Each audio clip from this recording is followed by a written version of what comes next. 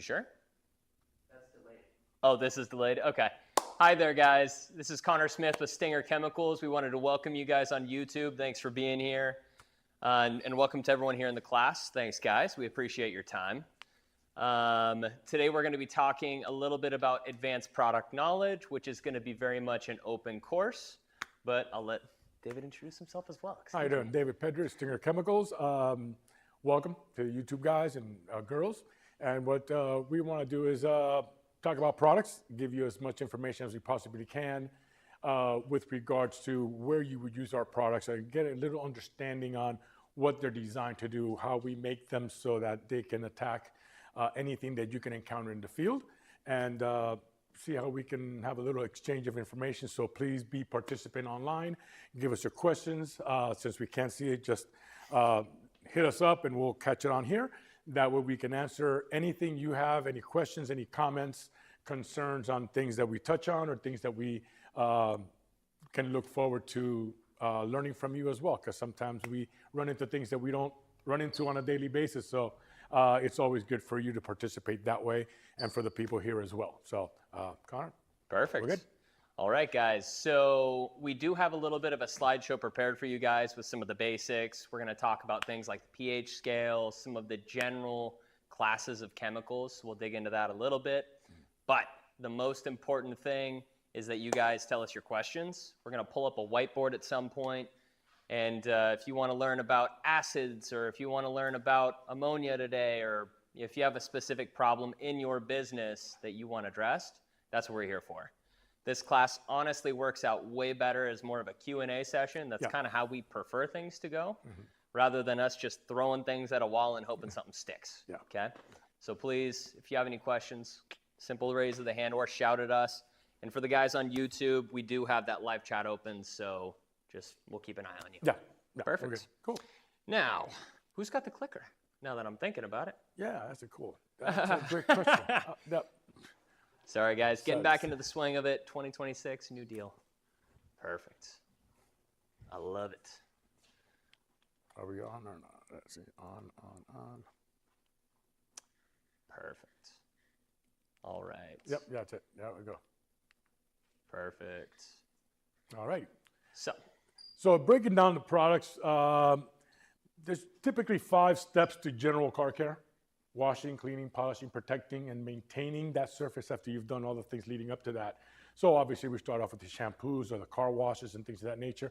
Some of the things we're going to be going over are particular products in that genre of whatever step we're talking about here. Whether we're washing, we're cleaning the surface, 2 different things now. One is removing dirt, one is actually cleaning the surface, the decontaminations and things of that nature, mechanical or liquid-based, whatever. And then just go on into that. So just by all means, let us know. It's kind of like a wall of confusion when you look at, if you were to lay out all of our products, you go there and you're like, holy cow, there's like 27 car washes and 18 of these. There's a method and a purpose for all of these things. And what we want to dive down into is giving you the general aspect and the general knowledge on each particular one of these products. Okay, so we'll start off with the soaps and we will go from there.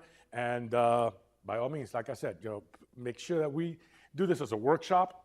We don't want to make this as a seminar in its own thing. We don't want to talk here for 18 hours and not say a word, or say too many words and not answer a question. We want to make sure it's an exchange of information. All righty? exactly. Let's go. So to touch a little bit more on that too, now for the guys online, it's going to be a little bit tricky for you, but for the guys here in class, you should each have a catalog. I don't know if you've looked at it before, but Stinger Chemicals, if there's one thing we do, we do make a lot of product. Yeah.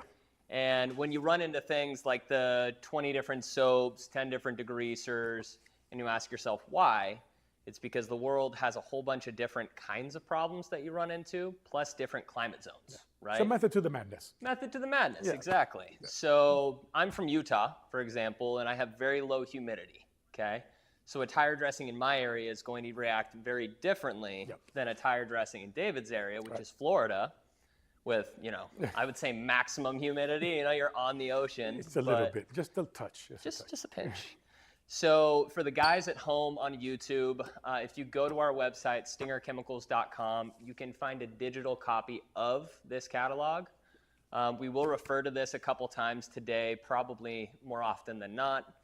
And our goal is to, as we're working through each of these different classes of product, also touch on, why would we use black scorpion instead of purple stuff? Or why would you use our cherry suds or our bubblicious? Okay. Right, exactly. So we'll break into that. Yeah, and keeping in mind that as Stingers as manufacturers of product, we manufacture for different industries within our industry. So we're looking at car washes, which have different needs than the guy working at home in his garage, or the mobile detailer working in different areas with different water qualities depending on the area they're working on, and so forth and so on. So that's the reason why we have a breadth of products across all these lines. And you'll see it in the catalog, and you'll see car wash stuff that's different from the stuff we have for the mobile detailer or the brick and mortar detail operation as well. So keeping that in mind as well. So perfect. Yeah, so just to give you guys a little bit of an introduction about Stinger Chemicals itself, we have been around since 1988. We've got about 38 years in the industry, roughly. I'm bad at math, judge me. But we have been making all these chemicals in-house from scratch here in Houston. It's all USA made. And we have a huge advantage that here in Houston, we have a giant port, right? So we get to import everything here. The costs are lower. We get to pass those savings on to you guys. We do make very strong chemical, in my opinion. A lot of our products will dilute 1 to 10 and up. So a lot of it depends on how aggressive you like your stuff. But even on the car wash side, we've got some chemicals that go as high as almost 1 to 2,000, I believe. Yeah, your hypercaution trace, which, and that's where the cost savings comes into mind, or into play, actually, because we're able to bring that knowledge down and then simplify it so that the person that is now working on a volume operation can use those products in their daily business. One of the things is the great variety of dilutions within the products themselves allows you to really tweak that product to what you need it to be. So you can be in Houston and he can be in, I don't know, Dallas, Texas, and it's two different needs, same product, and you can tweak it so that it works for you and works for your customer and whatever it is you're working on. So that's one of the things that gives us a great advantage over a lot of other operations out there with regards to that aspect. Of course, yeah. So let's go on to the shampoos or the it. washes, or actually let's go on to the pH scale. So one of the things that we really focus on and we really like to talk about with our detailers, our operators, are pH scales. And you got your acids on one end and you got your alkalins on the other. And basically what we've done here is we've kind of we've got it there for you laid out, and your neutral and your green areas are basically typically where you want to be for the most part, to be in a safe where you're not going to be damaging anything. So in order to correlate that to a better understanding, on the other side of the slide, on the right-hand side of the slide, we're looking at the same scale, only breaking it down to your normal everyday comparison. So if I was to say something to the effects of, hey, so, coffee, what's coffee? Well, coffee's on the acid side, but if I tell you, so an acidity of 5, that doesn't tell you anything. But if I give you something to compare it to, well, a regular standard black cup of coffee, it would be an acid based out of scale of 5. You can kind of understand where the strength of that product is. So that's kind of sort of what that's at. So you can actually put it to like an everyday use and actually have a comparison. So that when you do get a product in your hands and you understand what the pH scale in that product is, you kind of sort of say, oh yeah, okay, I can see it's not aggressive, too aggressive, or whatever it is for the needs that we're going to do here. So if that makes any sense, feel free to take a picture of it, take a copy of it, do an on-screen shot of it, because I think it's been valuable in my career to be able to break that down so people can kind of sort of understand the chemical. Because when you say a chemical, everything is dangerous. Right. But yeah, there's so many warning signs on the outside of the bottle, right? Yeah, exactly. So you're like, oh my God, this is like, it's got on the diamond, it's got this, and then It's not that bad. It's like X. It's like vinegar. It's like it whatever. Puts it in perspective, right? Exactly. Yeah, exactly. Yeah, so that just kind of breaks it down for you. If you feel that's helpful, it's been helpful in explaining that in my career, and I'm sure in your career. Oh, massively. So it just makes sense to me. Yeah, or to us. and one way this can be used, you know, because you see the pH scale, you know, you see the foods to the side, the different things you can relate it to, but how do you connect that to the chemical, right? So if you're looking for the pH of a specific chemical, where do we go? Where would you guys go in your shops? That's the There you word I'm go. looking for, my man. Yep. So safety data sheets in our industry are something that you have to have if you're going to make and sell a product, okay? That is probably one of the biggest resources that you guys have as end users. You can open it up. It'll tell you the active ingredients. It'll tell you, you know, is this a flammable product? You know, does it have any kind of specific precautions you need to take with PPE, things along those lines. The other advantage, other than pH, is if you've been in this for a while, you'll start to notice that certain ingredients work better for certain kinds of problems, right? So, you know, with your typical alkaline degreasers, you're going to have different sodiums that are involved there. There's lots of different kind of acids on the market. But when you get to more of the pH neutral area, kind of like you were talking about, there are certain products like ammonium and other products that do a lot of cleaning power, but maybe aren't so aggressive or so polar on the pH scale. So you have to kind of decide what level of risk do you want in your business, because guys, this is not baby shampoo. I'm not saying you could drink this. I'm not saying you want to take our water spot remover, put it on your hands and wash at the end of the day, okay? This stuff is not light. We do make aggressive product. But the good thing about having strong product is that you can decide how much you want to mix it with water and you can adjust it to your level, rather than us trying to make like a ready-to-use product and assuming it's going to be strong enough for your specific issue, okay? Exactly. Yeah. The other thing is, going back to safe data sheets, when you're purchasing products from manufacturers or distributors of products, make sure that you get your SDS sheets. You should have a library of SDS sheets in your shop at all times with every single product that you have in your arsenal.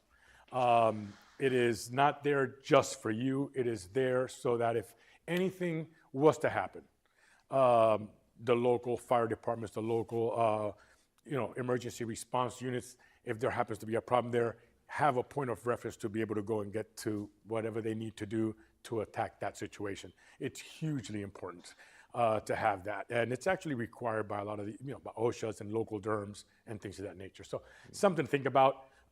It's not just information for you, it's also information for others and your employees as well. Sir? Is that something like a sales rep provides, or can we download that from the website? That's the best way to get it from us. Yeah, from the from website. us. Well, from every manufacturer, you have to have SDS sheets available, so you can get them online. But when you have a sales rep there, we're sales reps as well. That is our job, to make sure that we get you the information. So if I was to sell you product ABC123, guaranteed you're going to get a copy of the ABC123 SDS sheets from me and Connor and anyone associated with us, because that is just the right thing to do.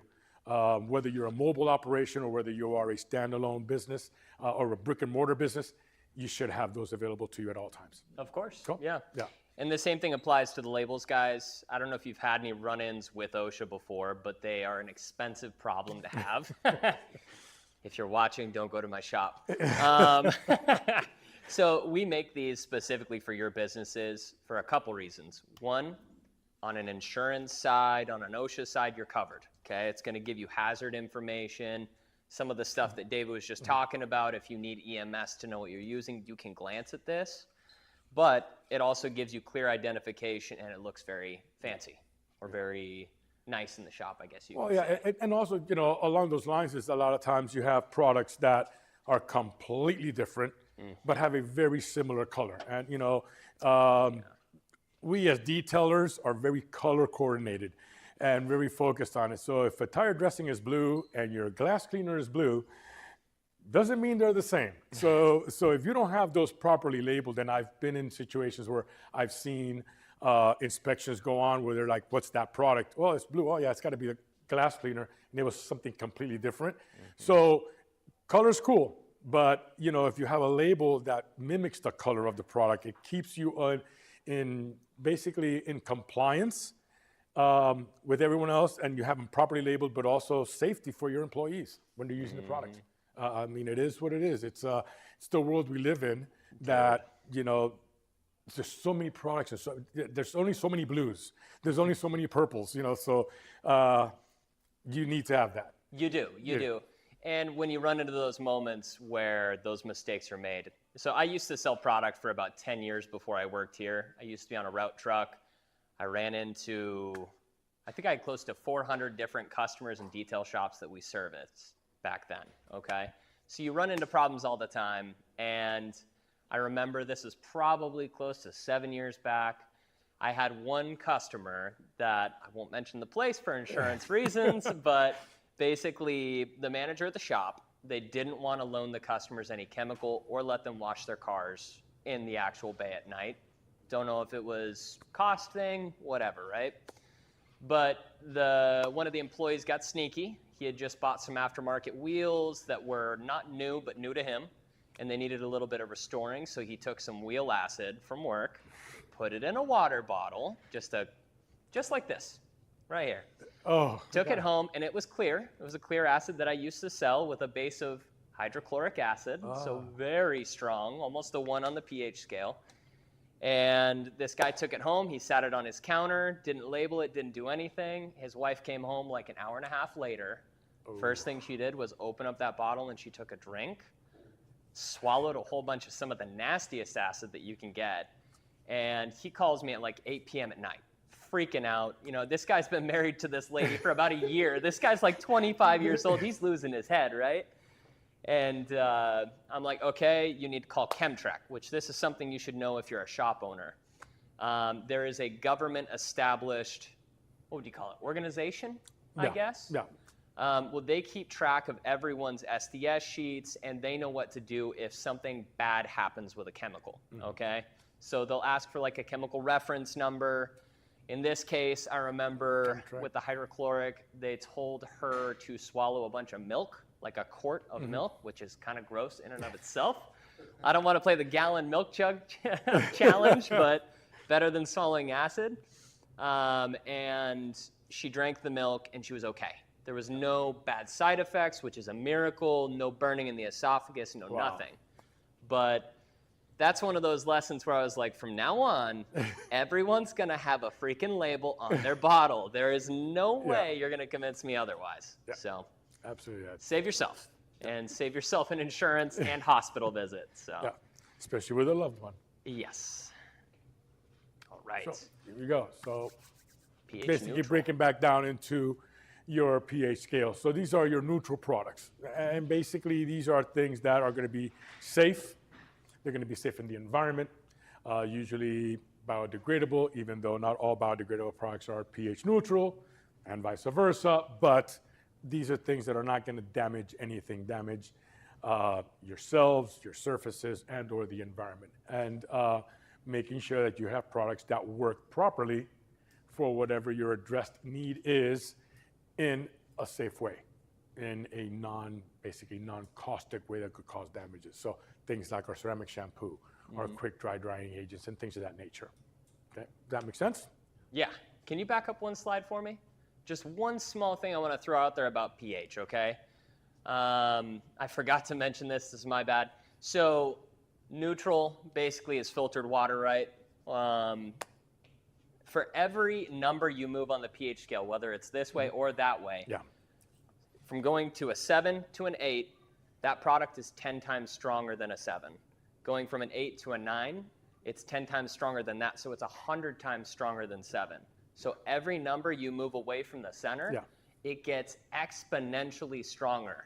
Right. So when you're working with a 14, a high alkaline product with lots of caustic powder in it, just be aware that, one, it's going to mix down farther because it's very, very strong, and two, you need to be very conscious of the PPE required for the farther away you get from the center of the pH scale. Yeah, from 7 to 8 doesn't sound like a big number, but in reality, it actually is. It's a big chunk. So just keeping that in mind, and I completely forgot about the Hey, explanation. you know what? We got a back button. It's all good.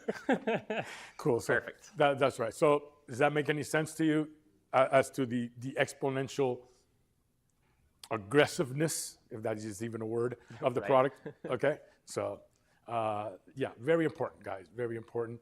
And obviously, another thing to go back on. So if you have a problem with an acid, you're basically going to neutralize it with an alkaline.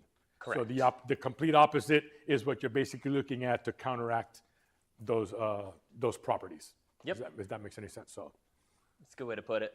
Yeah, and I think, is acid our next slide? That's the one I that believe it follows. is. Perfect. Okay, so acids, guys. Acids have a little bit of a fear factor behind them. A lot of people that are new in the industry are afraid of them, right?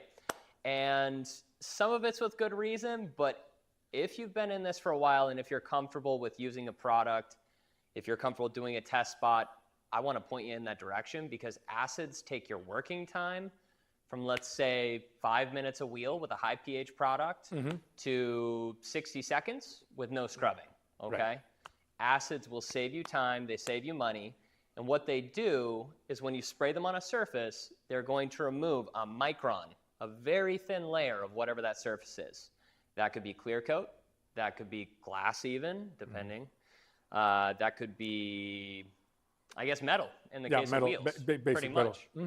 So the best part about that is you're going to get all that brake dust off. You're going to get everything out of the back of the wheel without having to be there and scrub with a cone brush for 5 minutes, okay? Yeah.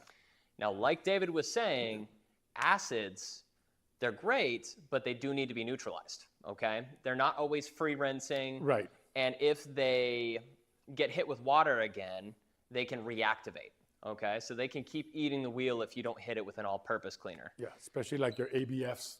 Right. Okay, so you get a product that says, oh, it's ABF. However, it's not ABF once water hits it. This Once is water ABF. hits it, yeah, it will. Once water hits it, it turns into hydrochloric or hydrofluoric acid. So Ammonium bifluoride. Just throwing that out there. ammonium bifluoride. So, yeah, sorry about that. That's, You're good. it's That's why the- there's two it's- of us. This is the industry of acronyms, unfortunately. So what happens is that product reacts completely different once the water hits it. So it's really understanding that chemical makeup, okay, that helps you realize what you need to do to neutralize it or to stop that reaction, if that makes any sense. So just something to take a look at. That's just one example. It's an extreme example, but it's a huge example because sometimes certain products are, because of the chemical makeup, they're looked at badly Right. in the industry. And in some cases, they're actually kind of sort of banned to some degree, or there's a big swell of support to get rid of a product with a base of that chemical. And then they'll just rename it under ABF. And then all of a sudden, Yeah. oh yeah, well, it's cool. It's ABF. Well, once you put water on it, it's not the same thing. Well, that's one example. And it's an extreme example, but it's just something to take a look at to understand what it is you're working with. Hype and marketing is all cool, but understanding what you're using is important because some of these things have a very, very, very bad way of reacting with you if you're not using the proper equipment, the proper protection. So just keeping that in mind is one of the things to look at. So. Well, and that's one of the reasons that coming in for trainings like this is helpful. We don't want to give you guys a false impression. We are not chemists. Yeah, no. We do not have chemistry degrees. We are salespeople. We are trainers. We understand the processes, right? But one thing that helps is we do have a chemist. So if you guys have a question that we can't answer, we can go to our chemist, get answers for you, maybe email you back. He's actually here this week, so that's cool. He is, yeah, and he might actually be in the building across the street, so we could get you answers at lunch. Yeah, exactly. But I'm 100% with you, David. At the end of the day, your health is the most important asset that you guys have. So by taking the time to understand your product, understand what PPE is necessary, you can save yourself years on your life. Oh, good God. You can save yourself arthritis and problems along those lines. So, yeah. Yeah, your skin's a sponge. Okay, so it's absorbing everything it comes into contact with. So you're looking at harsh chemicals. And I mean harsh in the fact that anything that interacts with you is going to do some kind of degradation to your health. Just keep that in mind. These are chemicals. It's not, it's not hand lotion. it's designed to make your skin soft. It's designed to get stuff off hard surfaces that don't really absorb, yet your skin does. So keeping that in mind, we really focus on the safety factors of these things, because if you're not here, your loved ones and all that kind of stuff. So we have loved ones at home. We do. So that's care the about reason your why we health, think too. that way as well. So we put a big focus on that. Perfect. And just so you guys know, we are going to kind of circle back. We're going to go over the basics of each chemical. Then we'll dive into our catalog. And if you guys want to know about the different ones that we offer, totally great. We can tell you the ingredients. We're not going to try and get too much into the weeds, but we can tell you where certain ones perform better than others. Yeah. Okay? Cool. Going over to the alkalins. Yeah. Love alkaline. Yeah. Alkalins are great. Used properly. Acids are great. Used properly. That's the whole thing about this. And this is basically what gets out your stubborn dirt and surface accumulation of stuff that you don't see. Contaminants. Yeah, contaminants. You don't see these things, but they're there because they're exposed to the elements. One of the things on these is that used properly, they do a great job and are typically looked at as being safer than acids because they are more highly dilutable and things of that nature. So just keeping that in mind, these are the ones that I typically go this way. I swing more to this side of the scale on the pH just because acids bring up a lot more questions. I feel safer in recommending something like this more so whenever you're going to have to work a little longer, but that's okay. Yeah.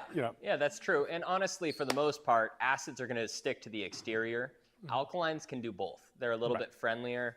Almost always, if we're working with like a mild degreaser or an all-purpose cleaner, those can be used on the interior without damage or things like that. Okay. But there are certain classes of ingredients as well that we'll go over later on that are going to provide additional benefits. I mean, just looking at these two that are up here right now, your orange citrus pre-soak has one of my favorite chemicals, which is dilimonene. Love dilimonene. Basically, it's an alcohol that they distill from orange peels. Okay, so it's an organic solvent. It does a great job of getting things like tars, sticky stuff, adhesive off without being too aggressive on the paint like a lacquer thinner would. So good example of the orange citrus pre-soak. We service, not us, but one of my customers services some sugarcane farms. And I don't know if you've ever touched sugarcane, but it's quite sticky. And these trucks will go through a whole season, a whole 3 or 4 months, I think it is, of just harvesting. And they have over 100 dump trucks that they have to keep clean. So come spring, they hit us up for a tote of this stuff. So 275 gallons of this product, they spray it on the exterior of these rigs. And I'm telling you, degreaser doesn't touch it. Acid doesn't touch it. Nothing has. But this product with the dilimonene, it sits there for a minute, it gets soft, and then a hot pressure washer rips that stickiness right off. So it's just a good example of like how one chemical ingredient can change the complete outcome. Okay. Yeah. And it's great on interiors, by the way. Have you? You've really tried it on interior? Heck yes. A little bit. I like Very it. highly diluted, but yes, it actually works really nice. Carpet spotting and stuff like that. So I love doing those tests like that. It's so much fun. I Those wonder are what'll those are happen. those are the things you do at home. On your own car, Yeah, YouTube, talking to you. Never on a customer's car. On the acidic side, y'all mentioned that like sometimes you can remove like just a small micron layer of whatever's there. But on the alkaline side, even though it's on the other side of the pH scale, does that still play an effect? Like, are you removing? That's a good way to put it, actually. Yeah.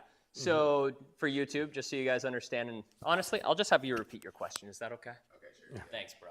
Because I don't want to butcher your words. No, you're fine. So basically, so they mentioned earlier that on the lower side of the pH scale, when it's more acidic, they said you remove certain layers or whatever's there. I was asking on the alkaline side, given that it's still effective, are you still removing layers of whatever's there, whatever surface that is? Perfect. Awesome. Thank you. Appreciate it. So it's a great question. So as far as I understand it, with the acids, they are going to eliminate that small layer. With degreasers and alkaline products, they tend to emulsify and break up things differently. Usually if I'm reaching for an acid, I'm working on a hard surface. I'm trying to remove like a mineral, or I'm trying to remove a water spot or concrete, something along those lines, right? But if you're working with alkaline, typically you're working with more of, it can be both inorganic and organic. Correct. So it can be tar, it could be tree sap, it could be pen, ink, whatever. But it also works well on breaking up things like food, right? So what it does is it goes in, it tries to break it off that surface, soften it up so that it can be removed. It's not so much that it's attacking the surface itself, Right. as far as I understand. No, and that's exactly what I was going to say. It's more, and on top of that is you're going to dilute these a lot heavier than you would your acids. So that also adds to the safety factor. Totally, yes. If that makes any sense. So you're really using much more minute quantities of this when you're diluting it properly than you are an acid. An acid, you're basically looking to really attack something that's really stuck on there that you need to remove. Yes. If that makes any sense. Yeah, totally.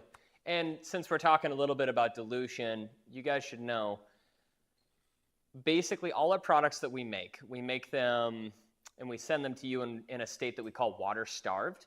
So when you get the product, if you just pour it into the bottle, it's actually going to be weaker than if you mix it 50-50 with water. The chemistry of it, we have made it so that when water combines with it, it becomes more active.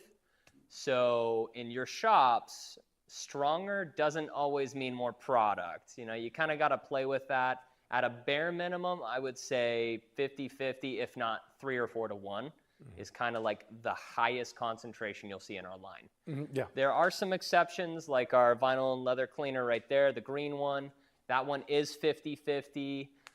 But then you get into like our water spot remover, and that's 4 to 1, which it probably needs to be changed now that we just juiced that formula up. We just made it 50% stronger. So that's where, as a shop, Might be an 8 to 1. Might be, yeah. So that's where, as a shop, you need to do, especially as an owner, if you're the guy that kind of decides the dilution for everyone, take the time to see how quickly you want it to do the job, because the faster it works, the higher chance there is that damage can occur too. Okay? Just keep that in mind. Yeah. There's a break-even point. Multi-purpose. All right. So multi-purpose, these are the chemicals that tend to be closer to the middle of the pH scale. Anything from, let's say, 6 to 8, maybe 9. Maybe 9, yeah. You look at our All Clean there, which is probably in the top 5 best-selling products that we have. Solid all-purpose cleaner. You can mix it up to 30 to 1. It does have some good sodium in it, has a little bit of the dilimonene in it as well. But all-purpose cleaners, they are great for general cleaning use. And we advocate that you use them for your general interior cleaning. But we would also argue that you want to have a good mixture of specialty chemicals, you know, whether that be like a adhesive remover or a chewing gum remover, things along those lines. There is a need for variety in your kits. Definitely. Right? I love All Clean. I think it's a great, safe product that if you dilute it in a couple of different ways after trying it on different things, it's a home run product because you can use it on a variety of things. Not just because it's multi-purpose, but the fact is that it actually works on so many different things. I like to use it quite a bit on the lighter stuff. Not the heavy, the car that hasn't seen a detailer in 18 months. Not going to use it on that as much, but on a car that's properly maintained, things of that nature. That's what I like. I like that product in its different formats or different dilutions, just because it allows me to not have to reinvent the wheel and have 17 products. I can get one product and use it 4 different kinds of ways, and it works out just phenomenal. There's other things. Orange Crush is another one. Things that are awesome. Yeah, it's just a juiced up version of All Clean. Right. So this is basically the same thing, different color, different scent. Actually, no, the scent is even still about orange. the same. Yeah, it's the same. Yeah. So the biggest difference is that we added a lot more dilimonene to this product. If you want something, you know that grime you get around the steering wheel that sometimes can be like 1/8 of an inch thick of really gross finger grime? It's so gross. This is my favorite product for those kind of issues because it acts like a degreaser, but it cleans with the safety of an all-purpose cleaner. That's why I love it. So you can spray it on that steering wheel, let it sit for about 60 seconds, and that stuff will literally start just dripping onto the carpet. It's wild. At So what cut are you using that? Because that's a great question to have Dilution? for like steering wheels and things of that nature because it is a sensitive surface. it is. So it is. you could scar it or mar it or strip it, whatever you want to use as a word for that description. Anything in particular? You straight? What? So I've been a big fan of using it around 10 to 1 personally. Yeah, That's kind of that's where I cool. like to keep most products in our line because I like to move fast, but I also don't want to burn, happy middle. But I love it in like cup holders when you get like candy in there. I love it on the carpet stains. It's a great pre-soak for carpet.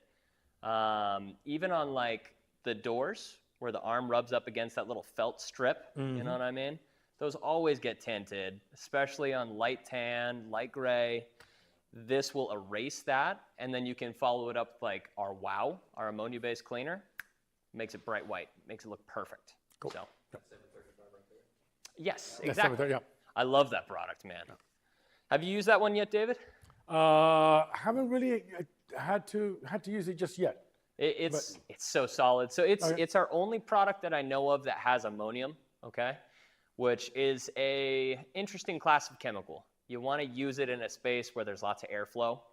The one thing to be cautious about is breathing it because it can be an irritant to the lungs, okay? This is the one thing, well, I'm not going to say the one thing, it's probably the worst thing to put in a Tornador. Everyone know what a Tornador is? I should have one somewhere around here. But basically it's an air gun that also sprays out some liquid at the same time. If you aerate this super small, not a good idea. You're going to feel like you smoked 2 packs of cigarettes in 10 minutes, okay? Not good. The nice thing about ammonia is, say you're the quality control guy, right? Your employee did a car. You're looking at his interior saying, okay, you missed this stain. The headliner here, you missed it. You could take that product, spray it on a towel, rub it on the stain, and it just evaporates and disappears. And ammonia has a quick, evaporation, flash point, whatever you want to call it. Yeah, it flashes fast. It flashes fast. So basically, you could get a seat wet with this product, and 10 minutes later, it's going to be dry. It's pretty cool. So, great little touch-up product. And it is, I think it's a pH of 9, so it's not too high on the pH scale. It's not high on the pH scale. It's Yeah. not. That's the cool thing about it. It's the aeration that really brings kind of downer. Yeah, the only exactly. downer. But yeah, cleaning wise, it's good. It's a solid product for you to do stains with. It's my favorite stain remover. Yeah. Let's move on. Interior protectants. So basically, what I look for, because I always try to put a personal touch on it, and I actually err to the side of what I like more so. I do not like slimy, slippery stuff, especially in the interior. I don't care what it is. So I always look for that protectant, that dressing, if you want to call it, just as a general term, that is non-greasy. I hate the greasy. To me, it's just like a dust magnet. So I try to go the other way on that. And some of these products that we look at, protectant-wise, some of them are sometimes stickier. That's why I use more protectants than I do dressings.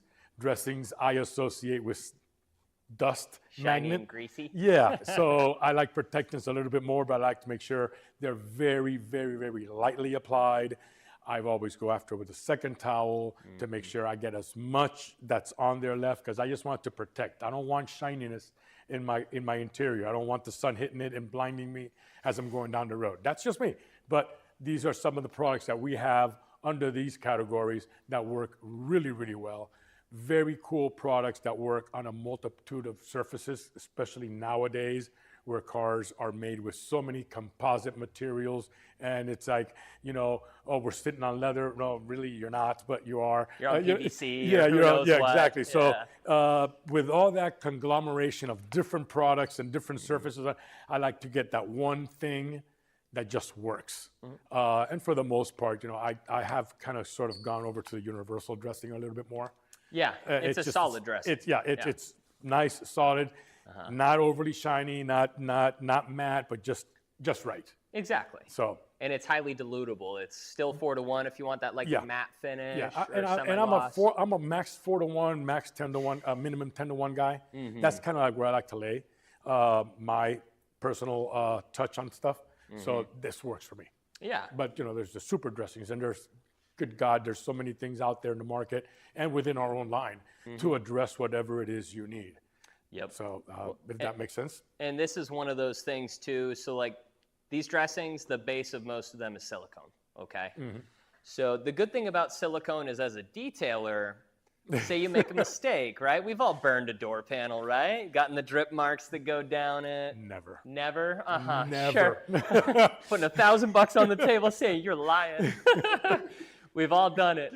So if you have an accident like that and you catch it early enough where you see the burn, you can clean it one more time, kind of even the area out, cover it in dressing and let it just soak.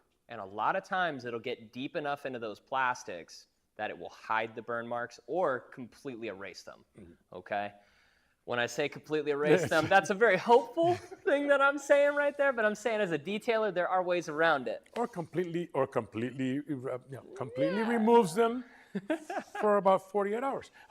Exactly, and at that point, she's gone, so. So yeah, it's just, and that's where you err on the side of safety. Yes. That's where you don't apply to the surface. You apply to a towel, then apply to the surface. It's all of these things to work around, but with a silicone-based product, fake it and make it sometimes, and that's what you're getting. It's understanding that chemical makeup, whether it's going to be a silicone-based or a water-based. What's going to last longer, what's going to last less, what's going to shine more. Over the time, the more silicones you add, a lot of times to the rubbers, it's going to dry them out sometimes. So got to think long term outside of just the job you're doing now, because I want the customer back. I need the customer back. Yeah, and if 10 years down the road, they're leather cracks, and Yeah. they say I've been coming to you for every year, touch up details and everything, kind of makes it look bad. Yeah. So Just something to think about. it's just something to throw out there. That's why we exactly. make things, I don't know if this is our leather conditioner right here, excuse me for the crossover, Oh, no. but there's different kinds of dressings that you can put on surfaces, right? So like down there you've got our universal dressing. Nice thing about it, it's high shine, it's got a great scent, it's cherry smell, but there's no cleaners built in. It's just very much a spray and maybe hit with an air gun and leave it kind of dressing, okay? It'll provide a little bit of UV protectant, but that's about it. That and shine, okay? But you get into something like leather cream, we start building in other things that are it's like vitamins for your leather, okay? Right. So it's gonna have like beeswax, lanolin. What other common things do they put in leather conditioners? God, there's and I forget right now where it is. Mink oil. Mink could be oils. one. Yeah, mink oil's one. There's something something or other, which I forget right now, which you add on to that because it adds protective quality. I don't know. There's a lot of stuff you add on because leather is really an interesting category because there's so many types of leathers. Are they dyed? I mean, have you ever seen a red cow? No, so it's dyed. So you got to understand all these things that are going to interact. Totally. And you got to keep them, as you want to keep them the same way they came in, but better, if that makes any sense. So you add all these things into that, and now you're adding things that on a surface that needs to be pliable, that needs to not dry out. So what you put in that, you got to make sure you're not putting on your hard rubber or hard surface on the interior, or even the ones that they put on the door panels, which are basically PVC and vegetable leather, all that kind of good, wonderful stuff. It's understanding those and making sure what you're putting on there is going to not degrade that surface. That's a great product for what we add on to the leathers to keep them pliable and soft and all that kind of cool, wonderful stuff. But at the same time, clean them up a little bit and make sure that they look right and they don't have any, top layered dirt, soils, and things of that nature. Yeah, another thing. Oh, sure. So Go for it. as far as I know you'll have a bunch of dressings. Wait, before we go there. You only got a I don't couple. want to make you both repeat multiple times. Sorry, guys. No, you're good. So, yeah, so with the dressings, are some of them used as a layering, or are they all completely separate? Like you would, like I would, yes, I'd use universal for maybe this car, but another car comes in, and I would use the cream because of the type of leather or maybe the type of service. Surfaces matter to me more than the type of leather personally, but it varies. So there's a lot of factors varies. to consider. So first things first, this versus one of the white dressings that we sell, this is always going to be an upcharge for starters, because most of the other dressings, they're spray, leave it for 30 minutes, treat it like a lotion on your skin, because that's essentially what leather is, and let it soak in, then wipe off excess, okay? And it also depends if you have a cafeteria plan. So Right. what I mean by that is if you have a menu that is an a la carte menu, yes, Yeah. but a lot of guys don't have a menu. So sometimes this is the only thing that they have to step up and will not upcharge. Exactly. So that's more on the business side of the class, which is later on this afternoon. But nevertheless, it's something to think about, because Totally. if you don't have a menu plan or an a la carte plan, are you going to include it? Are you not going to include it? Because that's going to be a little bit more expensive to buy on the applicator side or the business owner side. So things to think about. I'm glad you said that, because I just Well, and on top of that, you can't mix this with water. Right. You can mix the other one with water. That one's easier to put on and take off. This one, I like to actually wipe on almost like a wax, personally. I like a wax pad or some kind of thin towel, evenly apply it to the surface. But there are going to be certain cars where that doesn't apply. So great example of this, King Ranch leather. Love me some King Ranch leather, guys. Everyone hates that interior, unless you're the owner and you bought it brand new, because you got fooled. Basically, that's rawhide, okay? So it was. Correct, yeah. correct. There's no live cows here. Yeah. The cool thing about it, though, is that most leather seats, they're treated with a water-based clear coat on top, just like the paint on the exterior of the car. That's why they beat up water. That's why they don't stain automatically. But if you try and take any silicone-based product and apply it to a King Ranch leather, it will soak in so unevenly, and you will never be able to clean it. That's the exception to the rule, okay? The only other time I would say that there's an exception is based off price and menu. I'm with you on that front. Exactly. Yeah. What am I going to use? Am I going to use a little product to just, in and out? Or this is a high-paying customer. Am I going to include that in there? If they're not, I'm going to use a ready-to-use product. Now it's costing me more, because I delve down into the weeds, and I like to break my product down to the ounce. So when I had my business, that's what I did. I learned the hard way, and that's when I started to really say, oh, geez, I got to be financially, sustainable. So I started breaking that down. Am I going to use a ready-to-use product?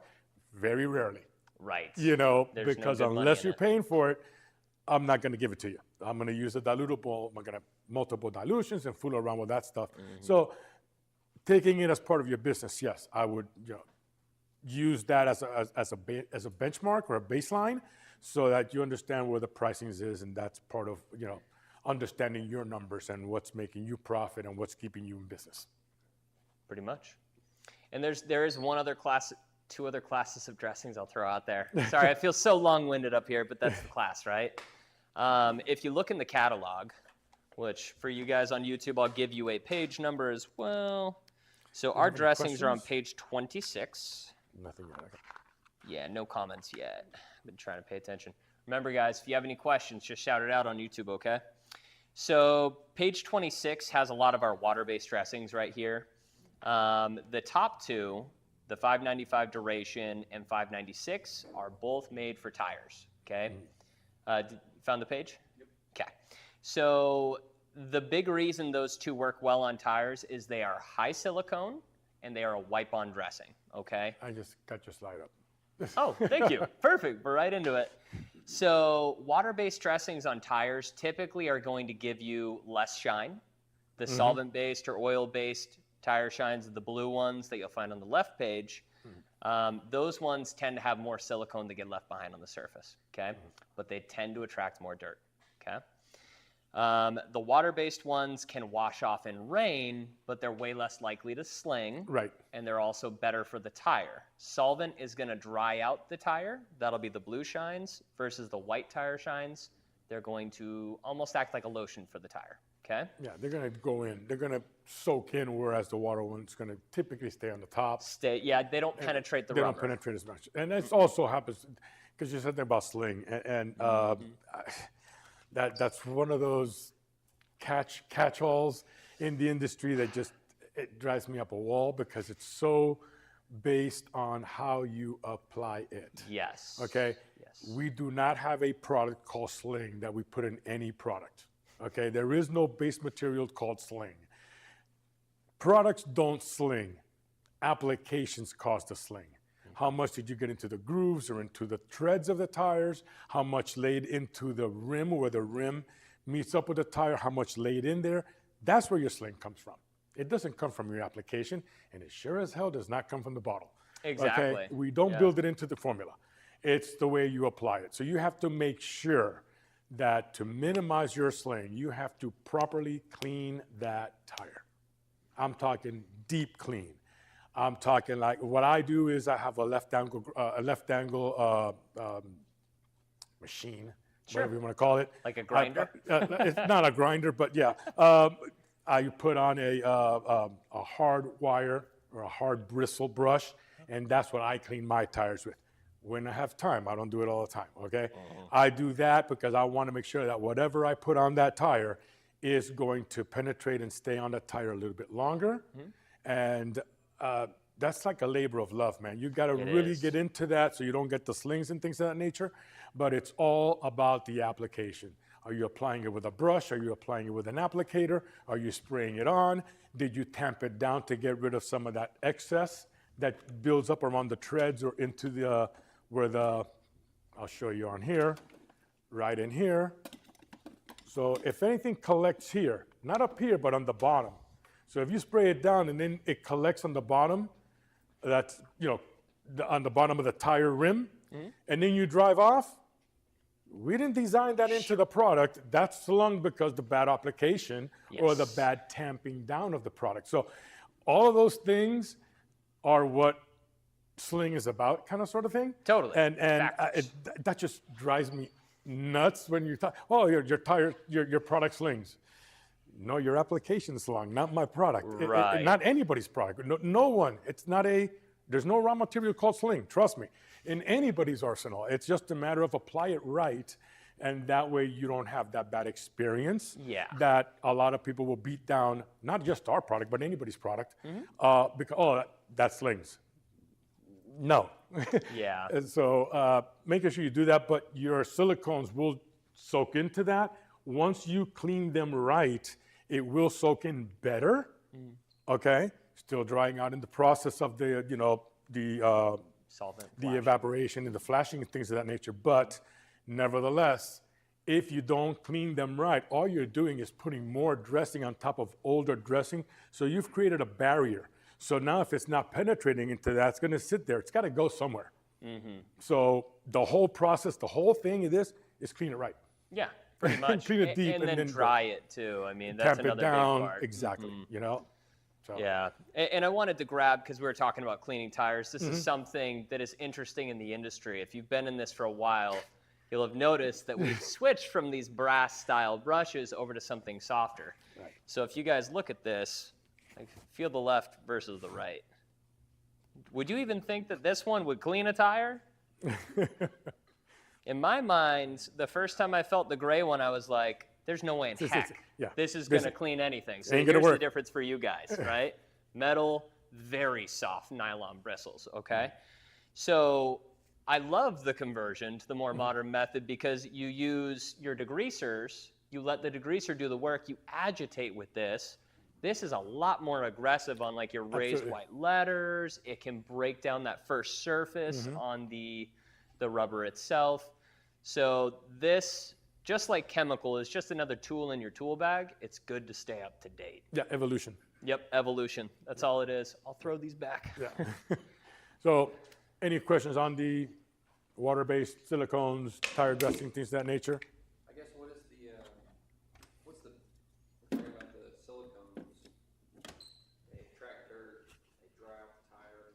Well, I mean, it's not going to dry out the tire like you're going to see it dry out in a month. It will eventually degrade. Keep in mind what there's called the blooming, okay, and that's basically the browning of. And typically that's a reaction between the anti-ozonants or the ozonants that are built into tires to keep them pliable. Okay, once you take a tire and you run it and you let it set for years and years and years, and then they get that dry rot and all that kind of cool stuff that usually is garage queens or just abandoned cars. Pretty much. Okay. Yep. So the silicones will eventually dry those tires out to some degree, but the anti-ozonants that are built into tires to keep them pliable for the long haul, that's a chemical reaction of the silicone-based dressing and the anti-ozonant that keeps that tire pliable because the silicone is sinking in and being absorbed into the tire. Does that make sense? Well, and when you put dressing on those anti-ozonants, like you said, you can have one of the worst moments in the detailing industry. Say you get a brand new car. It just came over, let's say it's Toyota, came over from Japan or somewhere overseas. It sits on a boat for a long time. All that salty air, all that mold that can happen. They spray those tires so they don't mold. They spray them so they don't age because of sun. But that chemical, if you don't degrease it that first time very, very well and scrub that tire, if you put that tire dressing on there and you let it pick up that chemical, the first time they drive it, it flings down the side of the car and it stains any color of paint permanently, okay? So that's why cleaning tires is so important, dude. You should never put dressing unless you've cleaned it first, okay? Yeah, cool. Cool. Beautiful. And we'll touch more on it later. Yeah. But So just for giggles, and we'll skip the other word, we just want to go over a couple of house cleaning things. There was a sign-up sheet or whatever. You should have one on your desk or in front of you for the people attending live. For you guys on YouTube, you can put your information down in the comment section. That would be really cool because we can follow up with anything with you. Basically, it's just letting us know who was here. Yeah, certificates are... Yes, that's more of an end of the class review. Yeah, that's the one for the class. There was another sign-up sheet, which we can now see if Lewis has over there. I think we missed on that. Certificates are in attendance, only live attendance, if I'm not mistaken. Only live, unfortunately, especially because when we do have our hands-on ones, that's part of the process for the certification. So that's a little bit of a message to clarify some questions that we've had in the past and want to make sure that we get that cleared up. Certificates are for live or in-person attendance. Yeah, we want to have the certificates have a good amount of value. Yeah, so exactly. You've tried it, we you've fooled can't around with certify it. you if we can't see the work you do. Yeah, You know what I mean? No, there's no downside on that because maybe you're looking in and saying, hey, do I really want to take some time and go down a stinger? Hopefully that is one of the things that allows you to make that decision and shows you that there is a value to what we do for you. Because we really do in this guy, this helps us out get our message out to more people and helps us save time on going out on our sales calls and have to go 75 people. We can now just go see 25 because we got 50 from them. Yeah, it's just education helps. Yeah, it's just education. So just keeping that in mind. Going on to the next one. So usually we want to go down and and some of the other classes we introduce the people or have them introduce themselves, tell us where they're from, who they work for, if they're working for someone, if they work on their own, and basically let us know what it is that they're here for. What do you want to learn? What do you want to hear from us today? Maybe it wasn't on our agenda, but maybe it's something that we need to look at and keeping something in mind. This is kind of like a free flow kind of a class. It's structured into the fact that we know what we're going to talk about, what we're going to address. However, we always leave it open to that someone might have a question that takes this class the other way, which is actually cool because now we can say, hey man, we're out of our comfort zone because we didn't expect that one. This is something cool to dive into. So by all means, any questions on the table, especially today regarding products, but this is also a lot more valuable sometimes as an option when we're doing our hands-on because we're just throwing curves and that's kind of sort of what we like because when it gets too static, it's kind of boring. Yeah. So we kind of like that. Why don't you introduce yourself first? And then we'll go around the No, group. let's Does that do sound them good? first. Just them first? Yeah, Okay. let's do them first. I yeah. don't want to make them feel on the spot, but go ahead, Yeah, guys. yeah. So give us a quick shout out of Yeah. who you are, what you do, and things of that nature. Sure, whatever. Let's flip a coin. Right? Okay, so my name is Trey Wilson. I do exterior cleaning I do like house washing and pressure washing, things of that nature. Been doing that for about 5 years. Nice. Name of the company Zill Power Washing. You can find us at zillwashing.com. Nice. Coming into this, like I told you earlier, this was something that I was interested in when I first started my business. Things took off in another direction as far as pressure washing, but that doesn't mean I can't learn more in this. Right. So overall, I just wanted to learn more about, the detailing side of things, and then also from an applicability standpoint, like what can I apply? What products do y'all have that I could apply over in my world, right? So things that are important to me is like stick time, like how sticky is the material? How long can it stay put on that surface? Okay. How sooty does it get? Just curious on if there's any applicability there, or if there's any products that I can introduce into pressure washing world. Some of the products you use now, are you looking at it with a concern with biodegradability, or getting into the grass, or getting into the basically? So if you're doing like pressure washing on pavers, is it different than when you're pressure washing in a house and then all of this is coming down into the ground?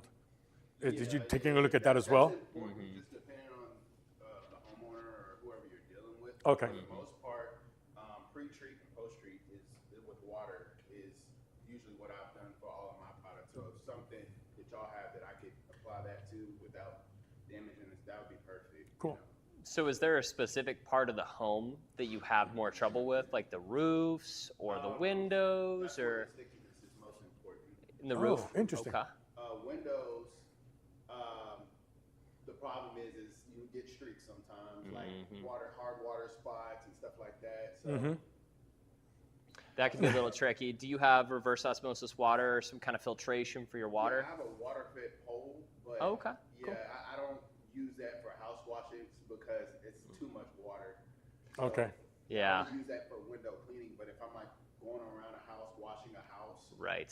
with my solution, it'd be nice to have like a soap or surfactant that I could apply there, rinse off a few minutes later, and I don't have to worry so much about streaks or hard water spots and things like that. Is the dwell time you're looking at, is it a long-term dwell time, or just something that just stays as you keep applying so you can come back and then clean off?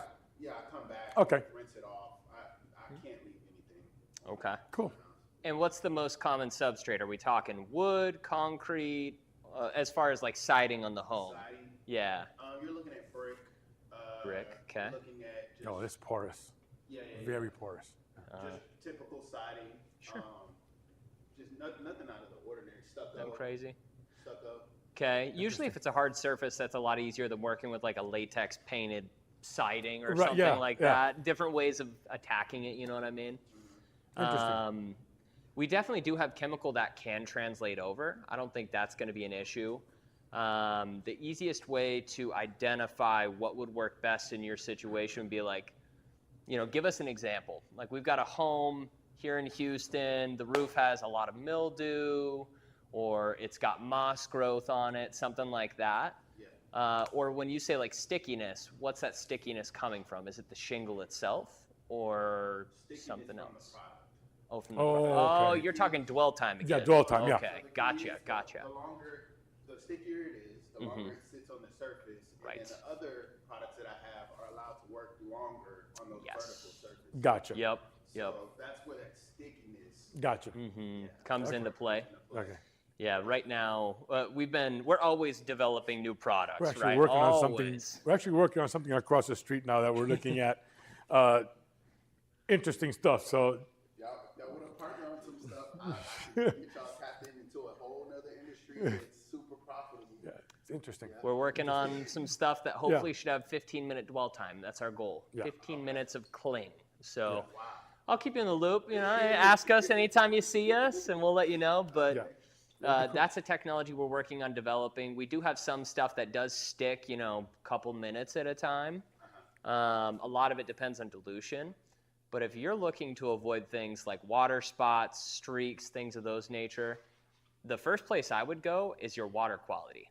If you can go get some kind of reverse osmosis or deionized water, Deionized something water like will probably that, be best because your reverse probably. osmosis takes so long to actually Yes. make a usable gallon that you're probably better off with a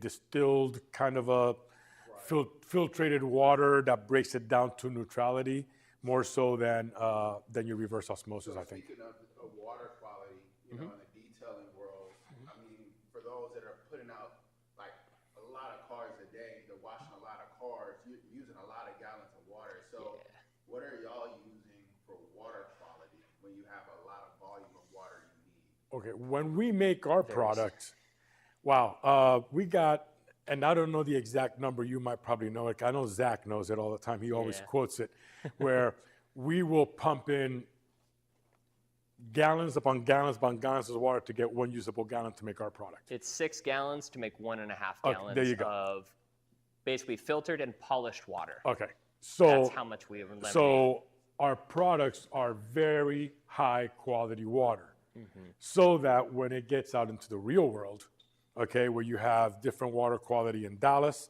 where you have different water quality in Miami. I mean, in Miami, I can go 5 blocks and have different quality water than I had at home. Crazy. Okay, that's just insane. But a lot of people get the water out of the aquifer directly, so you got different minerals and all that kind of stuff. When you break it and you dilute it down into our product with the reverse osmosis, let's just, for the sake of argument, pure water that we use in our products, it doesn't degrade, Right. okay, or the mix is a lot purer because of what we make our products with, okay? Than if we just, you know, we don't take those things into account, make our product, when it gets out there into the real world, it gets degraded even further on the dilution aspect because, so I am lucky that I have a whole house filtration system. My water quality is perfect. So when I make my products at home, it's different than when I make them at my shop. Yeah, it's like a 30 to 45% difference. I mean, I can't quantify it, but Oh, no, it yeah, is huge It's huge difference. in So, strength. when you're doing reverse osmosis as a person who's using it, it's going to be costly because you get so much water to make so little usable water, if that makes any sense. Pretty much. So you're better off with a filtration kind of system, I think. Yeah, that deionized A works great. deionized system is perfect. One of the things that we've seen for years coming down the road now is a lot of people are selling water. We're a lot working of- on that too. yeah. We're going to start doing that next door. Yeah, because you're selling deionized water so that when a mobile detailer goes out there, or even your business, a brick and mortar, gets to use a water that they can put on a car and basically not have to worry about water spots coming back as a result of the chemical mixture or the mixture of the stuff that, you know, we have in our water system locally. That just makes life so much easier. So your distilled water, your deionized water is the best way to go, and that's what some of the guys are using. They're going in, they're buying the water and filling up their 100, 125 gallon Big tank, totes. and then Yep. they'll just use that. So if they're mixing their products with that as well, that just adds to the benefit of the quality of what they're putting out there. Yeah, and you can do that for your final rinse. Like if I was Yeah. in your shoes, I would hook up to their house, use their water for as much of it as I could. I mean, why not, right? And I would Cheap. run that through my pressure washer. Yes, I'm cheap. I'm trying to make a nickel, okay? Right? So hook it up to the house for maybe the first 2/3 of the process. And when you go to do your final rinse, you take your hose off, put it into your tank, Right. and you pressure wash the final step with that clean, purified water, and you should get no mineral deposits left behind. Yep. That's a great point. Yeah. Yeah. Definitely. That way was- you're not wasting as many gallons, because I Oh, don't see the point for, like, you know, if you're spraying on your pre-soak, your soaps, whatever, detergents. Now, you can use it to mix your chemical. If your chemical is a Yes. dilutable chemical, absolutely. But as a final rinse, I think that's a great option. Yeah, just Fantastic. it's an ulterior way to do it. Great idea.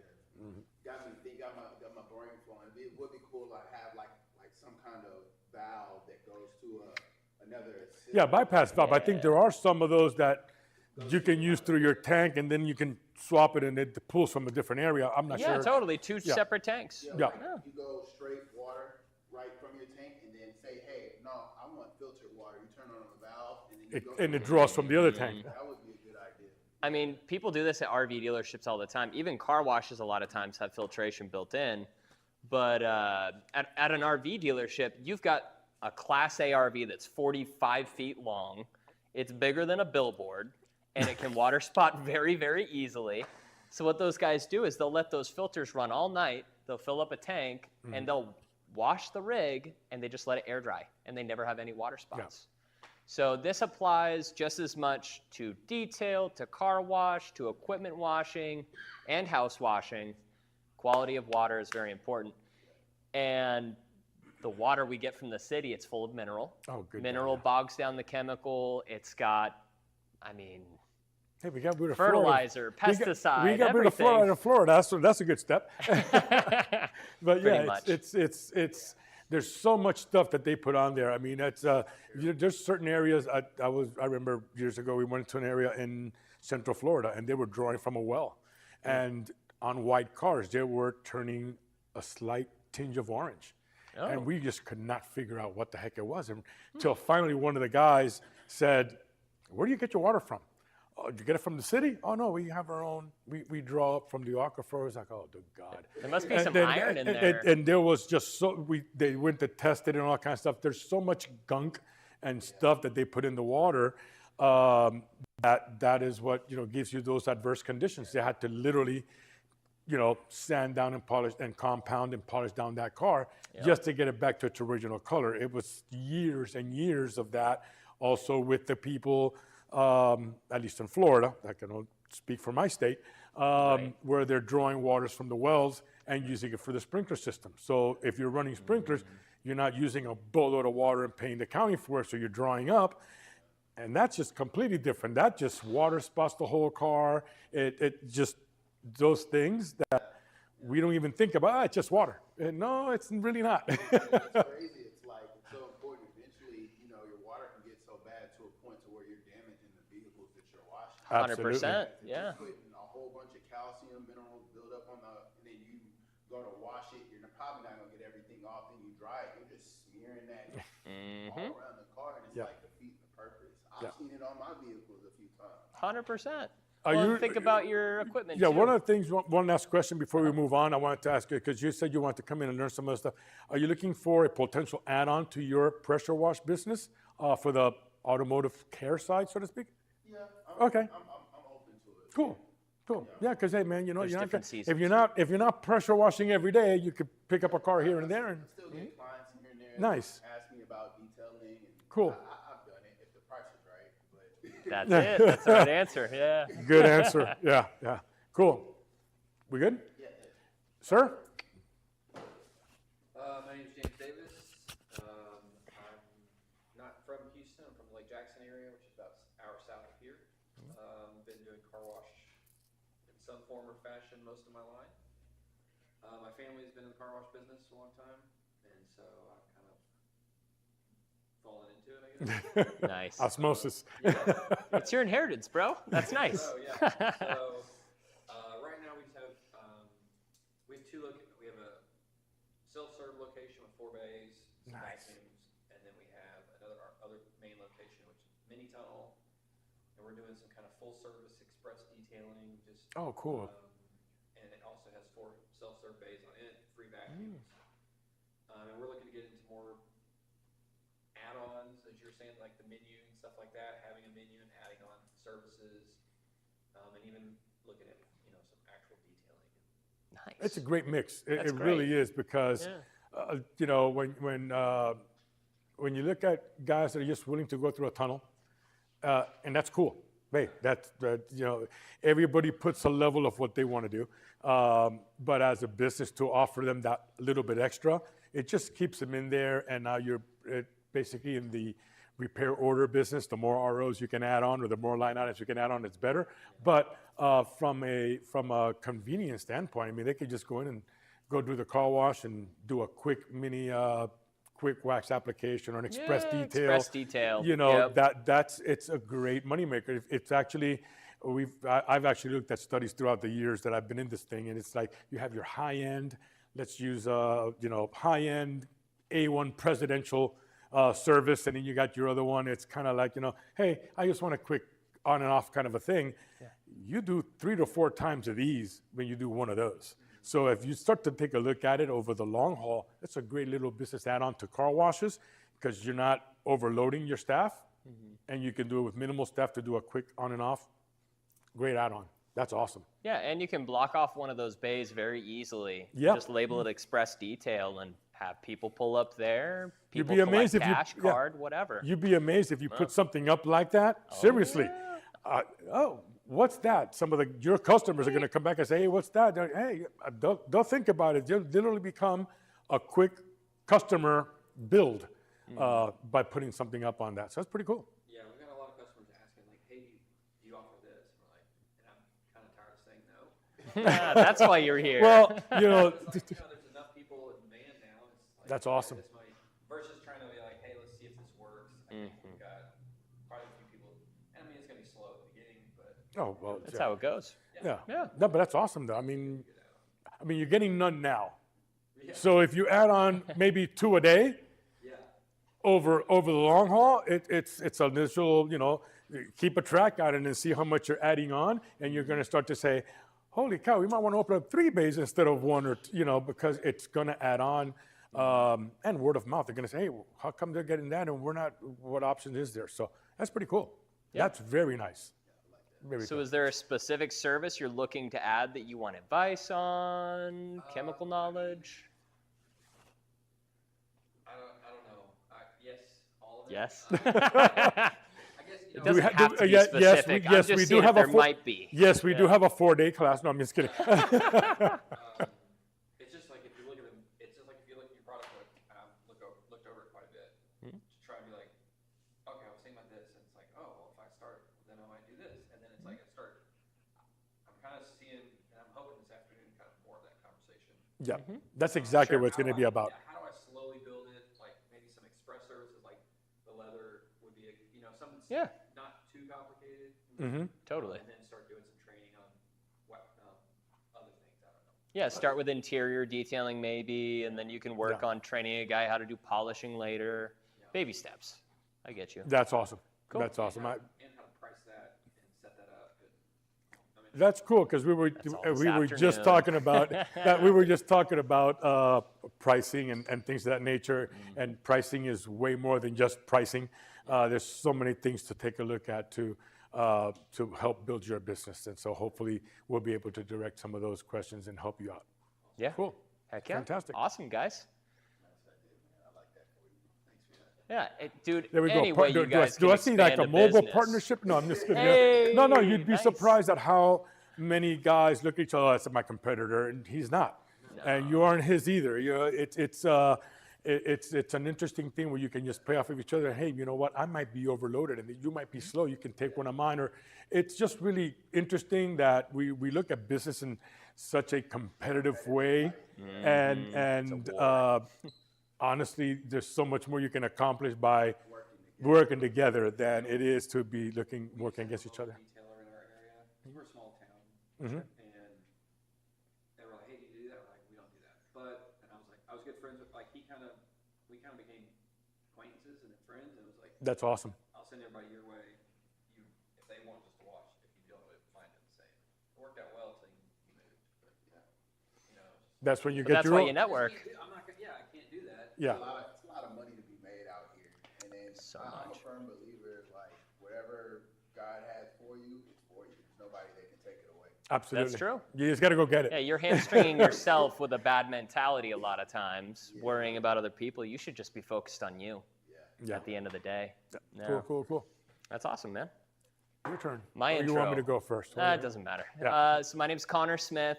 I was born into this industry, kind of like you, man. Family business. There you go.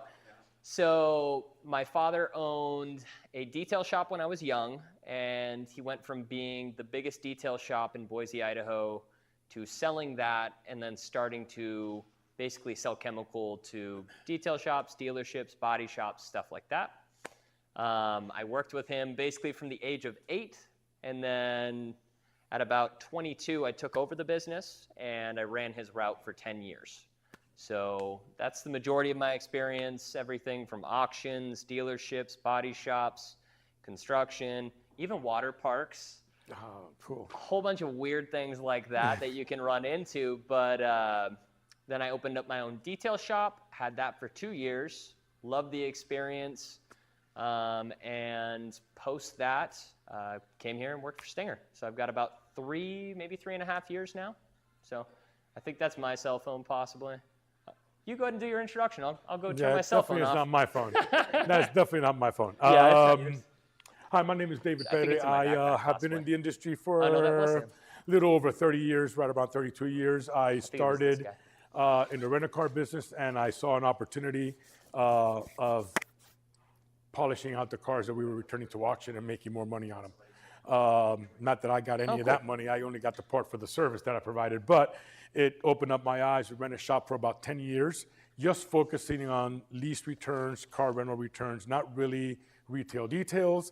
I applied for a job. I got called in by one of the longest chemical manufacturers in the world, and was probably the most intense experience I had for 15 years that I worked for them. It was amazing to do that, and then they were eventually bought out by the other longest running manufacturer in the world across many, many industries. So I worked for 2 of the biggest brands.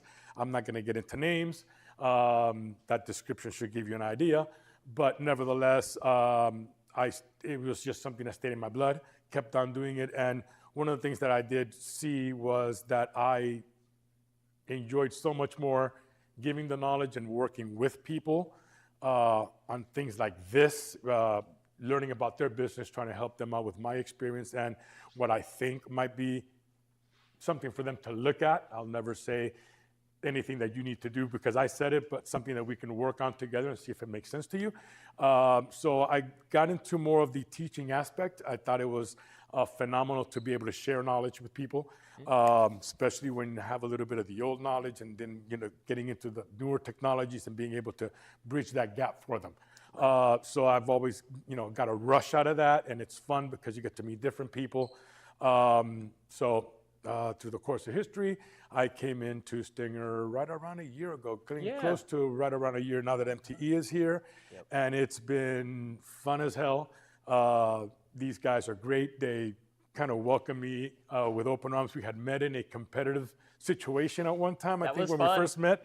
Yeah. And they needed to get out of there fast, and I had the first slot, and we were like, nah, you guys go ahead, take it. We'll take the next slot, and it grew from there. I mean, it just... He's always been a nice guy. Look at him, dude. He's friendly. He's always smiling. Yeah, so we love him. So. It's been great. I mean, from Lewis, our media guy, and all these guys, they've all been, welcomed me with open arms when I came in with different ideas, and I was like, yeah, this is pretty cool. This is pretty sweet, and rest is history, and hopefully, the rest will be history as far as, setting standards and growing them. So that's my intention here. So open book, guys. Anything I can help you with, I'll give you what I've experienced. If it works for you, fine. If it doesn't, we'll work on it together, and we'll come up with a solution. His favorite office hours are 1 to 3 a.m., right? I believe that's what he told me yesterday. One of the things, I do sleep late. I go to sleep late at night. I wake up early. But the cool thing about it is when I get more productive when I work at 1 o'clock in the morning because no one's bothering me. Family's asleep. I'm either on the road. So I get no phone calls. I can actually get stuff done. That and the fact that I don't really sleep much. We got enough time for sleeping later on. Bro, all this energy and 4 hours of sleep a night. But what an animal. He's a beast. But 4 shots of espresso every day. Twice a day. I'm just kidding. Yeah, sometimes. I was bred on that. So I get it. I was bred on that. So to me, it's normal. To you, it's kind of like... It's 11 o'clock. I'm 20 ounces in, bro. I'm with you. I'm with you. I'm vibrating. We're good. So... Now, or do you still live in Florida? I'll never leave Florida. If I leave Florida, I'm taking the flag with me, brother. I'm born and raised there. Yep. Okay. still over there. I come in once a month and help out in assisting him and all the other guys. We test product. When we come in, we usually have our chemist on staff in here, developing product and or tweaking things that we need to dial in through our viscometers. No, I'm just kidding. Hey, we learned new things Yeah, we today, just learned okay? a new word today, and we had to use it at some point, so I threw that in. No, but we get to touch everything. We get to be part of the strategy for business going forward. We get to be strategy for understanding past and seeing how we're going to change that or move forward on that.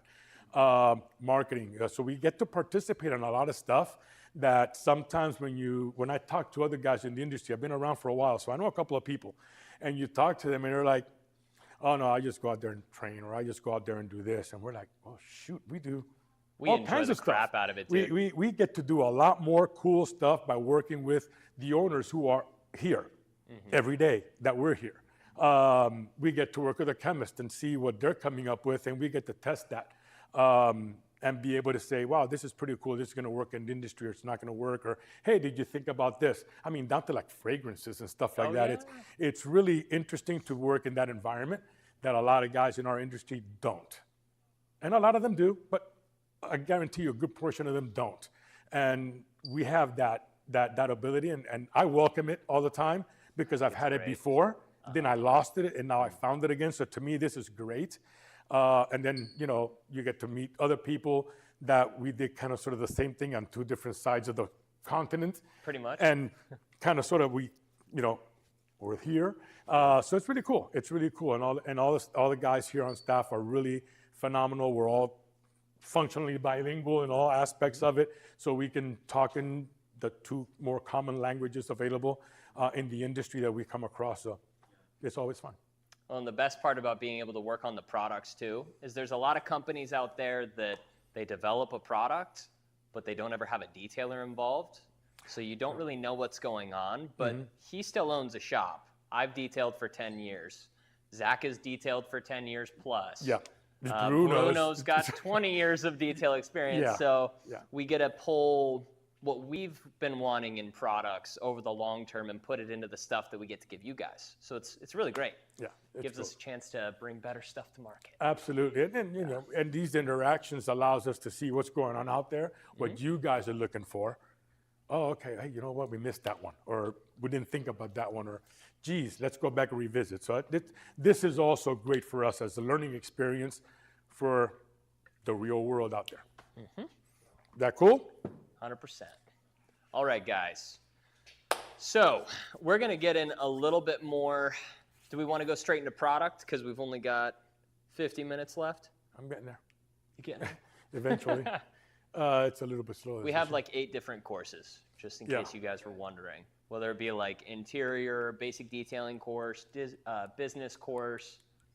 We have a polishing and ceramic If you're looking course, at your lots of screen, stuff. if you're looking at your screen, I just went through a boatload of stuff that you can see that there's a lot of information that we hopefully are able to provide to you, and then you can take and go to understanding all that kind of stuff. So product based off of basically what's in the catalog. So for you following along online, you can actually see some of the stuff we'll be talking about.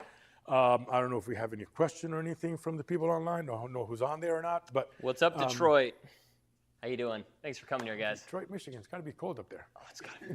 Jesus. I'm so Christ. sorry. I can't believe that there's a lot of detailing going on up there right now. Yeah, that's crazy. frigid. I look at some of the, because I've always been on the East Coast and usually the Southeast, but now I look more at the overall picture because we're more national. We cover territories, but we're also national.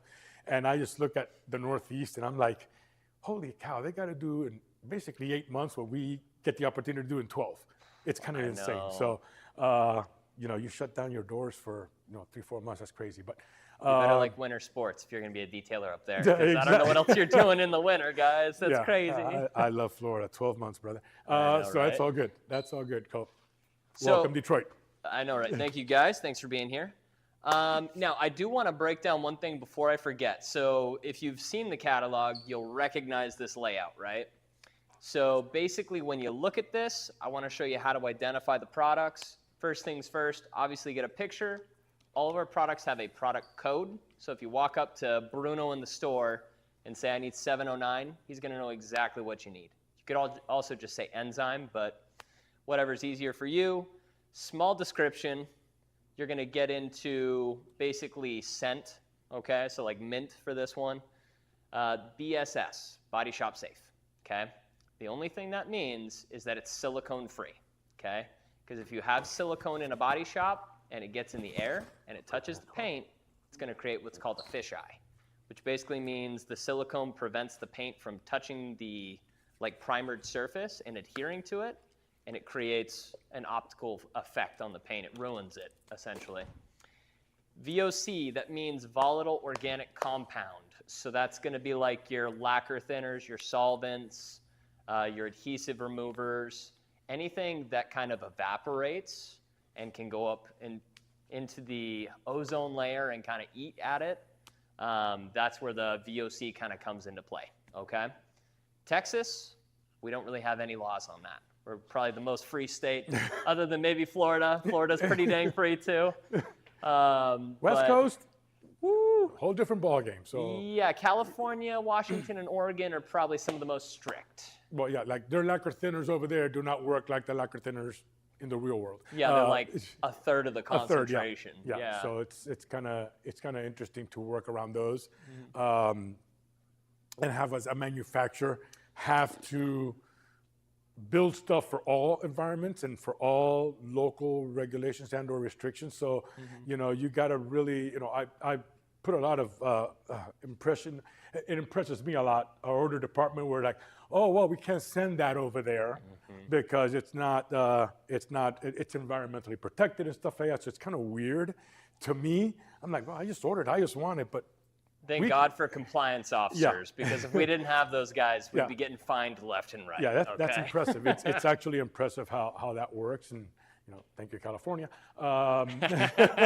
because they kind of lead the charge. Yeah, they kind of lead the charge in that, and I get it. I mean, they want to protect their environment, but it changes the whole direction from a manufacturer selling product and producing product. Now we got to produce it twice.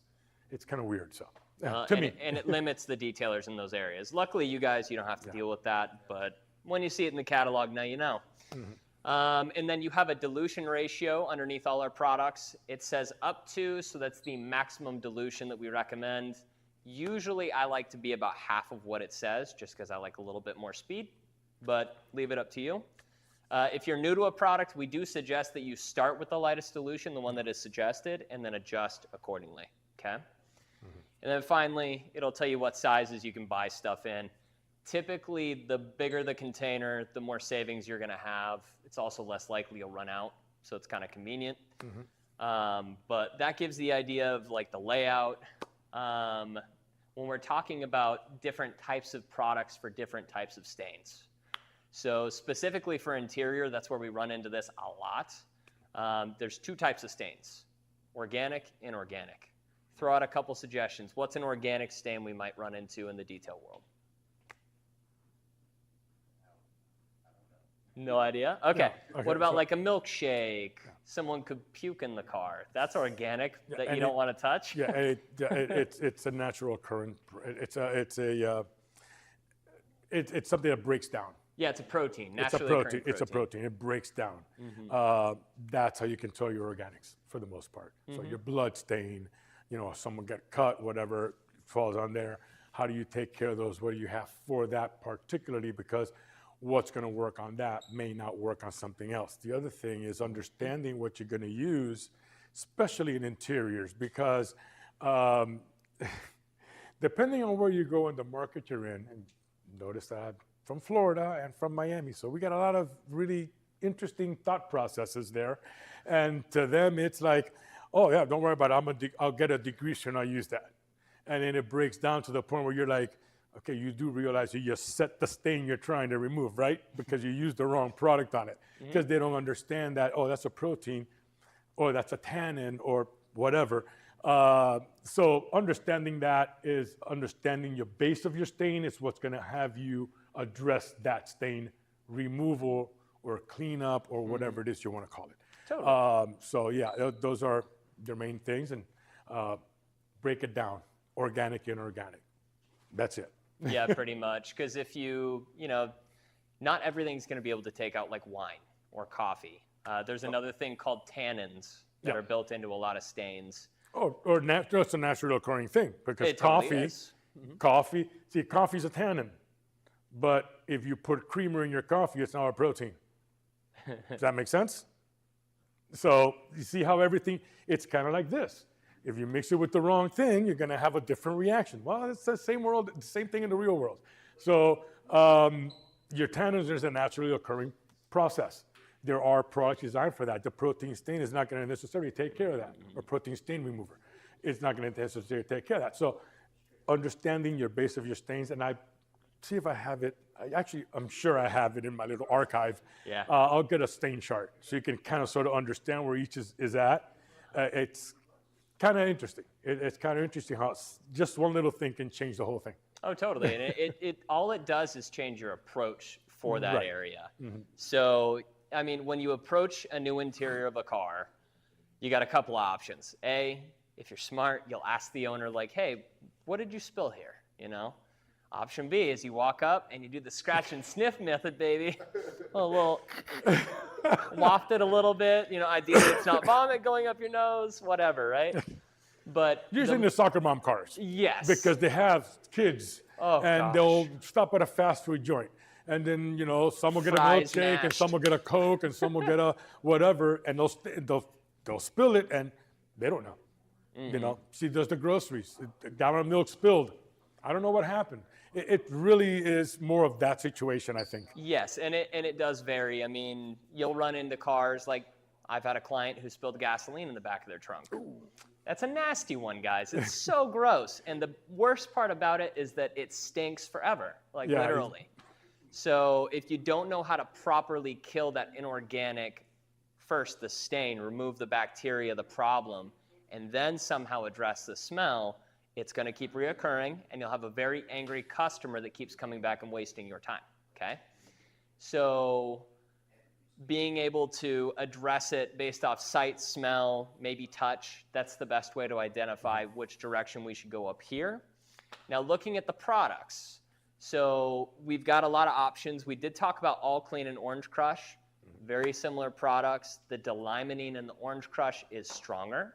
That's where you're going to be able to handle more of the sticky things, right? So if someone put Sour Patch Kids in a cup holder and they melted on a 110-degree day here in Texas, which happens. Oh, what's that? Crayons, my favorite, which are a nightmare to get out, by the way. Bro, the worst. So they'll melt in there, they become one with the cup holder, and if they stay there long enough, they'll harden. So how do you get it to soften? How do you get the majority out without damaging the cup holder itself, okay? So if it's a sticky product, that's where I'm going to reach for the Orange Crush because it will pull it off the surface and it's not going to damage, okay? Now, for a guy like you that does a lot of pressure washing on homes, you may want to take a look at something like our Major Green. The nice thing about it is it's kind of like a degreaser, but it doesn't have any toxic stuff built in. So say you wanted to spray someone's greenhouse or someone's play area in their backyard, like a play set for kids. You don't want to use something that has bleach in it because it can be harmful to the kid. You can reach for something like this that is going to be a little bit more environmentally friendly and safe, okay? Same thing with enzyme. This is probably one of the most underrated products. We do sell a lot of it, but enzymes, actually we got a gallon right here. What's nice about it is you've got essentially like a baby protein. Think of it like a bacteria in a way. It'll come out of a dormant state once you mix it with water. You spray it on something organic. That bacteria will eat the bad bacteria that makes a bad scent, and then they die without any smell whatsoever. So it can eliminate some of the smell. It will definitely eliminate some of the stain, and then nothing will reoccur. Would that work for his needs on a fungi or Yeah. moldy type of a buildup around, I guess, the bottoms. I'm So- in Florida, so we get a lot of humidity, so we get a lot of mold and Totally. stuff like that on the outside. So I'm constantly cleaning that out. Right. Would that work in that situation? Would you think it might?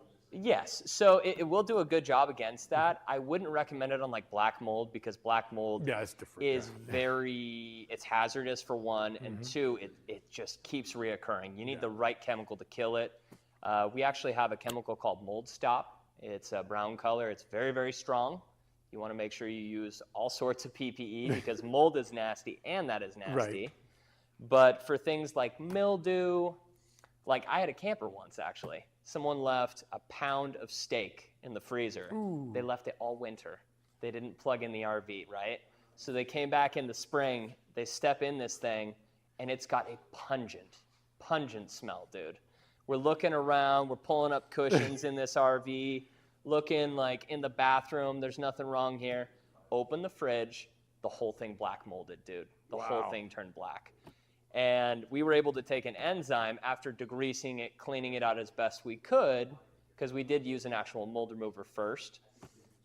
We sprayed this afterwards, let it sit for like 30 minutes, came back and the scent was better, did it one more time and the scent was gone. Okay, so it's a bad bacteria killer. That's what it does really, really well. Interesting. Good And to it's know. extremely safe. Good to know. Yeah. Any questions so far? Cool. Beautiful. All right. Is this the next one? Yeah, that should be the next one. Okay. There's your enzyme again in an aerosol, Right. you know, so, and there's your dilamoline-based, the citrus. Yep, the sprays. So one reason that you might consider keeping foam in your shop, the majority of the foams that we use, they're called dry foams, okay? So for once again, if you're the quality control guy, if a customer's coming in 10 minutes and you need something dry fast, you can spray this foam on the surface. It will pick up the dirt or contaminant. It puts it on top, and then you vacuum it off, and it leaves behind very little moisture. It doesn't penetrate the fabric too deep. So with these two, it's just like David was saying, citrus on one side, enzyme on the other. Enzyme, I tend to stick with more of the fabrics. Yep. The citrus, it's all purpose. You can use it anywhere. But it will literally just melt grime out of cracks and crevices. Night and day difference. Cool. Twister. That would be, and I'll ask you because I'm not really familiar with that particular one as much. That would be the one that's safe to use in a tornado in comparison to the Crush, was it? Wow. Wow, exactly. Okay, Yes, wow, okay. wow, wow. Just wanted to make sure that. Totally, Okay. yes. So this literally is made for the Tornador. I'm not saying you want to breathe it, but it's safer to breathe, you know what I mean? The nice thing about it is that when you pair the Tornador and that chemical together, you can take a gray floor mat that has been stepped on and stomped and has mud in it and garbage, hit it with just this tool, and it will take it from dark gray to light gray in one step. It is a very strong, very effective cleaner. We do carry two versions, ready to use and a dilutable. The dilutable one, typically you're just gonna fill it up, maybe an inch in the bottom of the canister, the rest water, okay? You got a question? Yeah. The all-purpose cleaner that y'all have, can you put that in the tornado? You can, yes. The all clean, right? The all clean is what you're talking about? The pink? The pink one? Yeah. You're great on that one. 737. Yeah. Yeah, that one is very safe. For the first time on Monday, yesterday actually, Oh, nice. in a tornado, and I was like, I didn't do it though. And then you said all that, I was like, I don't know if I should have done that. But it did some light snakes out of my mom's car. We were just doing some testing. Cool. And it worked really well. Nice. Yeah, there's only 3 products we recommend. This is one of them, the enzyme. The second is all clean. The third one is Twister. So, yeah. Once you start getting into like degreasers and stuff, it's not gonna kill you, but man, you're gonna cough so hard. You're gonna sound like an iron lung Well, especially when you smoker. use the Tornador, because the Tornador aerates it so much. It makes it Yes. such a fine mist that even when you think it's gone, it's still there, and you're still sucking it in. And it's not that that's what it's supposed to do. But it's just, you're supposed to be taking care of yourself. And those little byproducts are kind of suck. They're irritants. That's all they are. It just makes your life a nightmare, but it works. Wear, honestly, guys, an N95 mask, goggles, glasses, and I don't know about you guys, or if you And have always like gloves. wives or significant others. Mine hates when I show up with cracked and bleeding hands and ridiculous calluses, so I try and wear gloves as much as possible. Your significant other will appreciate that. And you're probably going to come into contact with your hands before you actually start smelling it. So it's going to start there sometime, at some point in time. So, good? Yeah, I mean, just to break down the Sure. rest of this, so this is just an extractor cleaner. You put it in the clean water tank, basically 1 ounce per gallon. Does a great job. You can go lighter if you like. I like it strong. It's a very pH neutral, very safe cleaner, okay? Super Plus dressing. We talked about the universal dressing. The only difference between this one and universal is going to be that it has cleaners built into it, okay?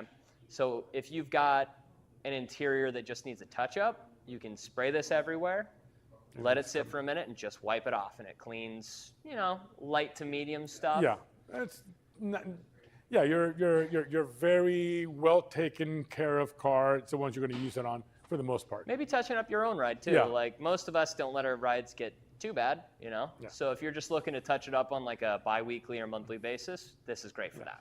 Once we get into dilutions in the next session, there's one of the things I want you to look at is, actually I can do that. We have a pointer? I didn't even know that. That's pretty Right? interesting. It's not the one I bought.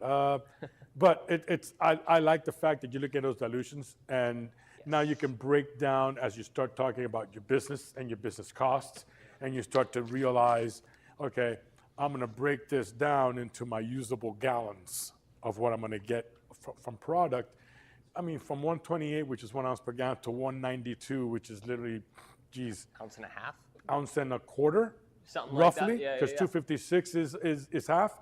So, I mean, it's like, holy cow, this is pretty cool to understand that you can have a wide breadth of space to dial in a product, okay? Even though a lot of us like to use that, light cut, hard cut at 4-to-1 or 10-to-1, just makes it easy. Sure. But having that option of going even lighter or a little bit stronger if you need to is cool options. So that's when you look at those dilute up to.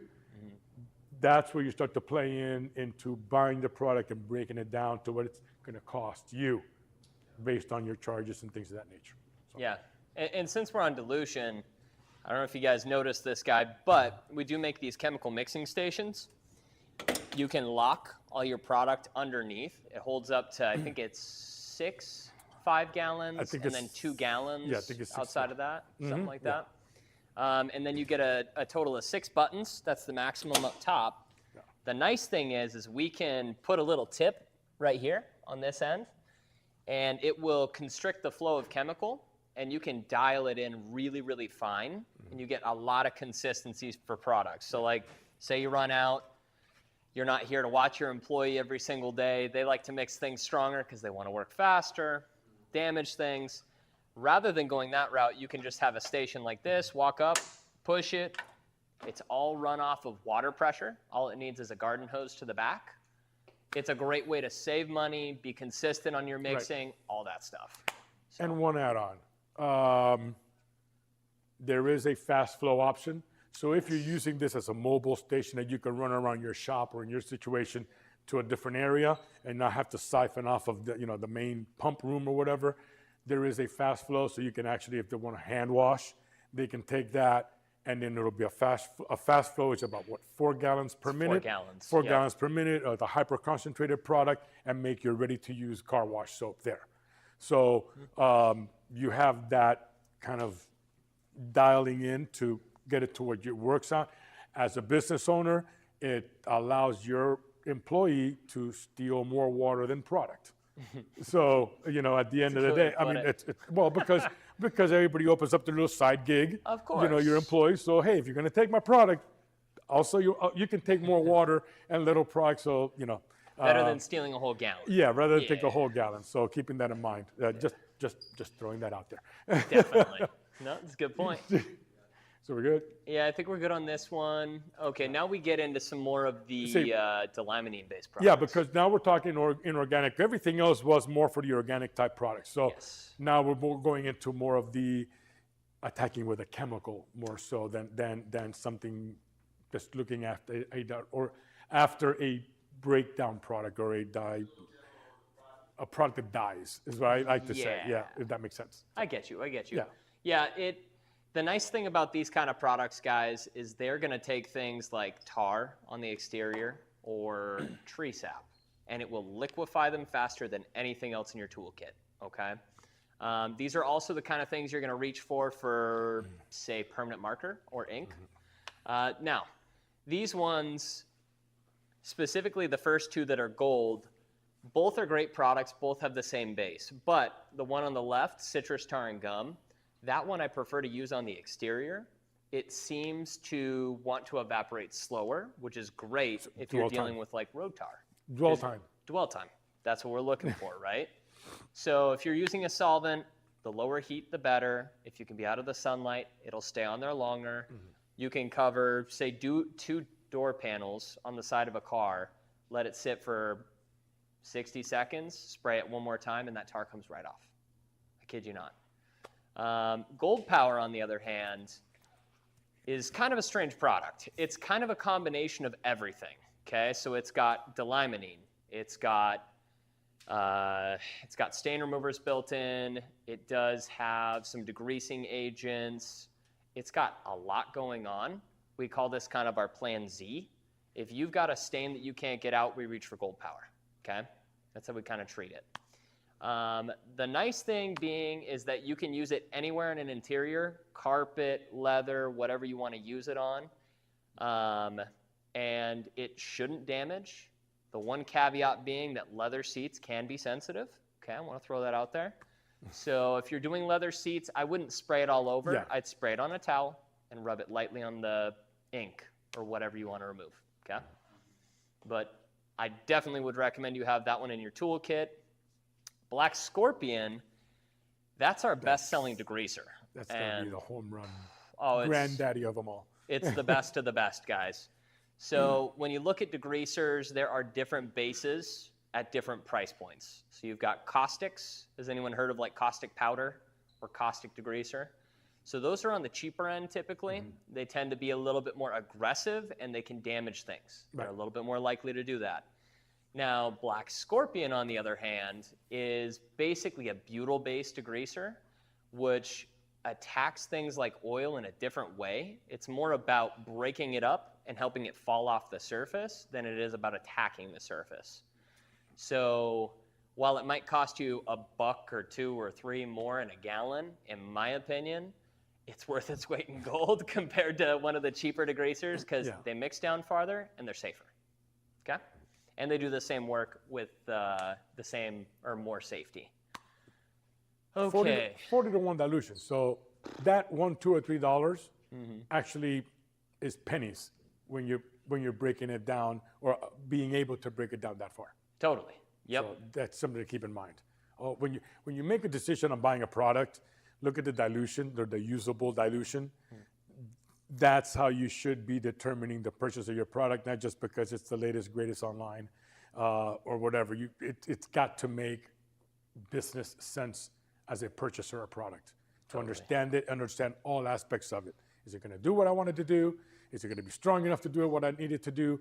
Can I dial it into certain levels?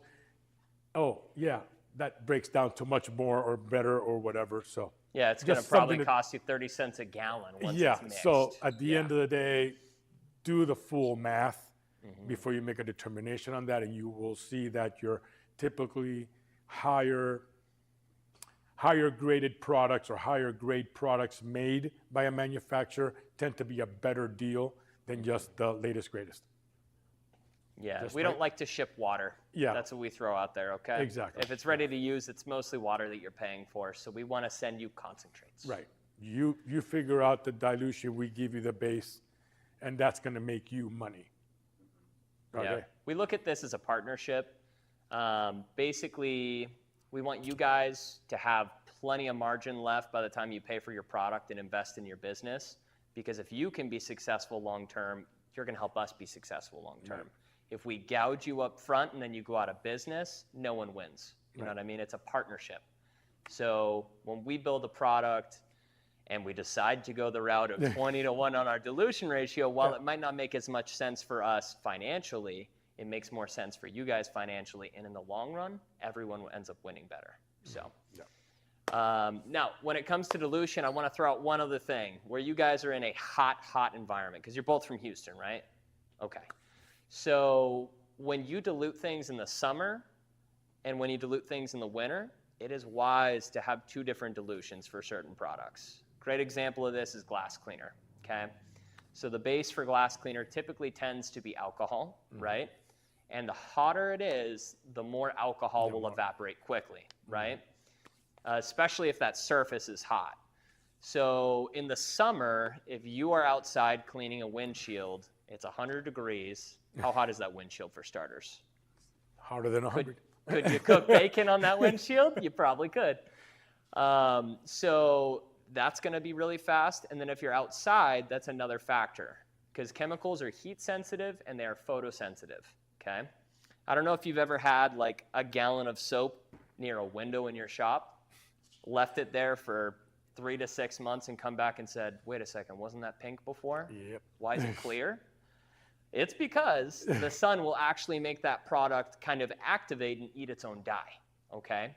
So it's good to keep that stuff in a dark room that is cool. It preserves them better. But even more importantly than that, if normally I mix my glass cleaner at, say, 10 to 1, okay? So that's 1 part chemical, 10 parts water. That's a pretty high dilution in my opinion. If you spray that in the summer, you're not going to have enough time to work it on the car because there's not enough water to buffer that heat, okay? So it'll just evaporate and you'll waste money. But say it's in the winter and it's 30 degrees outside and you try and use a glass cleaner that's mixed at a higher dilution, it may actually freeze or not do the job. So just understand temperature is a factor in how you dilute stuff, okay? I usually cut it in half. I usually duplicate it. Pretty much, yeah. 10 to 1, 20 to 1. Pretty much, yeah. And in the 5 to 1, winter, yeah. at least you guys, none of you guys, get freezing. But if you've ever tried to wash a car, foam can in a car when it's snowing outside and the foam freezes to the car, that's a specific pain in the ass, dude. Because now you're chipping with your pressure washer soap off the surface. It takes forever. I was just up in Boston and it was like 12 degrees and it's snowing.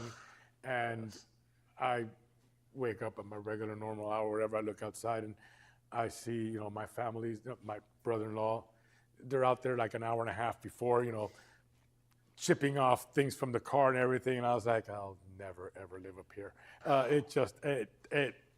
It's a different thing. Everything works different. It's just different. And if your product freezes, so game over. Well, not only that, also keeping in mind that manufacturers have the same problem. So when we ship out something, I was just talking to one of the young ladies over here yesterday. I said, I need to, figure out the shipping charges up to Illinois. She goes, oh, what's the weather like? When do they need it? Because if it's freezing, it takes a whole different wrapping of the pallets to get the products up to those areas. So I'm like, thank God we're in Florida, man. Jesus Christ. I know, literally. We don't really deal with that kind of stuff. So I would imagine, here it gets a little bit cooler than it does down in Miami, but literally it's always hot. So, that's always good. Yeah. But when you're looking at those environmental conditions that makes your products work different, you have to make those adjustments. You do? To make sure that it works for you. Yeah, it's just a small tip to help you guys be more effective at the long term. Yeah. Does that make sense, though? Yeah. Perfect. Okay. Is there something specific, rather than us spitballing, is there a specific kind of chemical we want to focus on? I know you wanted to talk about some of the stuff for houses. Maybe we look at the pre-soaks really quick. If we look at the catalog, because there might be a pre-soak. I don't think we have those on here. No, that's the problem. That would be product specific on the catalog. Yep. So just to show you guys, the first 16 or 17 pages of the catalog, those are all car wash. Okay. Once you hit this page, that's the division. That's one of our training programs essentially. And everything from page 17 on is going to be detail and accessories for detailing, okay? So typically our pre-soaks, what you would use to maybe clean a home, that's going to be on your page number 1 and 2.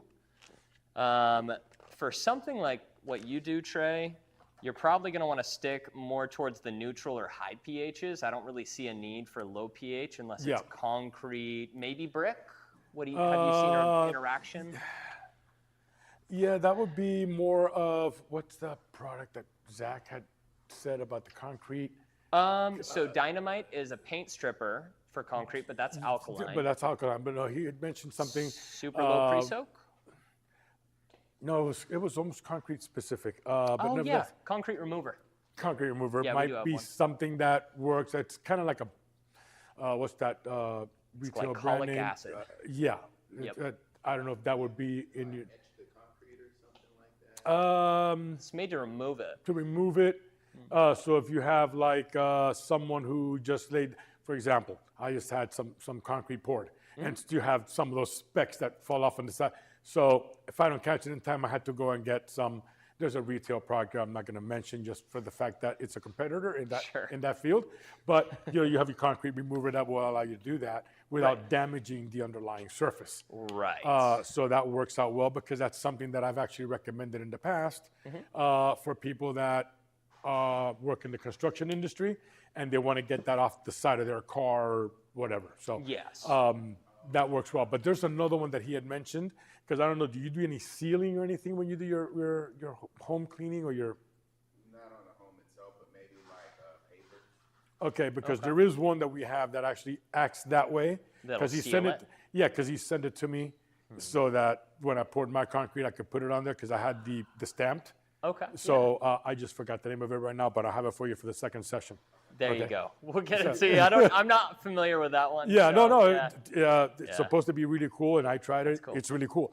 So There you go. it's nice. So something You know it works. yeah, I know it works. So cool. Yeah. So, I mean, you have a lot of options. When it comes to like cleaning the house, do you like to foam stuff on the roof? Is that how you get it cleaning or? Not necessarily foam, but Okay. yeah, just spray it on with some kind of surfactant on it. Yeah. Okay. And what's the product you use now, if you don't mind me asking? I'll cover the mic. Yeah. So your competition doesn't know? So they have pressure washer specific ones, like things like Slow Mo, which is very thick surfactant. They have Eliminator, which is a surfactant which has a limit Okay. sent to it. And then if you want to be on the cheaper side, it's really frowned upon in the industry, but you could also use Dawn dish soap, and that'll foam up pretty good.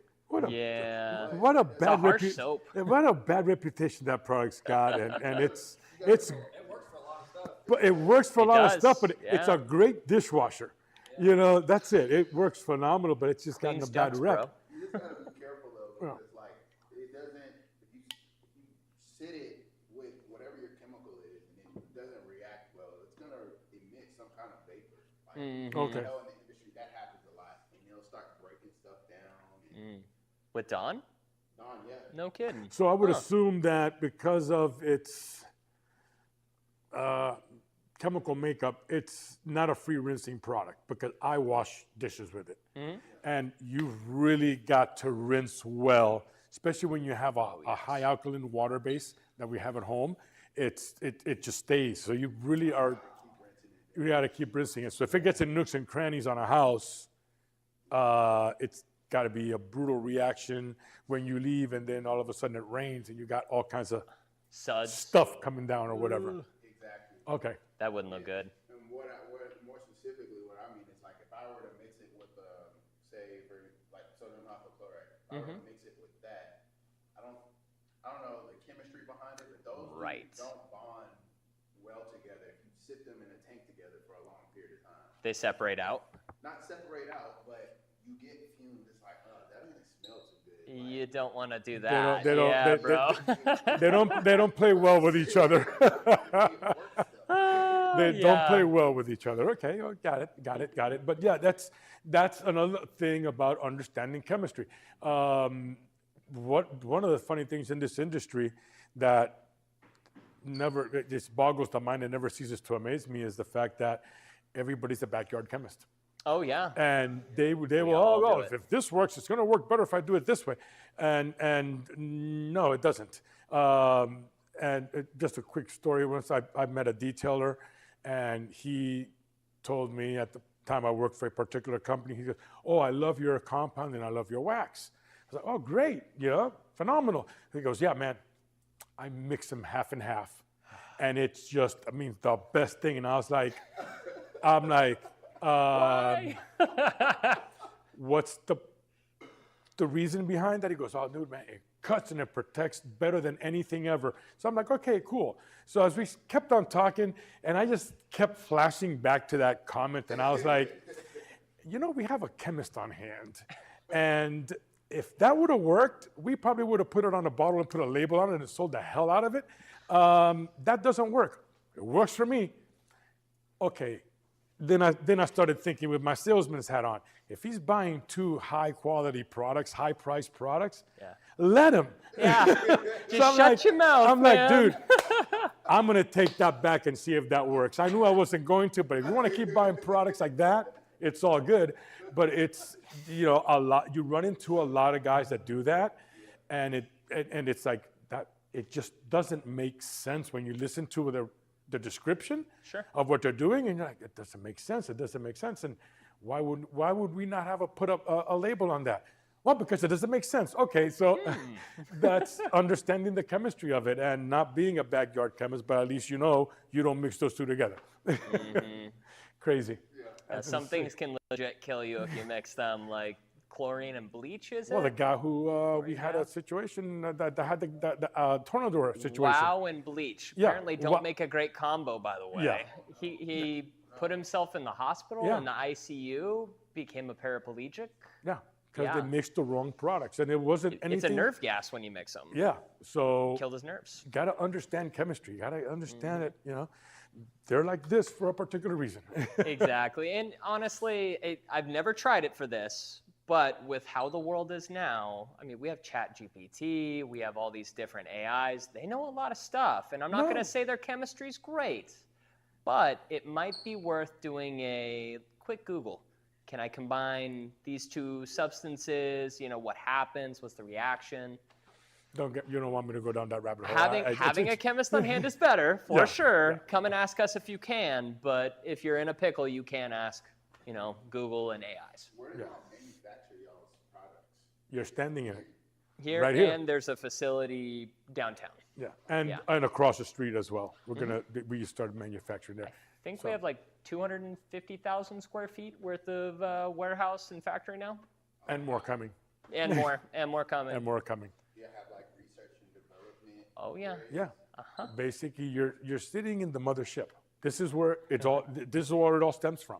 Here and the other manufacturing facility. It's all right here. And we have 2 labs, one in the other building and one in our actual factory down towards downtown. Yeah. So, yeah, man. So, yeah, it's A lot of R&D. You got to be so careful in the chemical industry because, to make a batch of chemical might be 5,000 gallons. You better nail your recipe before you make 5,000 gallons. Yeah. So, Cool stuff. it's kind of how we look at it. But Cool. I can't remember where we left off. No, because We were talking about pre-soaks. No. Pre-soaks. For No, it's cool. No, we do get not together, apologize. and this is a typical conversation for us. Is that Yes. we're all over the place, so sometimes we got to catch ourselves. We're chemical nerds, so Yeah, we well- get in the weeds and pretty hard. And usually we have our director back there saying, "Hey, stop" or whatever, and he hasn't told us, so I think we're doing good. Yep, and we're good on Yeah, you can cut now if you want, and No, I mean, or I'd love whatever. to help you find out a couple solutions for your business, things that maybe we could suggest. I think if I was to suggest 2 things to you, bro, on page 1, the orange citrus pre-soak is a fantastic pre-soak for, honestly, almost any surface. So for something like a roof, it's going to do a great job. It'll clean it up nice, remove any stickiness, even like the tree sap or pine cones, whatever falls in that roof should be eliminated. Actually, and this should actually work for you as well on your self-serve shops and stuff for your walls, your wall cleaning and stuff like that. Might be an opportunity to test it out there and see if that works as well. because I know that there's particular cleaners for the inline tunnels that they use to clean, and they're usually really, really high acid and Very really harsh. Very harsh. Yeah. So you might be a little bit on the safer side with this and not exposing your employees to that kind of exposure to. We use y'all's 590 tunnel and wall cleaner. Yep, that's Okay. a There you great go. cleaner, man. It Excellent. brightens There you up go. stainless steel like nobody's business. So you do have options for it. The other thing, so say you're working with like concrete buildings like our building here. You know, there's like that stone on the outside, concrete for the other half of it. You're going to want to use something that is a low pH, but you don't want to go too low, in my opinion. No, you don't want to go too low. No. No, you could start to damage. You're going to No, want to you're work looking in at that- smaller sections And you're too. looking at having to go back and neutralizing and using double the amount of product. True. So no, you don't want to go that low. Yeah, I would not. I would go 5 and up.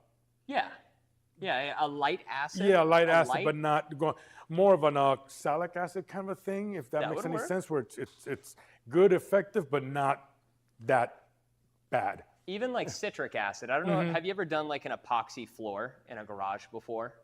You ever done one of those? You know how they have you clean it, seal any cracks that are there, and then the final step before you apply anything is to spray on a citric acid that will Yeah, 'cause you etch the surface. you gotta etch it.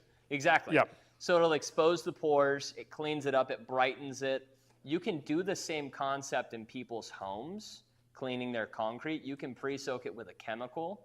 I would recommend an acid just because that is the only thing that effectively cleans concrete, in my opinion. It'll remove a mini layer of concrete and present a beautiful surface.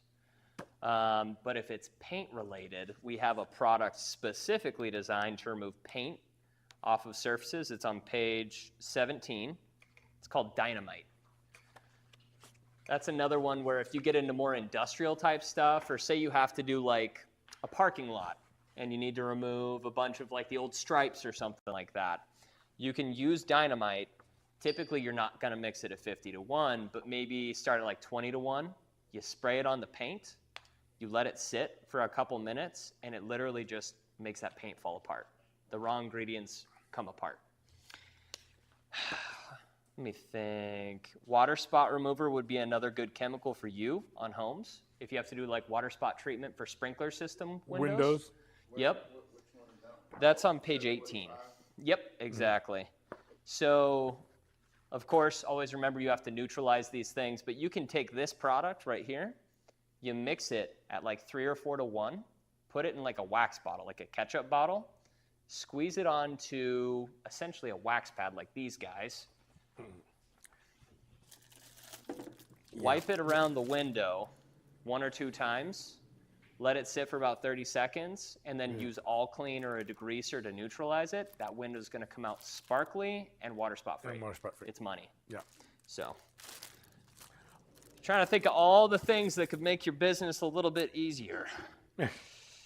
You don't get bugs on houses.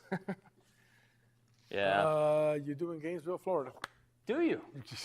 Oh, I guess we're talking spiders and stuff. No, the bugs, because the love bugs and stuff like that, because they'll stick and stuff like that. Yeah. That's gross. No, it's where they're from. Yeah, pretty It's just- much. it's just- Yeah, So they were engineered to eat mosquitoes. that's right. Yeah. And never ate them. What problems do you run into in the car wash that you can't seem to fix? I mean, I don't know off the top of my head, but I do have a question, I guess, Sure. about dressings. Mhm. So in the tunnel, we're using y'all's 596. Mhm. What should we, is there a complement, or should we just use that also in the detail for tires? Or should we something totally different? It really depends. I mean, Thunderbolt works great both ways. It's a very thick dressing, so if you're going to use it on the detail side, you're going to have to wipe it on. That would be the only note. That's what I was going to go with. Yeah. It's kind of thick because you put it on an automatic tire applicator, so it's going to be very thick, thicker than anything we're used to on the detail side. So it would have to.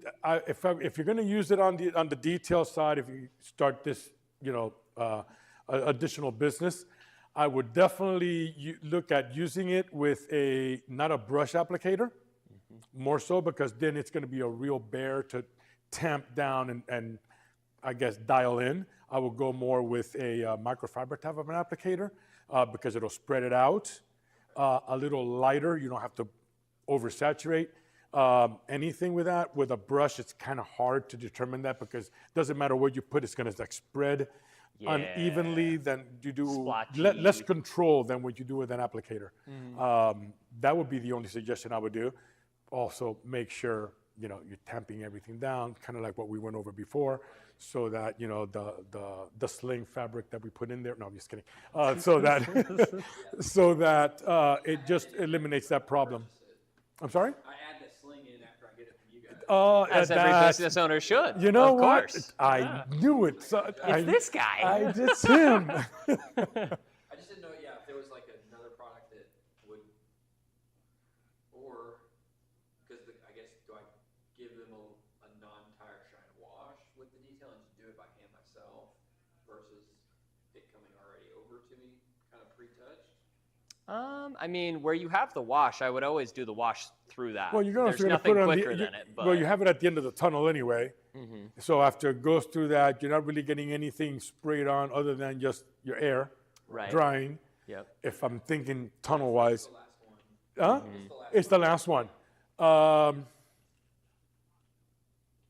That's a good question. I mean, don't get me wrong. It's not going to be Thunderbolt is great for medium to high shine, but if you want the highest of the high, you go with the blue dress. Well, you can actually lay down some of that over if they're looking for the showpiece. I kind of err. I kind of err more on the matte side. I like a natural. Yeah. But people that like the high shine, you can actually lay that on it. It's not going to be a detriment because it's not two different things. So. Yeah, they're still both silicone. Yeah, so you could still probably put something on there as an option. Yeah, my favorite, man, I like to have at least 2 options, maybe 3 sometimes. So if you go to that page with all the dressings, which is 26, Thunderbolt is great for the wash and is a great backup for detail. The other one that I would suggest for you would be get the 905 premium dressing. So if you do get that customer, it's the blue one on the left. If you do get that customer that wants a higher shine, you can offer it. You can even make it an upcharge if you like.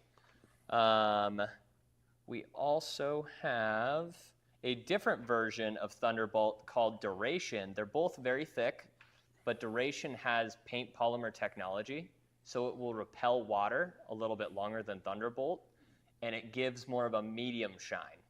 So you got lots of options here, but... Yeah, Duration's nice because Duration's got a real nice shine where even if you like a high shine, it's a real acceptable one. Yes. If that makes any sense. Yeah, and I've never had it have any issues with slinging because you're always wiping it on, and I just feel like it doesn't attract dust, which is my favorite part about it. Yeah. Oh, if you and in wait that, a bit. And in that manufacturing, that gelish type is really cool thing to have because I've noticed the same thing, and we've been getting a lot of wind recently, so it's kind of been a weird weather, and I have Duration on the tires, and it hasn't really picked that up. Right. And the other car my son drives, he runs it through a car wash, and that silicone that they put on there, that one seems to attract it. So I have a nice little base right next to each other. And I've noticed that Duration doesn't attract as much dust, if any at all, as much as the other ones. It takes more time, but it's my favorite dressing. Yeah. So it's Duration. Duration, Yeah. So much of this is opinion based with shine because some people like high shine, some people like no shine, some people like the middle. Yeah. Yes. Right. People don't want slick. Yes. And that is one note. You see that brown black bottle in front of you? That one? Yeah. So 940 vinyl leather rubber cleaner and conditioner. It's a long name. That is our. Thank you. I've been trying, bro. So that is our only product that actually is a dressing that is non-slip. So that's a good one to keep around for things like floor mats, let's say, or say the customer wants their seats not to be slippery. Another great choice. May I? Yeah. go ahead. Our rep brought some down yesterday, Oh, nice. Okay. and I put it on one of my seats in my car, and I kind of. I'm just wondering if this is. Review it. Yeah. But Oh, it dude. looked great. Yeah. I love the smell of No, it. no, no. There's a reason I smelled it because, yeah, no. It's actually smelling salts in there. Yeah. You didn't know, but No, I just wanted to make sure if it was the same one I was thinking about. That is a phenomenal interior dressing. yes. That is a home run. And it works well on and it works construction well, yeah. equipment, fleet equipment, Yeah, anything, man. yeah. It's I've not, used it in it's tractors not slippery. before. I mean, it's a really, yeah. Let's all huff chemical and get high together, guys. It's the detailing thing, you know. It's either a color, or you rub your nail to see if it's aggressive enough to cut paint, or you smell it. I mean, there's three We're men. We're simple creatures, man. simple creatures. Yeah. That is a home run product. Yeah. So that gives you another option. I only like that for my high-end details, though. I make customers pay more for that. Okay. That's a $20 upcharge all day. Okay. Yeah. All the seats. Yeah. Yeah. It on average, say that's a $20 upgrade. This is going to be a $50 upgrade for the leather cream, something like that. There is such a thing as like ceramic coatings for interiors. I've never used one because I don't really believe in the idea of something like a hard coating going on a soft surface. That doesn't make sense to me. But they exist and they're out there. So yeah, I mean, there's lots of options. You've got one right in front of you. Is that rubber dressing? Yeah. Okay. So that one is a silicone-free version that you can use in Body Shop, but that doesn't really affect you guys. So many options, guys. So many options. We'll talk about more of them in the afternoon, but Cool. I think it's time to cut for lunch. Yep. All right. See you now. Thank you on YouTube. Thanks Thank for you. sticking around with us. We'll see you guys back at, what are we thinking? An hour? Okay. you back So we'll at see you 1. guys at 1 o'clock. Or thereabouts.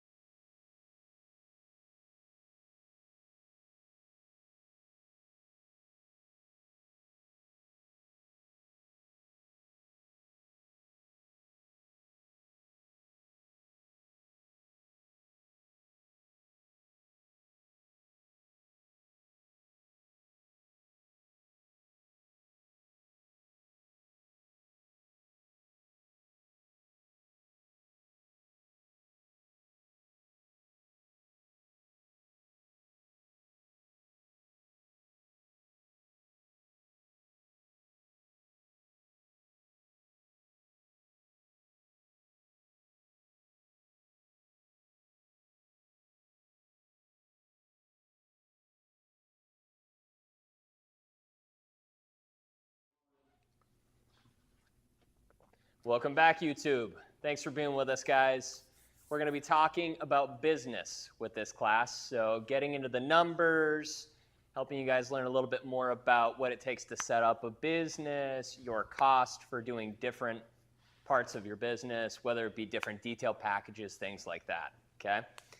So this is probably one of the most foundational courses that we offer, just because if you don't understand the numbers behind your business, more than likely when Uncle Sam comes to collect, you're not gonna have what you need, okay? And we want you to stay in business. So we'll talk about that today. Cool.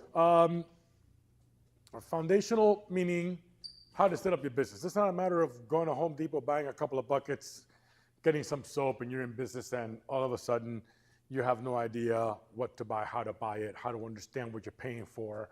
But more importantly than all of that is how do you set up your business structure? We're not here to tell you how to set it up, whether it's a S corporation or an LLC. It's a matter of setting it up right for what works for you. Right. Okay? So understanding how to do this is going to your local state website, opening up your business, setting up your EIN numbers and things of that nature. And this is what we hope to cover in this class as deep as possible, so that we can help you set your business up for success. Right. And understanding how pricing gets involved in all this, and understanding why whatever your pricing structure is not necessarily what it is. It's understanding how you get there, so that your business is profitable, and so that your business is successful going forward, and then there's no hiccups along the way. Insurance and things of that nature. So let's move on. So obviously Stinger Chemical is bringing this to you, and we'll get this to work eventually at some point. And once again, if you weren't here for the There we first go. class, our favorite thing is to answer your questions. We would much rather do that than just talk about our slideshow. Yeah. So that applies to everyone here, of course, and also on YouTube. We will pay attention to the chat. Let us know if we can help. Okay? One of the things, as you see, is how to understand the cost of your business. Right. And if you're going to get into the detailing business, are you going to be a car wash guy? Are you going to be step up your offerings and be not just an exterior guy and a vacuum, or a girl, vacuum opportunity like an express wash and wax, so to speak, a term that we use in most industries or most markets as a entry-level service, and then you step up into the wax application, and then you start getting into the paint corrections. So understanding where you want to start your business and how you want it to grow, where do you want it to get to, that's what hopefully we'll be able, or we're hoping to get across to you as part of your cost of detailing. So starting off with the basics, business license, okay? I mean, if you're not operating legally, in the eyes of the federal government, meaning, taxes and things of that nature, it's also locally with, permits to be able to go do your detailing, understanding your local laws as far as dispensing of products, dispensing of water runoff, things of that nature. That is part of where some products have come into play more so than others over the last several years, where rinseless washes, where you can actually wash a car, wash it well, okay, with 2 gallons of water, which means your runoff maybe less than a quart of water. So minimal. So minimal. Yep. But also water restrictions. Being able to go into an office park, and they have certain things that they have to have in place. Water runoff being one of those. It can't go into the local water supply. So being able to sell your business or shift and say, oh, we can do that. This is a biodegradable product that it works with the environment. So understanding all that. That all happens to be part of your operation, not part of your license. So if you're going to go into a business that is going to require you to have all your paperwork in place, okay? They want to make sure that if someone drives by and says, hey, they're washing cars there, does this person have a business license to do that? They need to be protected.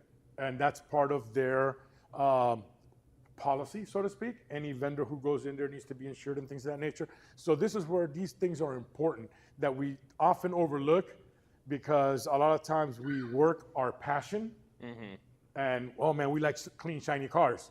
Cool, I can provide that service. Yeah, can you provide it legally? Oh, well, that's a whole different story. So this is hopefully what we hope to get across to you, and understanding that.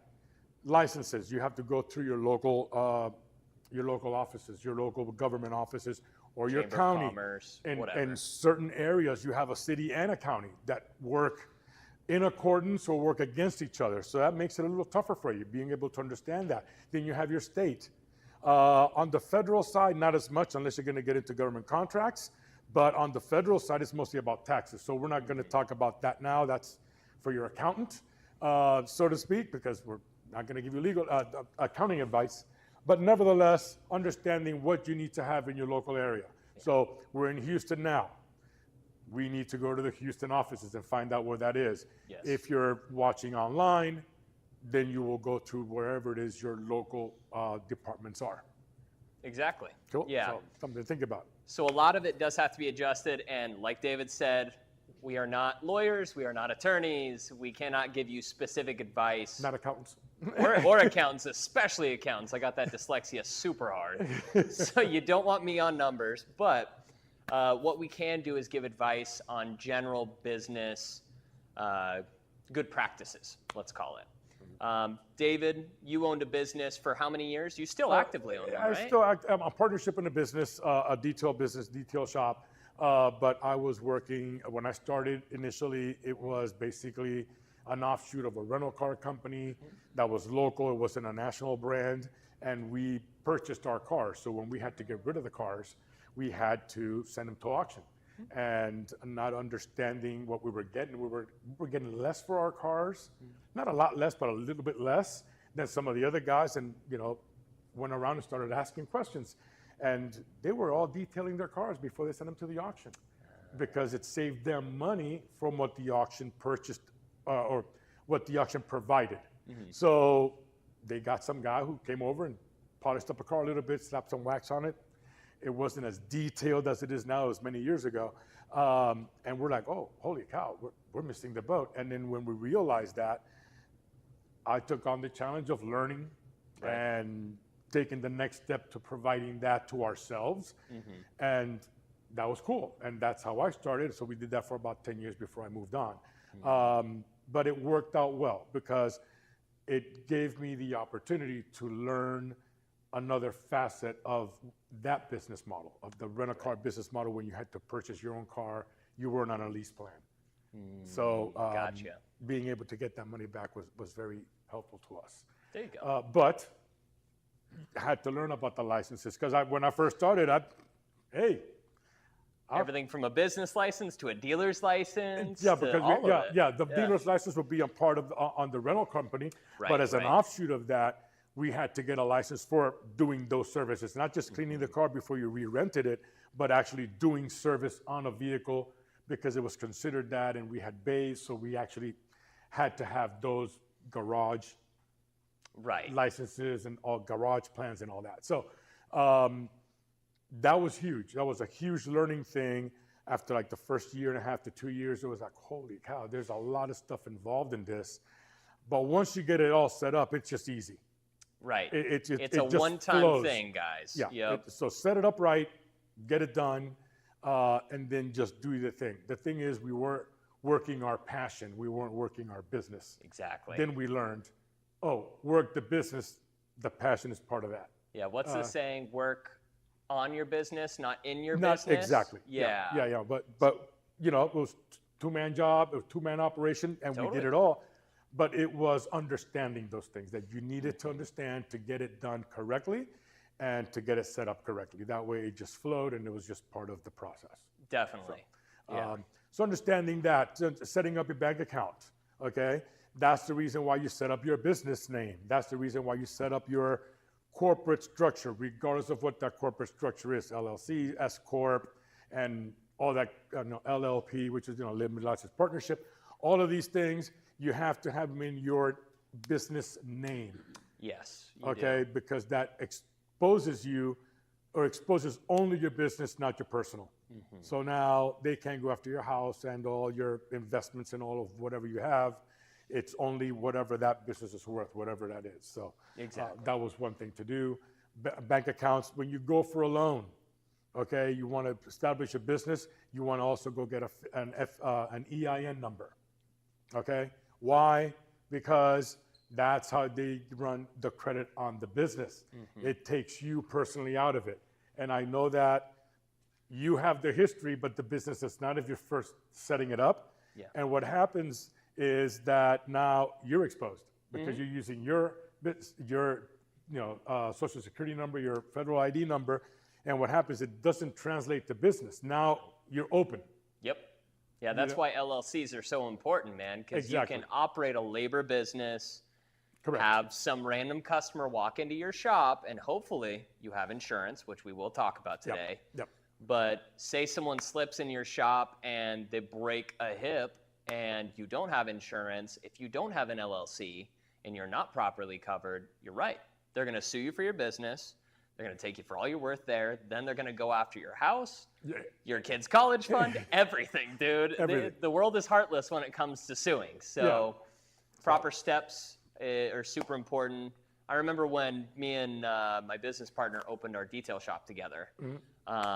It was my first business that we had ever opened and done officially, none of that secret illegal business stuff Double that secret probation. I didn't do IRS, I swear.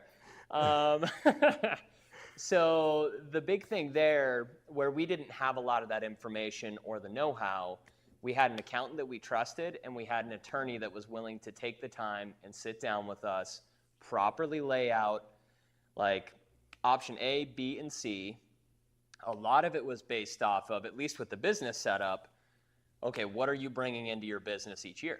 Right. A lot of it is financially, does it make sense to be an LLC?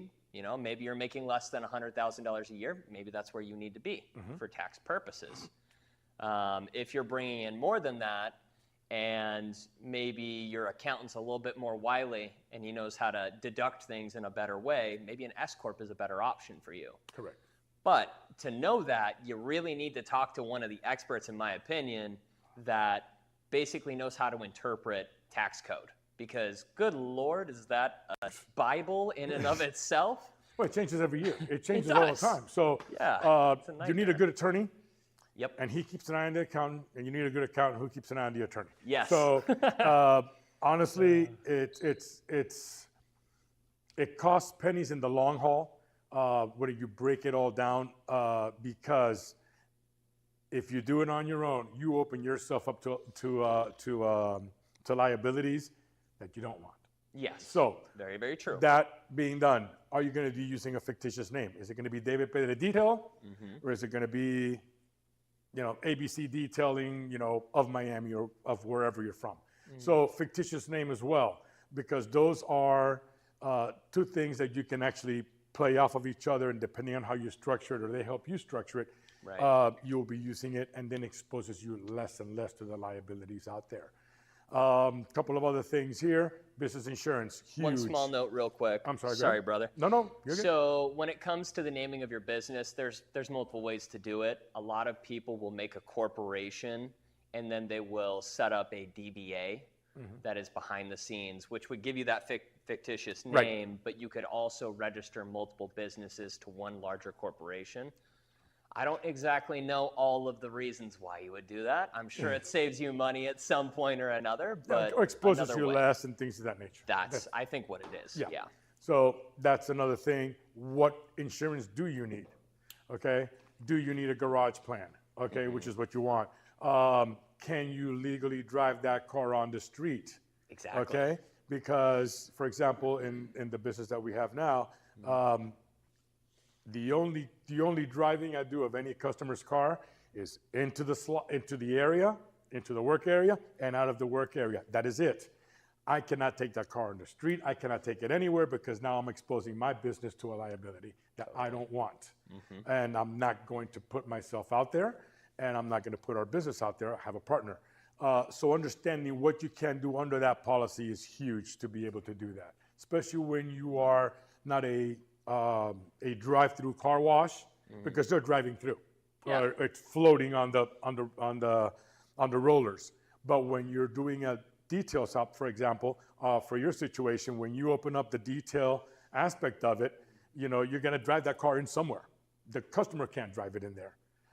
So it's understanding what that policy does for you, making sure you get the best coverage, obviously the most coverage that you can for a minimal. You want to say a minimal thing, but I mean, the business insurances for detailing are really not that expensive at the end of the day. I mean, you can get $1 million of coverage for not a lot of money nowadays, depending on where you're at, obviously. Say $100 a month, just to spit a number out there. Yeah, exactly. So now you're going to be working on supercars and you're working on Ferraris. $1 million may not cover a lot. You want to jump that up, but based on the fact that they're not that expensive to get, it's a good option to get as much as you possibly can and afford, especially when you're starting out. You can always bump up on your next policy review.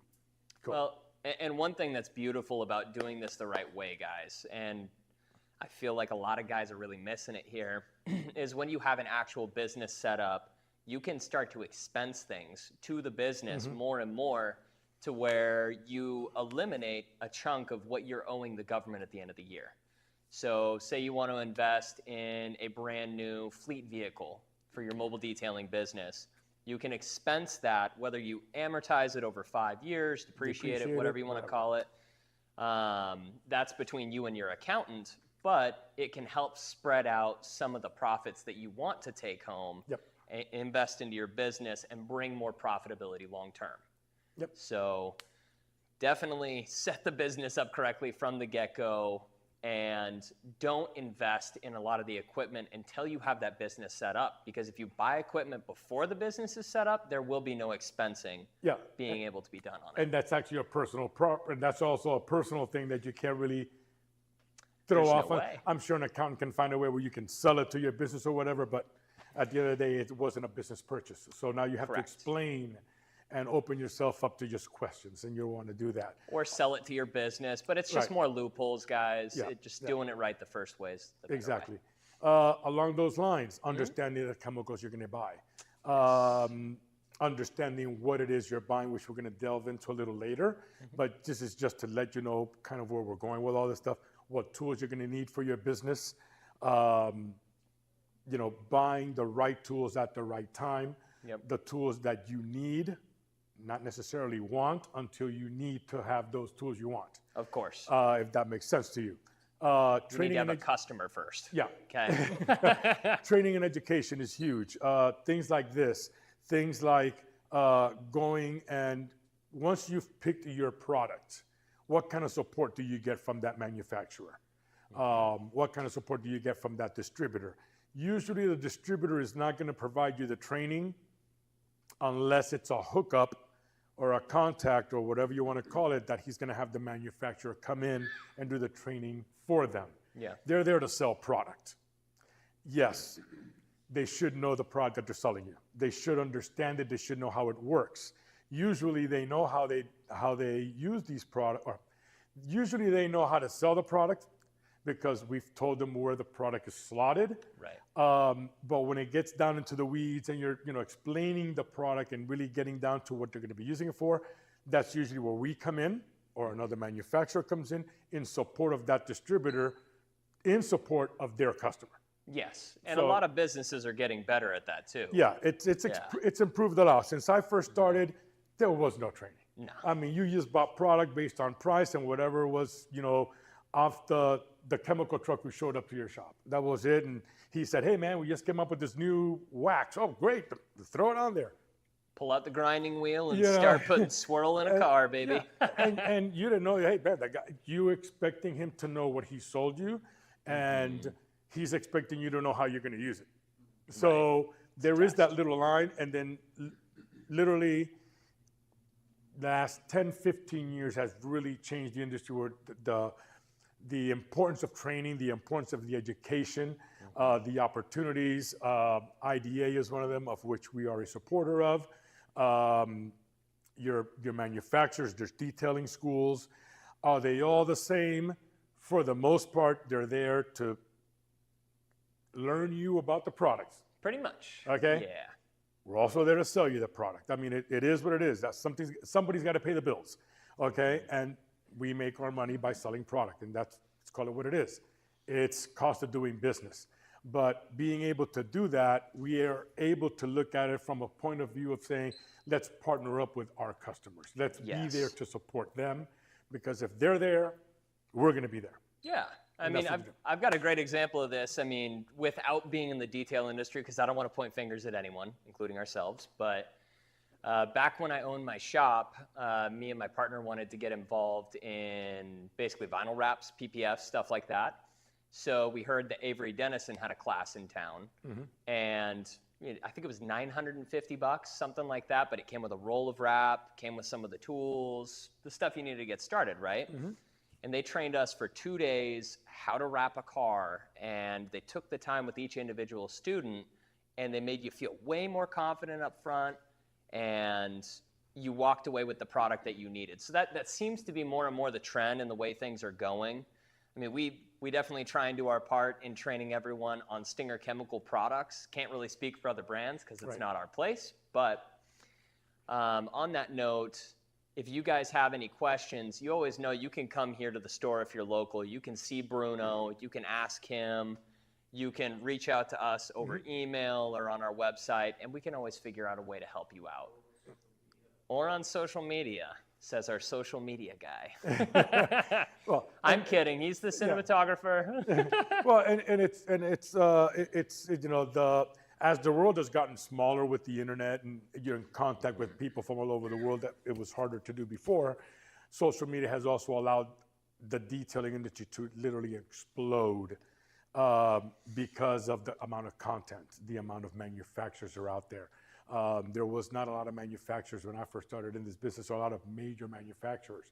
And some of the ones that have grown, that were there, they were a blip on the map because we didn't really look at them in that way. Right. But now it's exploded, and now it's accessibility. All of these things rolled into this new world that we're in. Facebook is getting the messages out there. Instagram even faster.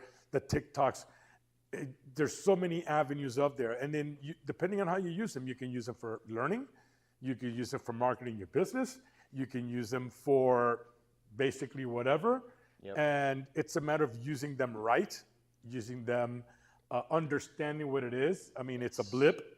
Sometimes you only got 10 seconds. People's attention spans are getting shorter and shorter. Yeah, exactly. So those, quick you know, capture. those other guys that we learned from, that were pioneers at getting in YouTube, that were longer video, longer format, has condensed to like literally nothing. So you really gotta pick and choose who you listen to, what you listen to. My opinion: listen to reputable people. Listen to people that are there to give you knowledge, not there to sell you the product. Correct. Okay. Yes. It's a fine line to be able to do both and play on both sides of that line. But if you're going for education, look for someone who's educating you. End of story. I mean, that's the way we learned. That's the way we figured it out. So that being said, let's go on. Another thing you had set up, I apologize, I want to double back here real quick. Leasing vehicles and things of that nature. Leasing for your company vehicles is a great thing. Okay, you get a lot of benefits out of that. That is, I don't like leasing a vehicle personally, but for business, that's the way to go. It definitely is, because you get a lot more benefits out of that than you do off buying it itself. So keeping those things in mind, understanding that lease program that you got or who you got it from. So everything has a little bit of homework, is what I'm basically trying to tell you. Okay, do your homework. We're not here to do it for you. We're here to guide you down where you need to go. But I can't make a decision for you on whether leasing or buying the vehicle for your business is better. That's up to you. It is, and it's more up to what you're planning on offering people. You know, there's advantages to both. Absolutely. You look at mobile detailing, you have the advantage that you're convenient, you can go where you're needed, and you're on demand. Versus if you have a brick and mortar, someone has to show up to your place, their schedule has to be free, and there's also a good chance that if something comes up, you're going to have a no-show and not make any money for the day. Right. but you're not out in the climate all day. You know what I mean? so There's pros and cons. Everything's It got a can be plus and a minus. miserable. Yes. Everything's got a plus and a minus. So yeah, Yep. absolutely. There's a lot of things to think about. It's not, like I said, it's not just going to Home Depot, buying 2 buckets and getting some car soap and a sponge and, hey, I'm a car washer. You know, yeah, you are. You're not a business. You're a car washer. Right. So Yep. that's the difference. You're not seen as a professional as you get forward in your career as a business, and you're trained. You know, the MTE shows, which, by the way, a plug, we will be there, and that'll be in about 2 weeks or less. Yep, week and a half. Great place to go. They have an education day that is huge to go because all the leaders of the industry go there and provide classes and things of that nature. Sir? What is that? The Mobile Tech Expo.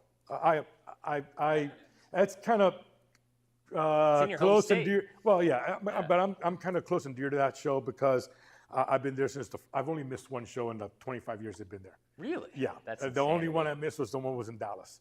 But it's a show that started initially in the automotive aftermarket industry, but more towards the paintless dent repair.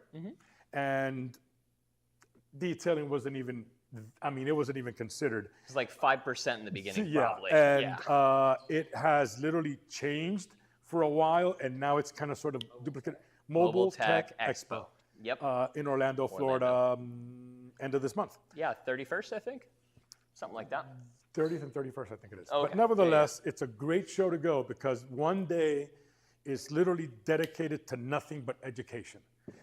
Those days, that is basically the Thursday before the show. Show's open on Friday, and you literally go there and go to, I think they got over 25 classes, if I'm not mistaken, different segments, business, brand specific, marketing, social media, all kinds of stuff. And it's overwhelming the amount of knowledge you can pick up in 2 days. Oh, yeah. I mean, it really is. But that one day I promote that because I think it's huge for the people that take the time to give that information out to the customers, and the customers the benefit that they get if they go there. So just a plug for the MTE if you're not going to be there, Orlando. Next end of this month, I believe the show's the 30th, 31st. But really, really a good opportunity to get more education and training, and it's a business write-off. It sure is. So let's move on. What do we In do a with business vacation license? area, too. And a vacation area. So if you go, if you go with the fam, and you're the business guy, and the fam just wants to get away, let them go to the parks, or you go learn business. Yeah, doctors do it all the time. This is Yeah. our moment to be like doctors. There you Enjoy go. that. There you go. So going back to business licensing, you don't register correctly, you can't operate legally. Yeah. Basically, that's how it boils right down to. It's simple, guys. And really what you need to do is you need to go to your state's Chamber of Commerce and figure out their way of signing up. Of course, you're going to have to deal with the federal government and get the EIN and all that too. But this is step one before you get the EIN. Yeah, definitely. You got to And- have something to get the EIN. Exactly. So- Yep. So this is very, very important. It's very simple. Usually it takes less than an hour to get this set up. Oh, good There's God, no yeah. interview involved, and Yeah. typically $100. Give That's or what take. it costs. Yeah. Now Yeah. there's ways of doing this. Not going to go delve into too much, but you can actually register your LLC in a different state, but operate in your current state. Those are things that you have to ask your accountant and your lawyer about, just because certain states give you different advantages. But check your state, check your local governments to see what licensing you need to operate legally in that county or whatever county you're in. So, for example, in Florida, I'm in Miami-Dade County. I can get my licensing or my permit to operate in Miami-Dade County. But if I go to Broward, I could get tagged because I don't have a license to operate there. So you need to really do your research. What are you going to do? Are you going to stay local? Are you going to expand? If you need to expand, you really need to take care of some of these things. So just something to keep in mind. Keep the law off your back. Keep the man off your back. Man. And do it right. Just do it right. All the information you need will be on your state's website. The one we have here is actually the one for Houston because, hey, we're in Houston, but it's just an example of it. How to do your DBA, how do you structure it, proprietorship, things of that nature. Are you going to incorporate? Are you not going to incorporate? All of these things play into what your future plans for your business is. Exactly. Yep. Basically. And all it does, guys, is set you up for success, and you can't change these things down the road. Right. You can go from an LLC to a corporation, stuff like that. I don't know if it's vice versa. Once again, I think approach it's your LLC attorney. to S corp. I think you can go from a S corp to, but I don't know. Exactly. That's what I've heard as well, is you can't revert from a corporation to an LLC. You can't go backwards. But still check with your state. And there are different requirements on the state level too. Like here in Texas, you guys don't have a, what do they call it? I guess state taxes for you guys. Whereas in the majority of other states, there's state taxes. The same way that applies, businesses and how they operate are going to be different on every single state. We don't have state tax in Florida either. Do you? No. So Jealous. it's beautiful. The South is a great place. really So is. a couple of other things. In the last several years, a lot of detailers or detail shops have brought on lines or product lines to sell. So a whole different license. Oh, yes. Okay, it's a whole different license. While sometimes you can't tax services provided, you have to tax reselling of products. So now you have to understand whether you have to file taxes every 3 months or whatever it is the requirement in your state if you're going to sell product, not service. So you really have to get all these things, get the proper people involved to get you set up for that. That's something that's hugely important to see because that was never a thing before. You had a detail shop, you never had the opportunity to sell the product you were using. Right, exactly. But now you do. And you paid the tax when you used it and bought it from a distributor or something like Exactly. that. Yeah, It's exactly. always the end user pays the tax. Yeah. So Yeah. get information on resale certificates. That's what they're called in Florida. They might be called something else somewhere else. But resale certificate is a number that you provide to whoever sells you the product that you can resell, so that they don't charge you the tax, but you have to charge the tax when you sell it. So just keeping those things in mind. Another important thing related to that too, since you're going to have to pay those sales taxes to the government at some point, it is going to be pretty important that you guys set up your own bank accounts and typically be very specific about the accounts that you have, whether it be profits, taxes, however you want to lay that out. Make it as easy as possible for your accountant, because a lot of times those guys charge by the hour, and it is not a cheap time of year to be a business owner when tax season rolls around. Correct. So, Yeah. small note. So these are just basic things that we as people that have owned businesses or still own a business have run into, and also things that we've learned from some of the mistakes or some of the successes that we've seen in the field as well. So by all means, this is not financial information whatsoever. I'm going to keep saying that probably every slide, because I want to make sure that, no one can say, hey, well, guys over at Stinger said, no, we did not say that. Don't sue us, okay? So, We're just trying to help. so there you go. Bank So- accounts in your business name. What bucket are you using? That goes right to what he just said. Are you selling product? Okay, well, if you put everything into one, now you have to determine what goes what, and just because you told the guy or the receipt or whatever, the invoices, that just makes it a nightmare for the accountant. So just structure it right into whatever. I want to throw one other thing out there too. Please, so please. We talk about these storefronts in the front of detail shops. You have a car wash, you could very easily put up a shelf and sell product, right? And we recommend that you do if you want to. Like, it's a great extra chunk of change, even if you only make a couple. Hey, we got it written down. Nice. It's written down. So one thing to consider as well is a lot of sales nowadays are online, right? So if you decide to make an online store and start selling product, which guys do that as well, you're going to run into other issues where you need to make sure to keep track of everything, because at the end of the year, if you don't keep track of that information, it's going to be a nightmare for the accountant to go back and pay out the sales tax to each individual state, because you will have to do that at the end of the year.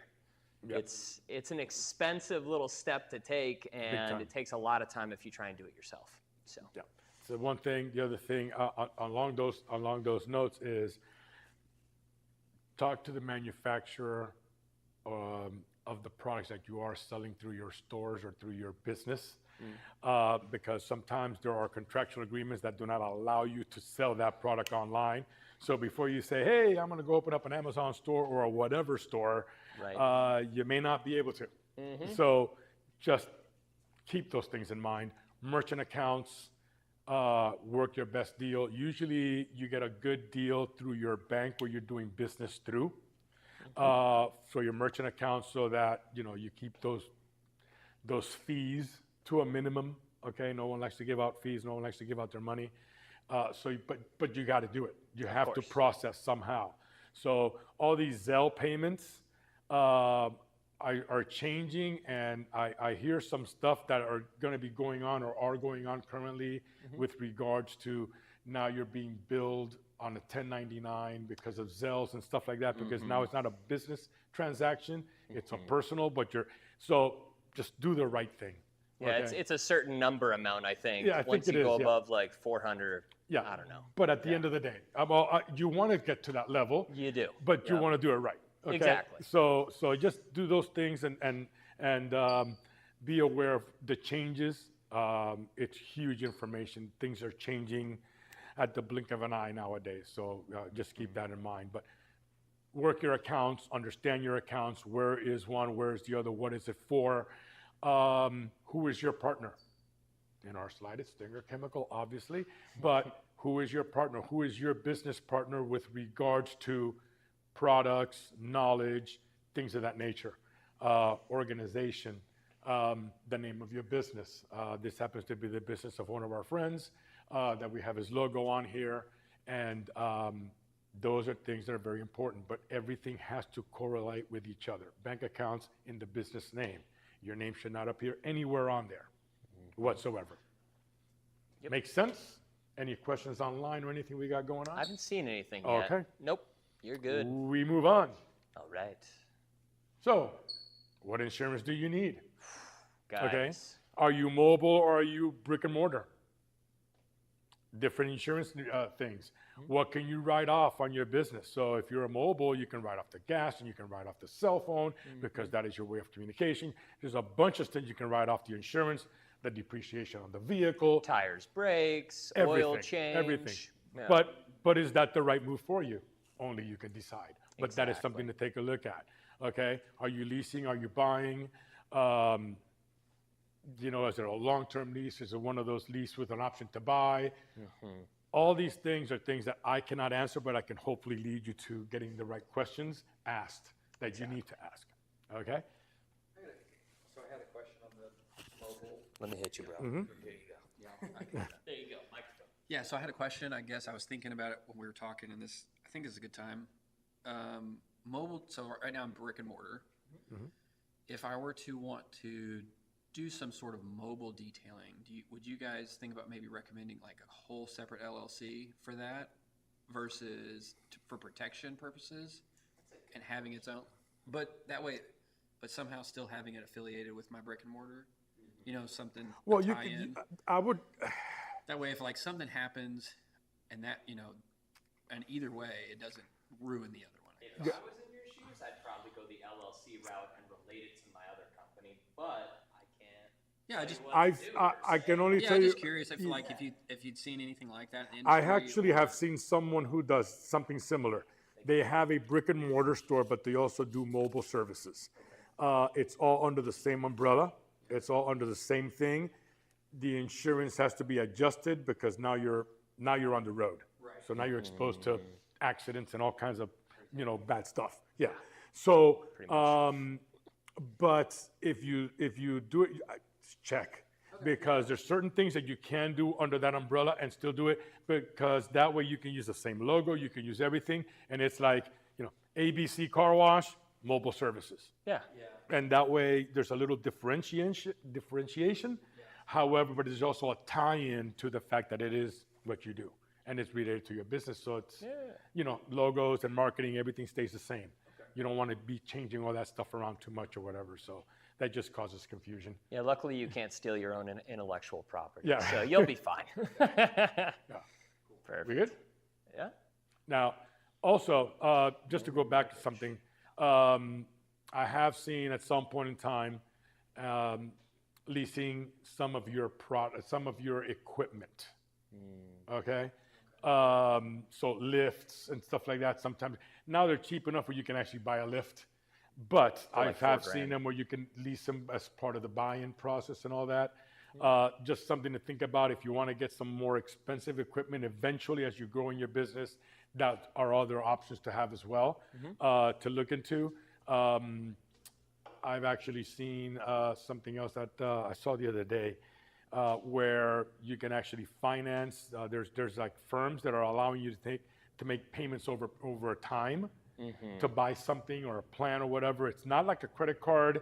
It's a credit card, but it's like a credit account more Yeah, so. it's a payment plan. Something I've like seen that. these before. Yeah, and it actually works out well if you think about it because it's a nominal payment on a monthly plan, but allows you to buy more good stuff, buy more fun stuff, or buy trainings or whatever it is you want to use it for. So that's not a bad at all. And I think there's like a 0 APR. There's no interest Yeah, for the first while, but then it I gets think something like that. jacked Well, up. of course. Well, they gotta, someone's making money. yeah, well, guys. they I have mean, to make money if they're going yeah. to finance it. So, Yeah. but nevertheless, it's just another option to take a look out there because that's going to allow you to set your business up for success. Yes, it lets you have more offerings. I mean, Yeah. just like the scissor lift, what an investment, guys. Yeah. Well, I mean, when you're If you starting can out, save your back. yeah. Well, when you're starting out, you don't have a whole heck of a lot of funds to throw at this. Right. Okay, so you're Yes. going to be, nickeling and diming it a little bit as you start off, unless you happen to have a boatload of money lying around, but and you want to open up a detail business. But it allows you to, close the gap Right. on making it more successful and being able to have those things that you might need and you will need eventually because your body breaks down. All these things you got to take into account when it comes to pricing. We'll talk a little bit more about that. Is how do you finance other parts of your life as part of your business to take care of you and your family? Pretty much. So here we go. Awesome. Chemical tools and accessories, guys. So in the detail industry, we like to compare ourselves a lot to mechanics. You look at the average mechanic with their 20-foot toolbox that they've got. Do you think there's only 4 or 5 tools in that toolbox? No. There's a reason. Is there a use for 17 different screwdrivers?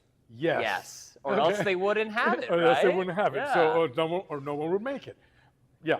Your That's toolbox. the idea. Yeah. So basically, it's very important as a detailer, obviously, to have a certain base set of essentials. Your soap, degreaser, an interior cleaner, maybe an all-purpose, some brushes, some towels. Okay. You can get by with a minimal amount of equipment, right? But the important thing about equipment is that the more you invest in your business, if you're wise about how you do it, you're going to do it to improve quality and speed. Because those two things, if you can maximize the amount of work you get done in a day and up the dollar amount you're making per hour, that's going to make you far more successful as a business, right? So it's very tempting as a business owner to squirrel away the funds and never reinvest back in yourself. Don't put the paint on the exterior of your building. But what's the byproduct of not doing those important things that we need to care for? It makes your company look less professional or not have the results that you want to put out for your customer. So we're really big on, one, chemical is just a tool, just like any other. Investing in good polishers. I mean, there's a lot of options on the market nowadays, right? Oh, good God, yeah. And Almost like ceramic coatings. There's too many, in my opinion. yeah, but pick the one that works for your business. Right. Do the online reviews. Look at the worst reviews first before you look at the good ones. Yeah. Okay, because usually they're pretty round out and give you a really good idea. However, look at the warranties. Look at their service provision for those particular polishers. It's not just the polishers, man. It's everything. Don't use a cheap extension cord, okay, that doesn't hold the power that the tool needs because that could damage it. All of these things work into it. It's all these things that you learn, when you're using a really thin extension cord and you see it start to kind of like Fray. and stuff like that, buy a new one and buy a thicker one, buy a better gauge one that's going to allow you to pull that power that you need for your tools, because it doesn't damage it, it maintains it longer. All of these things that you look at, I'm not talking down to anywhere you can get them, because you can get polishers from as cheap as $60 to as expensive as $700, okay? Somewhere in the middle is where the sweet spot is, let's be honest. But pick the one that's right for you. Sometimes that $60 one is the one you need to start off with, so you can, get your practice in. Never on a customer's car. Local junkyards are really good to go buy pieces and practice on, okay? Or your own car, but not on a customer's car. All of these things need to be taken a look at, and we overlook them a lot of times because it's just a matter of, just get me an extension cord, and you have no clue of what power it draws or the throughput. The chemicals, understand the chemicals that you're buying. Okay, understand what you're paying for those chemicals and what you're getting, which we touched on the prior class, that we will touch, I think, a little bit heavier on going forward. Accessories, good God, accessories are a dime a dozen at some point in time when you start Look at looking that wall. They're everywhere. So this is a smattering of what you can get anywhere, okay? You can get them cheap, you can get them expensive, you get the ones that work for you, understand them, fool around with them. You're gonna eventually dial in the ones that you wanna keep using and you want to use in your business that are going to add in to, so basically what you wanna do is whatever, you don't wanna take out of the paint or the surface whatever you're not putting in. So some of them are safer, some of them are cheaper that are gonna be more problematic. Do your homework, get the best quality products that you possibly can get, regardless of what it is and where you get them from, for your business. That is always going to help you in your business to grow, because your customers are gonna like the finished product. Exactly. I think a good way to think about this too, guys, is look at your average day, see which equipment you use the most, optimize that first. Yes. I can't tell you how many detailers I see out there with an electric $100 pressure washer, and their washes are taking double the time because they've got 1,000 PSI and half a gallon per minute on that vehicle. You know what? It might make more sense to have a hot water pressure washer. Even though it costs $3,000, that thing comes with a 10-year warranty. Every car is going to go easier. You're going to use less chemical, and you get a better end result much faster.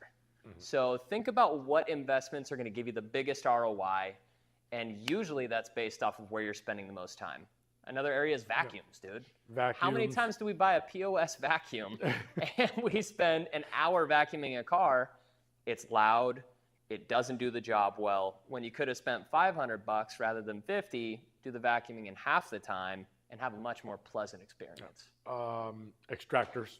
Same way. You can get those little homemade ones and whatever, and it's not going to do the work that a workhorse will do. And in the long run, with the warranties and the backups for those machines, it's a better investment. It's understanding what you're investing in. I always looked at it when I bought something cheap, and we were starting out because we didn't know, okay?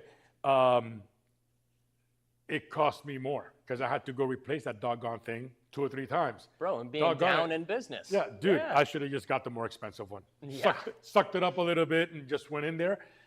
But I understood after practice that that's what I should have done, but you learn. So now if I invest in it correctly, right, okay, what I can afford, now my learning curve has just definitely gotten smaller and allows me to be successful quicker. And you appreciate it a lot more if you start with a piece of crap and then invest in the thing that you good know God, is going to make life easier. It's such Yeah, a more satisfying experience. absolutely, absolutely. So that goes across the board. Chemicals, your tools, your accessories. All the above. We'll get into all this stuff. Training and education, like I said, Yes. get as much training as possible. No, do not become a certified YouTube detailer. And what I mean by that is thinking that because you went on YouTube, you're now a detailer. What I mean by that is, get the education from there, get the education from anywhere, but learn, put it to practice. so that you can see if that works for you, if whatever you saw works for you. Get certified wherever you can with whatever you can. Now, keeping in mind about certifications, you can get certified by Tom, Dick, and Harry because he taught you how to wash a car.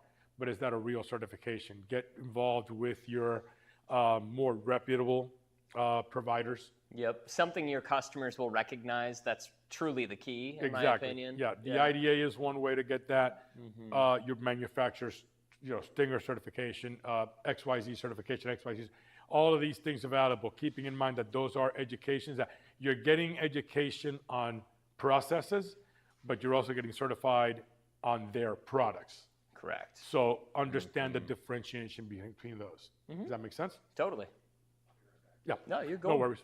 Yep. Yeah, straight through that door. Yep. So those are some of the things that I like to make sure that I make clear because, well, I'm certified in this. Well, one of the things that's funny, like the coatings. Oh, I'm certified in XYZ coating.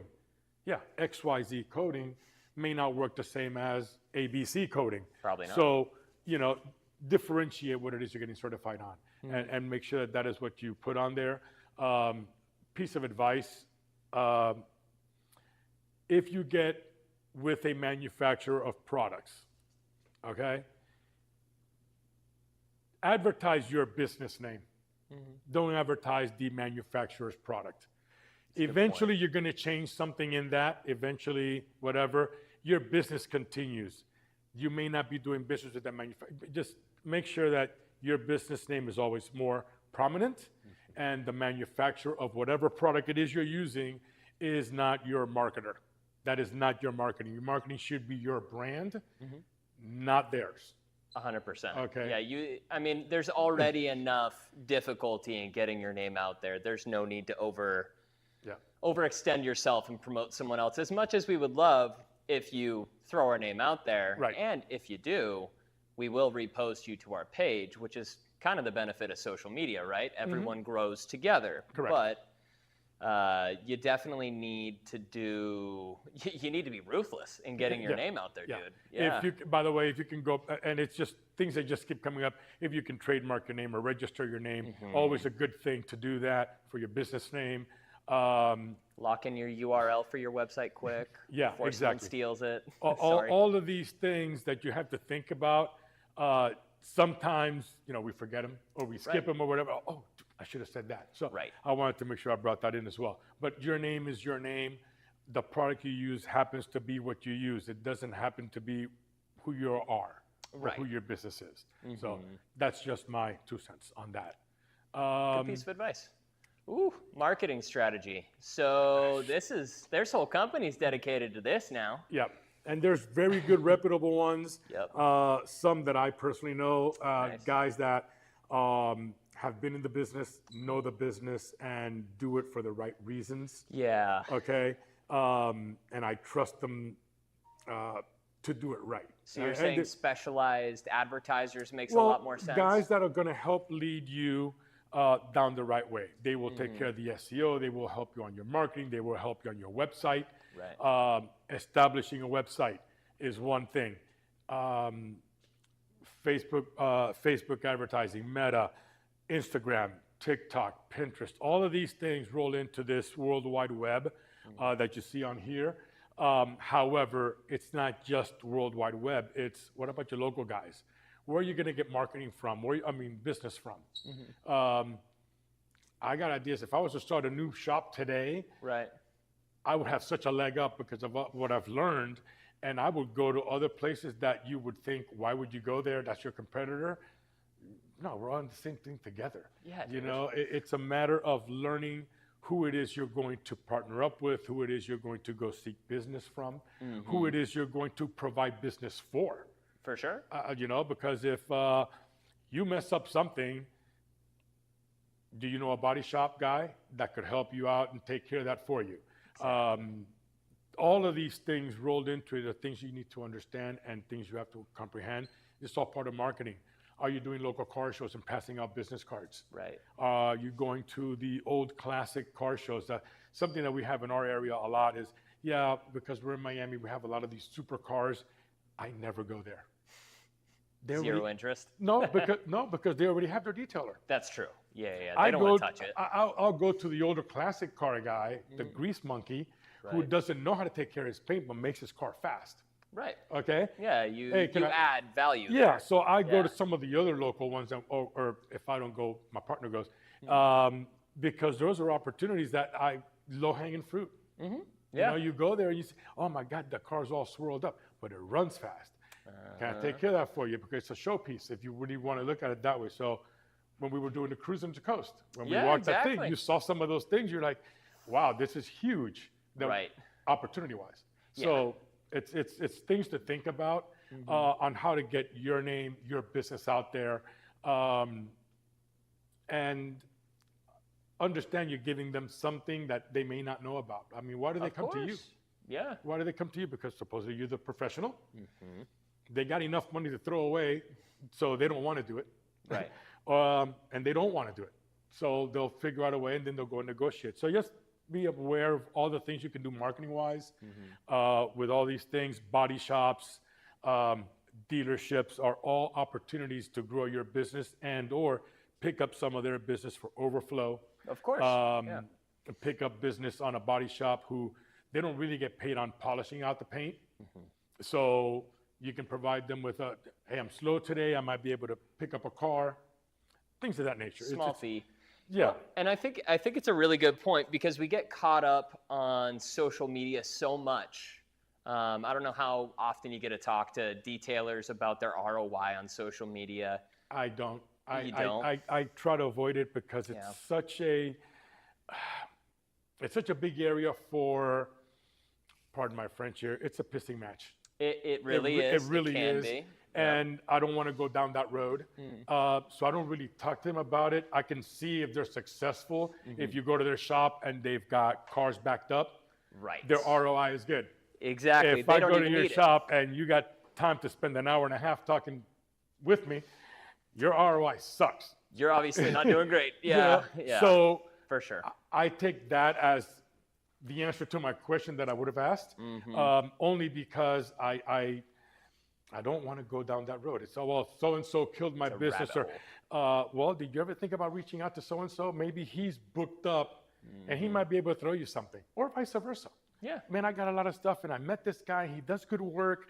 Maybe I can farm something out to him. Doesn't mean your customer's going to go there, but you can always sublet something to, or maybe you are a superstar and you're great at paint correction, but you don't want to spend an hour and a half washing that car and getting it ready. Yeah. I'll have my local guy who I know does a really good wash. I'll pay him his thing. I've already built it into my cost. Yeah. Boom. He can come and wash the car. I can now concentrate on what I got to do. So it's just different things, different ways of doing it. Yeah. So social media is kind of scary to me in that aspect because you're never going to show your POS job. You're Right. always going to show the end result. Show me what you did before. Exactly. The before and after is important. I was just going to say that a lot of times we can get fixated on the marketing strategy that a lot of these social media companies want us to, whether it be paying for ads, paying for more reach, stuff like that. From when I've talked with different detailers, there's not always a giant ROI in that market as far as like, oh, I put out $500, I didn't see all that come back. Well, because where's it going? Because when you go on If you don't focus it enough, who knows? well, that's the thing. The Right. thing is understanding that. That's why you want to get with an SEO partner or someone who Yes. understands that. Because what's going to happen is a lot of times, if you're going to go do it on your own, oh man, I got to save a couple of bucks, so I don't really want to, pay X, Y, Z's, whatever. What happens when you put out and you buy an ad? It goes out to everybody. Yep. It's unfocused. I don't want it to go out to everybody. I want it to go out to my local area. I want the local guys to come to me. I don't want some guy in Podunk, Iowa, seeing what I did down here. Sure. I'll never get his business. No. So Why waste the money on it? why waste the Yeah, money on it? So I get get you. someone who understands how to focus those on your local business area rather than just throwing out a wide net Right. and catching as much as you can. Views are great. Views that give you money are better. Exactly. It does not always equate to money. Yeah. So Well, and there's other things to consider too, because in the detail world, there's a lot of opportunity out there. There's always new car dealerships, always new used car dealerships, but a lot of people get caught up fighting over the same kind of business rather than trying to find a niche that is not being serviced well. A good little example of this, I had a customer back when I used to sold chemical who he detailed semi-trucks his entire life. I think 20 years early on, he focused on That's that. got to be tough. Hard job, guys. Really tough job, okay? You're always crawling. There's always a chance you're going to slip off a tank or something like that.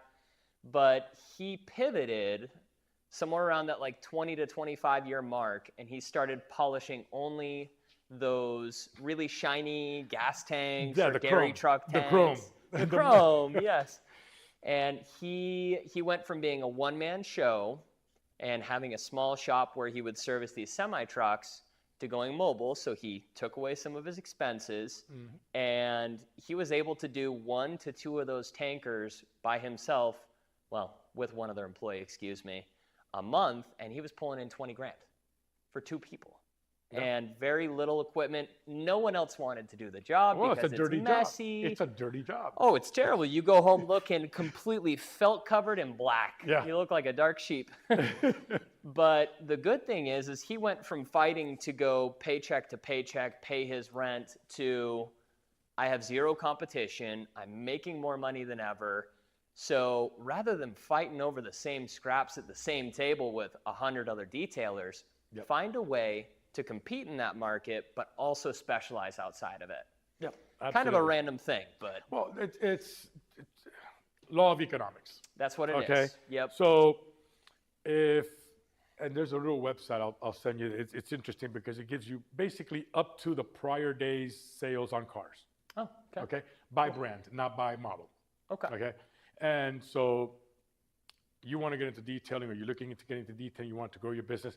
I want to go do a Ferrari. I want to go do one of these supercars. I want to go do that. You go to these areas and you find out how many actually are sold new. How many Ferraris are sold on a monthly basis? Minuscule. How many Toyotas are sold on a monthly basis? How many Hondas are sold on a monthly basis? There's so much more opportunity in markets that you can aspire to that. Good God, please aspire to that. Please do. Okay, but don't step on a 20 to pick up $1. Okay, step on $1 to pick up a 20. Yeah. Because even if it's volume, that's how you build your reputation. That's how you build your loyal customer base. And these opportunities are sometimes what we overlook. So because it's not sexy. Exactly. You know, I've seen guys literally detail Lamborghinis for free, and they'll waste 2 days detailing it just so they can post about it.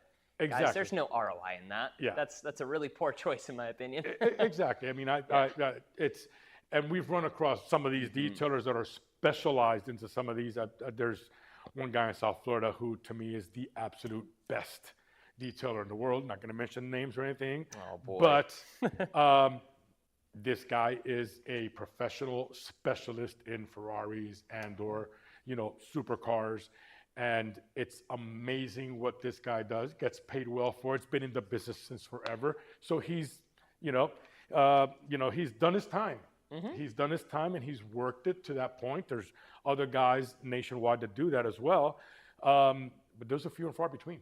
Oh, yes. Those are very Not few and enough far cars. between that are specialists in that. And there's limited amounts of cars. Yeah, you think about any market. Granted, Houston is a very big market with millions and millions of people, but there's probably 1,000 supercars here, if that. Well, I don't know, man. They got a big Maybe sports. more? Well, they got a lot of sports in this town, so they got a lot of superstar athletes. Let's call here it that- 5,000. Yeah. There's been. Remember, they got baseball.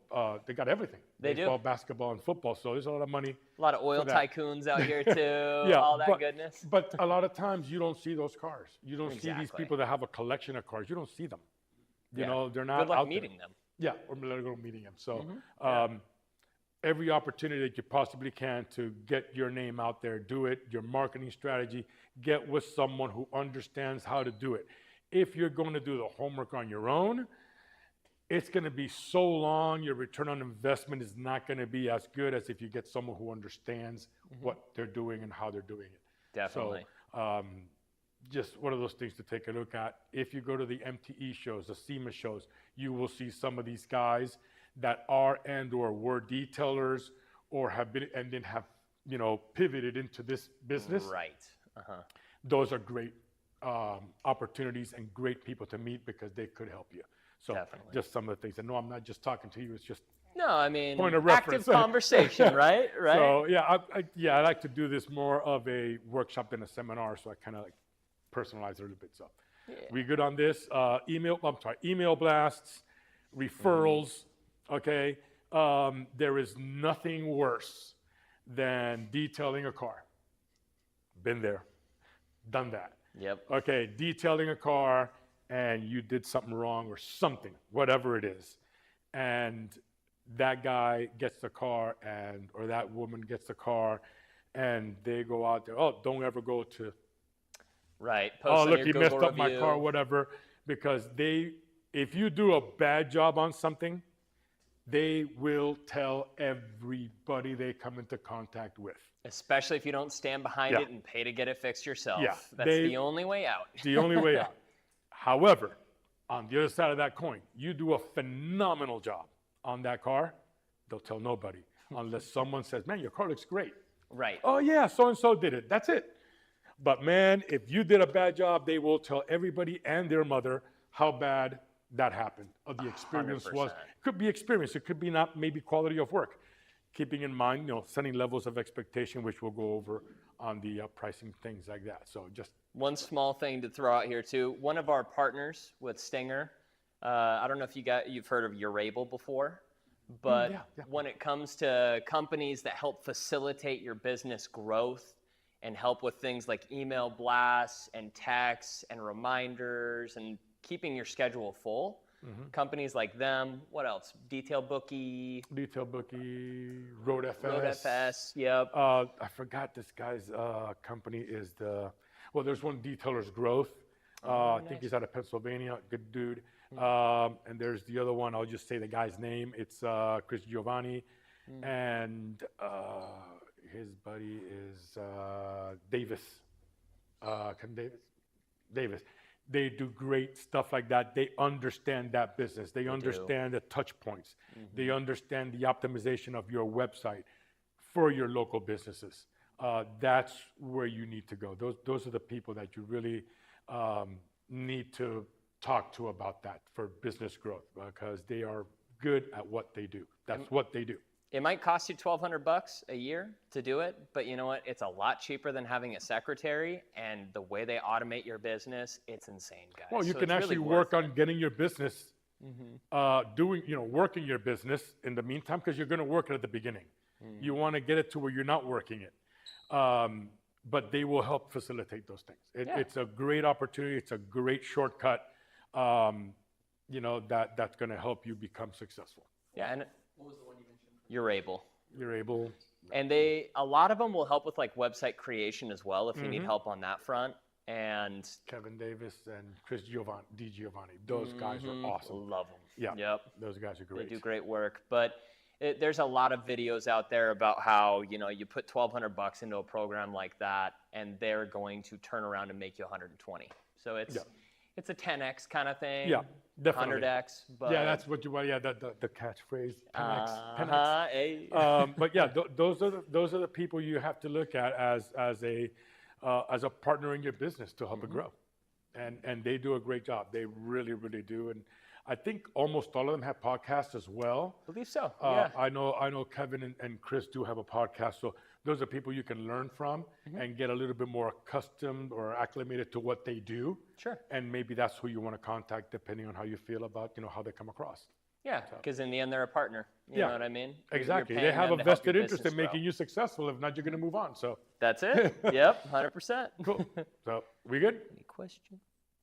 Yep, we're good. Oh boy, This is it. Okay. this is the big one. Yeah, this is a fun topic because everybody's like, hey man, I can do it for $40, I can do it for $150, I can do it for $10,000. I don't care. It's just want my car to be shiny and clean and smells good. That's right. Okay. What am I willing to pay for that? Right. That's what the pricing is. That's where, but it's not negotiable as a business owner. Right. It's not negotiable unless you need it to be. Unless you're desperate. Yeah. So understanding your pricing. So on average,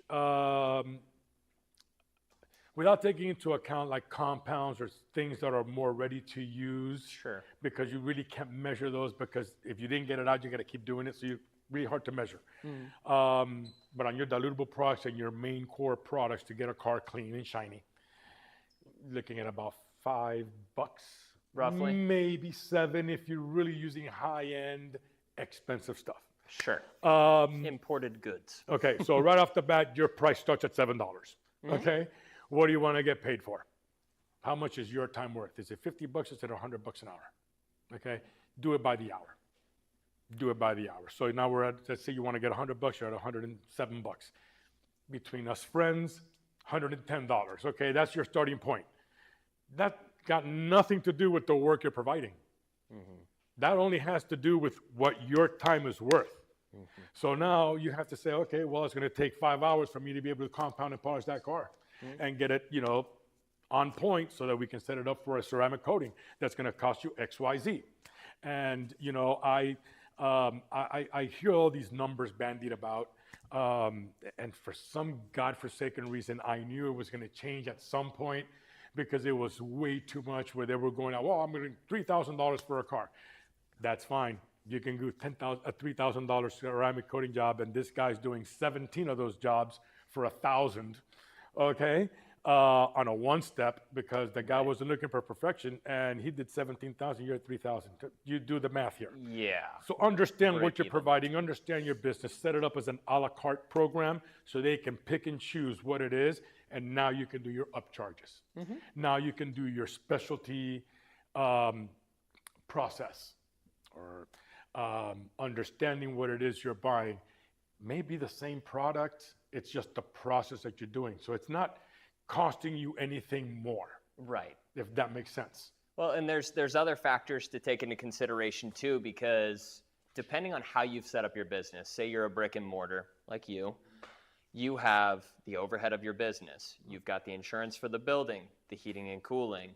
You've got, if you have employees, you have a fixed employee cost on a monthly basis.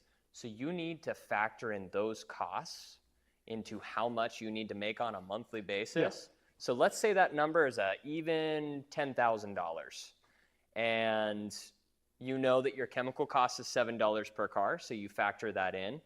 How many jobs do you need to do a month to be able to break even, and at what price point do you need to be at to still be attractive enough to the customer, but also profitable enough that you can keep your doors open?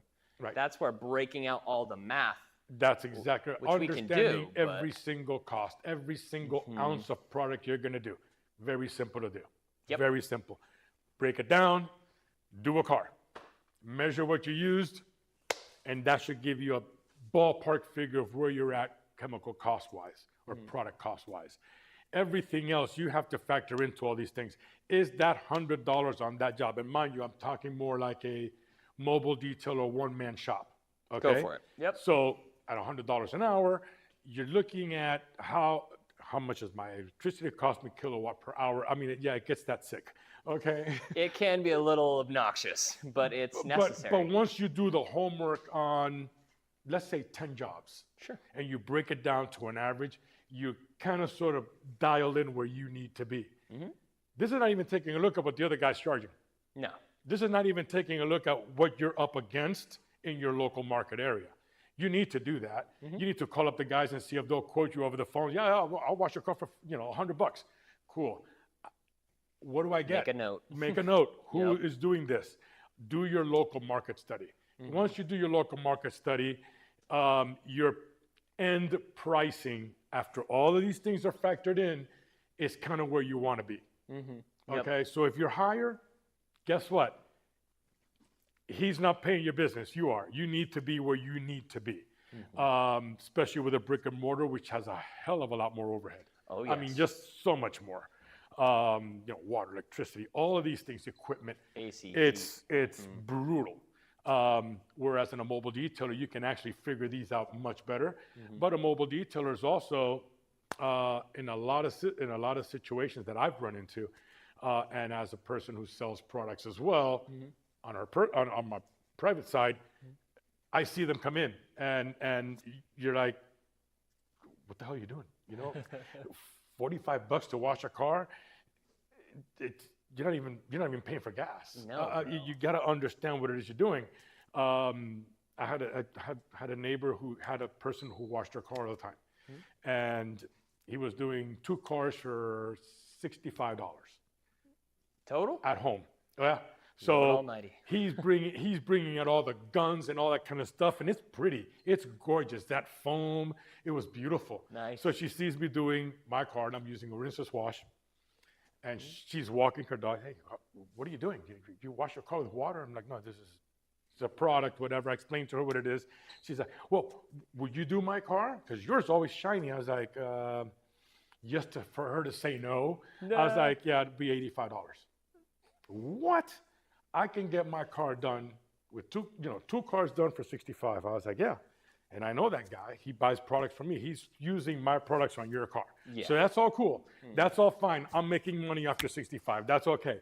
However, my time is now worth $65 for 2 cars.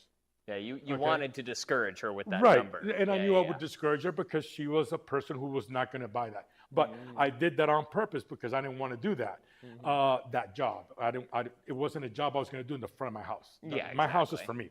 So once we get that, she goes, well, why would you be so arrogant to do that? And I was like, because I train people like those on how to do those jobs. And I know what he used on your car. You have 2 Mercedeses. I would not have used those products on that car because I know what he buys. So I'm like, well, it's my cost of doing business. Yeah. And if I'm going to do it on my time, not through my business, you're going to have to pay for it. I could have done the job in 20 minutes. I mean, it literally is. Her car gets cleaned, but it was just on purpose to not do it. But now I know this guy's charging $32.50 per car. It's crazy. And you don't want to compete with people on the low end. Yeah, You don't want to lower exactly. your cost or your pricing to adapt to Because others. once you go down that rabbit hole, it's a race to the bottom because how low is he willing to go, and can you afford to go that low? Not worth it. It's not your customer. And the cheaper customers tend to be the biggest complainers, the most nitpicky, and they're not going to be the people that stick around because the second they hear of a cheaper price, they're going to leave you. They're gone. They're not faithful. They're gone. They'll drop you for 25 cents. They will. To the next guy, but you know what? They'll eventually circle back. Yep. Because they're like, damn, he wasn't really that bad at the end of the day. Right. And then they'll drop you again. It's a vicious circle. So do you want to chase your tail? No. Pretty so much. Understand your local market. Compare it to the total services that the person is charging for based on what you're going to be charging for it, what services you're going to provide under that. Understand what he's buying. Okay, because he might be cheap because he's buying cheap product that's made at a local bathtubber.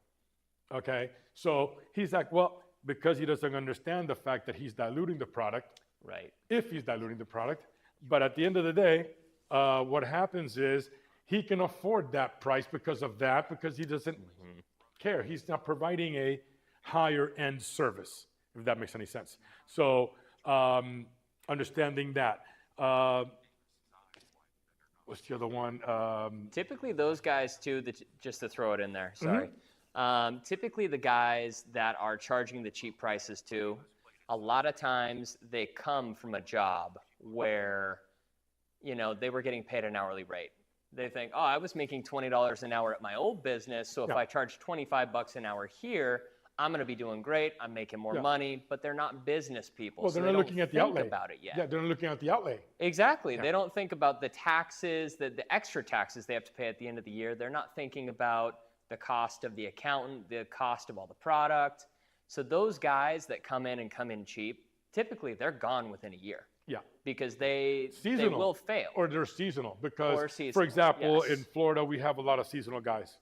Okay, so the snowbirds come down during the nice weather. Okay, and so detailers pop up. They're gone at spring. Yep. So are the detailers or the people that just opened up temporarily. They don't have any sustainability, so they're not going to be around long. And that's the unfortunate part of that when you run your business based on the local market price, based on the lowest guy, so you can get the job. Right. So more expensive is not necessarily more expensive. It's kind of like buying great product, okay, at a higher price, but it's great product than buying substandard product at a lower price. You're going to buy that 4 times before you buy a second one of your higher end one. It's just better quality, better performance, better whatever it is in whatever category it is. Well, and you can approach it a lot of ways with your customer too. You know, if your customer starts arguing with you on price, you That's can not your come at customer. that, for starters, yes. Why argue with anyone? You're never going to convince anyone otherwise. But on that note, it's good to make a comparison. You know, like if I was your doctor or if you needed a surgery, would you be shopping around for the cheapest surgery possible?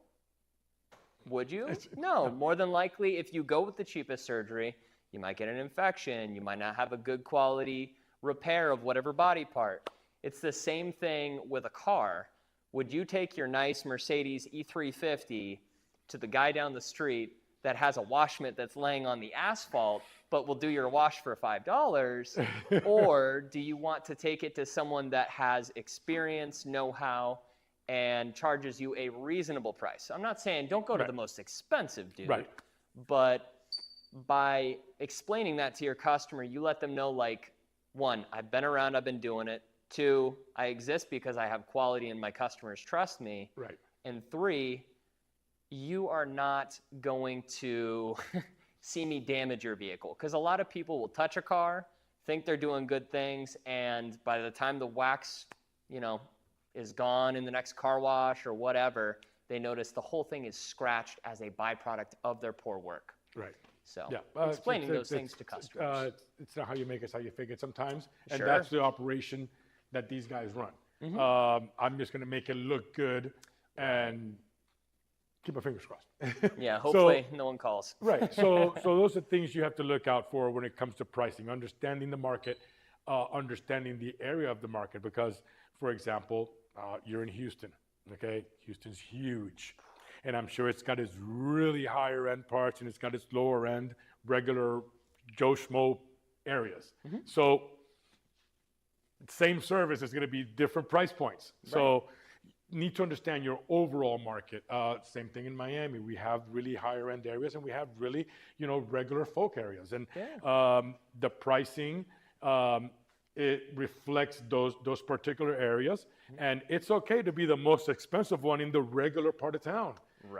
But make sure that it's at the level of what you're providing. Make sure you're using the quality products that you are providing, because some of these products that are made by local, regional, or other national brands may not work for what they're working on, or may be too aggressive, or may not be aggressive enough, or whatever the case may be.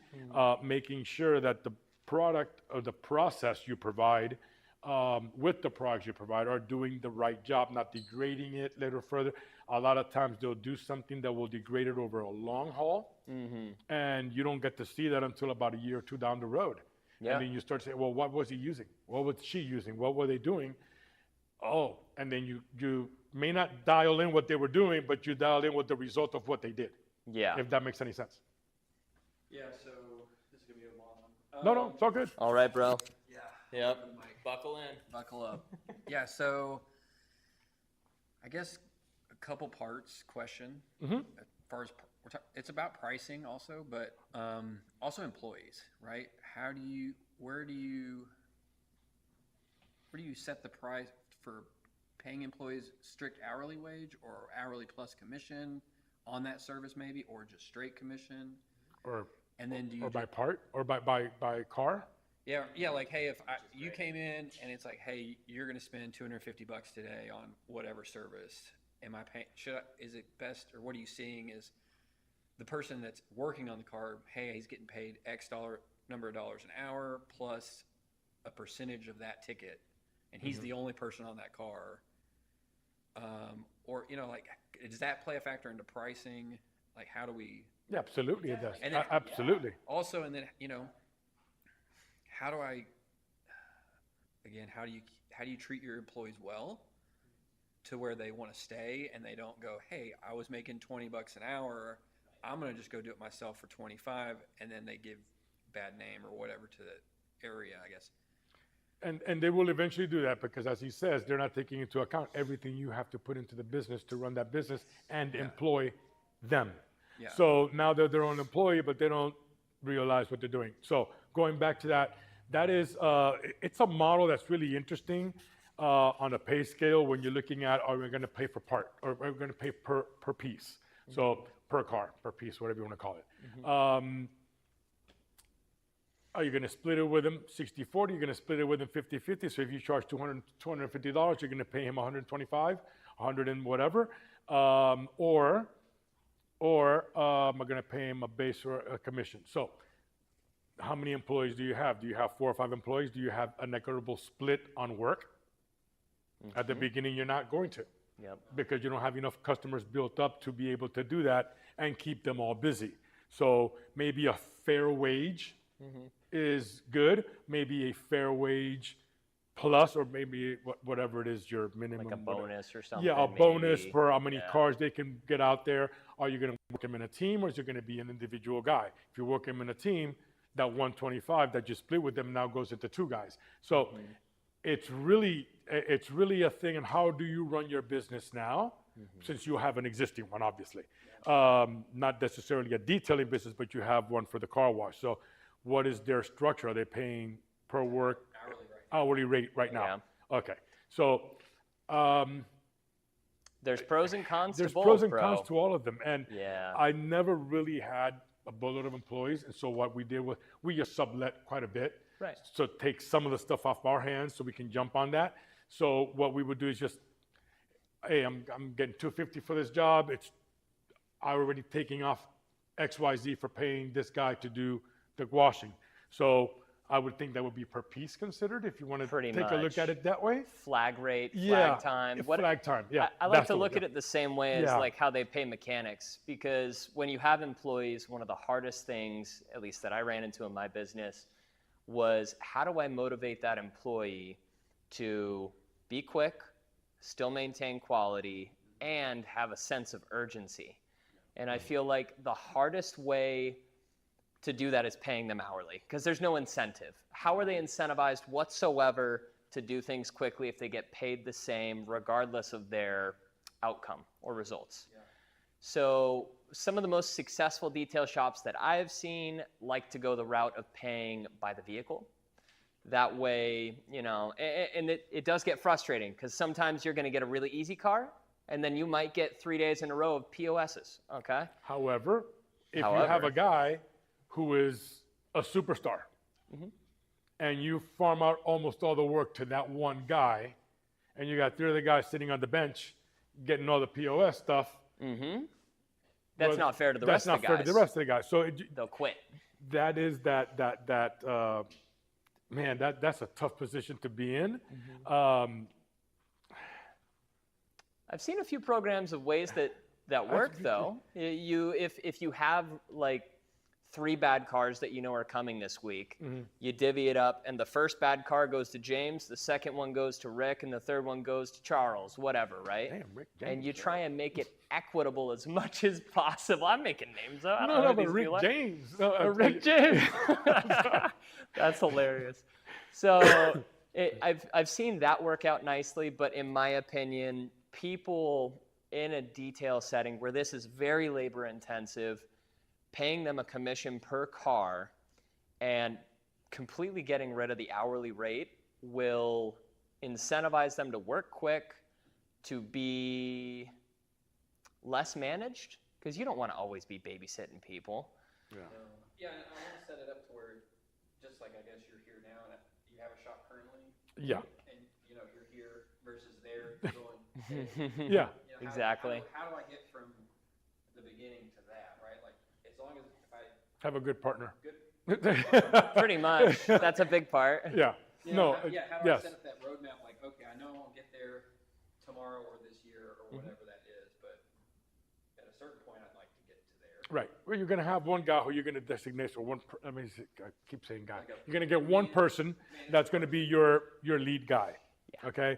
Do you want that person to be a manager? I want him to be a manager of splitting out the work or whatever. I don't want him to be a manager of my business on other things like that, because you don't want to lose control of that. And now he's working side gigs and side deals. You don't want that either. But I like the incentivization of getting a guy. Hey, you have your hourly rate because you need to take some home. Okay, you need to, especially when you don't have a boatload of work, or you don't have a market that gives you a boatload of cars coming through. The incentive way of doing it is it's finding an equitable split so that no one is getting a benefit more than the other guy because they did 7 cars and the other guy did 2. Right. So now it's not fair. Now the guy's like, hey man, I'm working my butt off. Yeah, but you only did 2 cars. Now you get into that explanation thing. It needs to be where who's going to farm that work out, and how is it going to be easy? You know, you're going to get the guy who just walked in from the cement truck and his car looks like garbage, and you're going to get soccer mom whose car doesn't look too bad, but it isn't clean, and then you're going to have the guy who washes his car every day, but he wants or every week, and he wants a detail today. Right. That car is going to be, dude, 20 minutes, boom, boom, boom, and I'm just exaggerating, but it's going to be quick. So taking all those things into consideration, you know, you can establish a minimum based on my service is one of the things that I found that was pretty cool was, so you have like an express service, it's a 2.5-hour job. Sure. Because you're going to deep dive a little bit better than just a regular wash, clean, polish, protect. Exactly. Or wash, clean, protect. So that one you can do well in an hour and knock out $199. That's great, because you're doing everything almost at one step. The express one's going to be a little bit more intensive because you're going to do the windows inside, you can do some of the other stuff. So that's going to be like a 2.5-hour job. Now you're going to have your next level up. Let's just call it, so we don't put a name on it and insult anybody. What's going to happen, that's going to be a 6-hour job. That might be a 2-man job. So how to split that equitably into, hey guys, this level is going to be 2 guys. They already know that, so you've established that. Okay, this express is going to be 1 guy because 2.5 hours you should be able to get this done, or whatever time frame you set up on it, based on what services you're going to offer on that. It's such a hard thing to do. Are you going to start offering, eventually going to start offering ceramics? So maybe it's just, this is for this, and then a ceramic application, I'm going to give you 10% of what that cost of that ceramic job. It's so hard because you want to be fair. You want to be fair to your business. You want to be fair to them as well, because the last thing you want to do is have a guy who cuts his teeth and learns on your business, and then he leaves. Goes and opens his own. Yeah, you want to keep your best people. You want to treat them best, because the last thing you want to do is have your best people leave and go because of price or because of ego, because a lot of time it's ego. A lot of time they'll leave just because they think they're better than whatever it is you're offering, but you're not that good great yet, but you think you are. So it's man, that's those labor negotiations are so tough. But I mean, if depending on what time we finish up and all that kind of stuff, we can talk further on that just to help you come up with some ideas and stuff. I think that's a really a topic that really needs to be focused on, because it could create the success of your shop. It could create the downfall to some degree, because now you got a bunch of egos going up against each other, and you got to be a referee. So yeah, the drama in your daily life might not be worth it. That's why I stay off social media. Yeah, I know, right? Well, and there's other factors to consider too, because if you spend the time to train each of these employees individually, that's money and time that you're taking out of your schedule that you could be putting into the wash, right? So one thing that I've noticed with certain successful shops is they will train the trainer. That's what we always talk about. Yeah, trainer. So pick a guy that you feel like is management material for a few reasons. One, you need someone that's reputable, that can actually quote jobs and charge people appropriate pricing. That's huge, because if you're just blanket pricing stuff, you're missing out on margin all the time. And 2, if you have this guy doing the pricing, divvying up the work. It takes that workload off your schedule, and hopefully you get them trained somewhere reputable so that every time you lose an employee and you hire another one, he can take that load off your shoulders, do the training for you. So that would be my only piece of solid advice. Outside of that, you kind of got to find a happy medium. I mean, I'm not an hourly person just because it's a very labor intensive and difficult job. But if you do hourly with some kind of commission like David was talking about, you incentivize. You got to think about the incentive. Yeah. And on the hourly thing as well, it's making sure that your services are timed correctly. So just for giggles here. So let's say you want to do a service that's going to cost $1,200. I'm not going to name services or what's included. Let's just say it's $1,200, and you're paying by the piece. He's got no incentive whatsoever to turn that job around fast and do another one that day.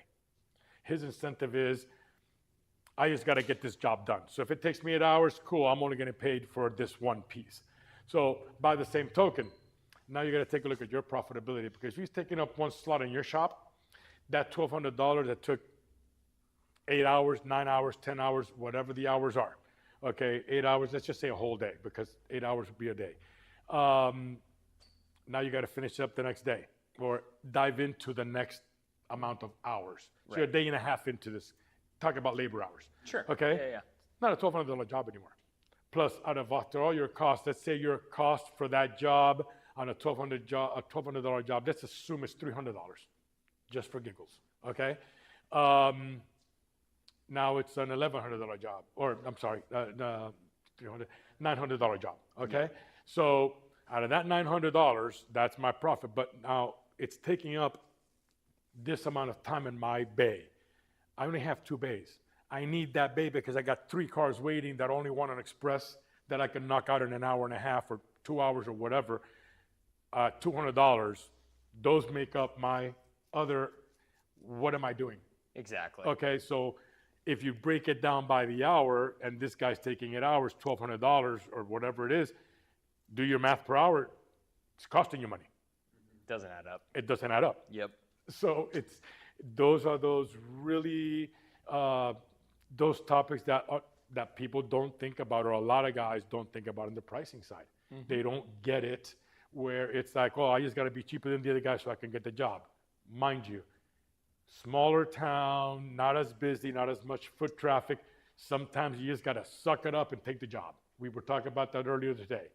And you know what? Maybe that 30-minute job or that 1-hour job, paid for your gas for the day or for the next day, whatever, that's cool. Right. But those are few and far between. You don't want to take anything like that. But you're in a smaller town, you're going to have to suck it up at some point. But in a bigger town where you have more opportunity to, you don't have to. You can if you want to, but you don't have to. Those are the discussions you got to make for your business. Well, and on that same note, granted, it doesn't apply to you because you are in a big town, right? But if you do live in a smaller town, say for the guys on YouTube, typically your cost of living is going to be lower anyways. There's only a certain amount of cost that a customer is willing and able to support in an area if there's less opportunity there. So your dollar is going to stretch differently than in a city like Houston. Houston probably costs 2 or 3 times more than a small town in the middle of nowhere. Right. So you have to make up that difference, but don't feel super stressed to do that. Yeah. And you're getting ready to launch this and stuff like that. It's great questions to start addressing before, so you can take all of these things into account as part of your business setup. But luckily, that particular side of it is a function of your setup rather than, part of the setup that you have to take into account on day one.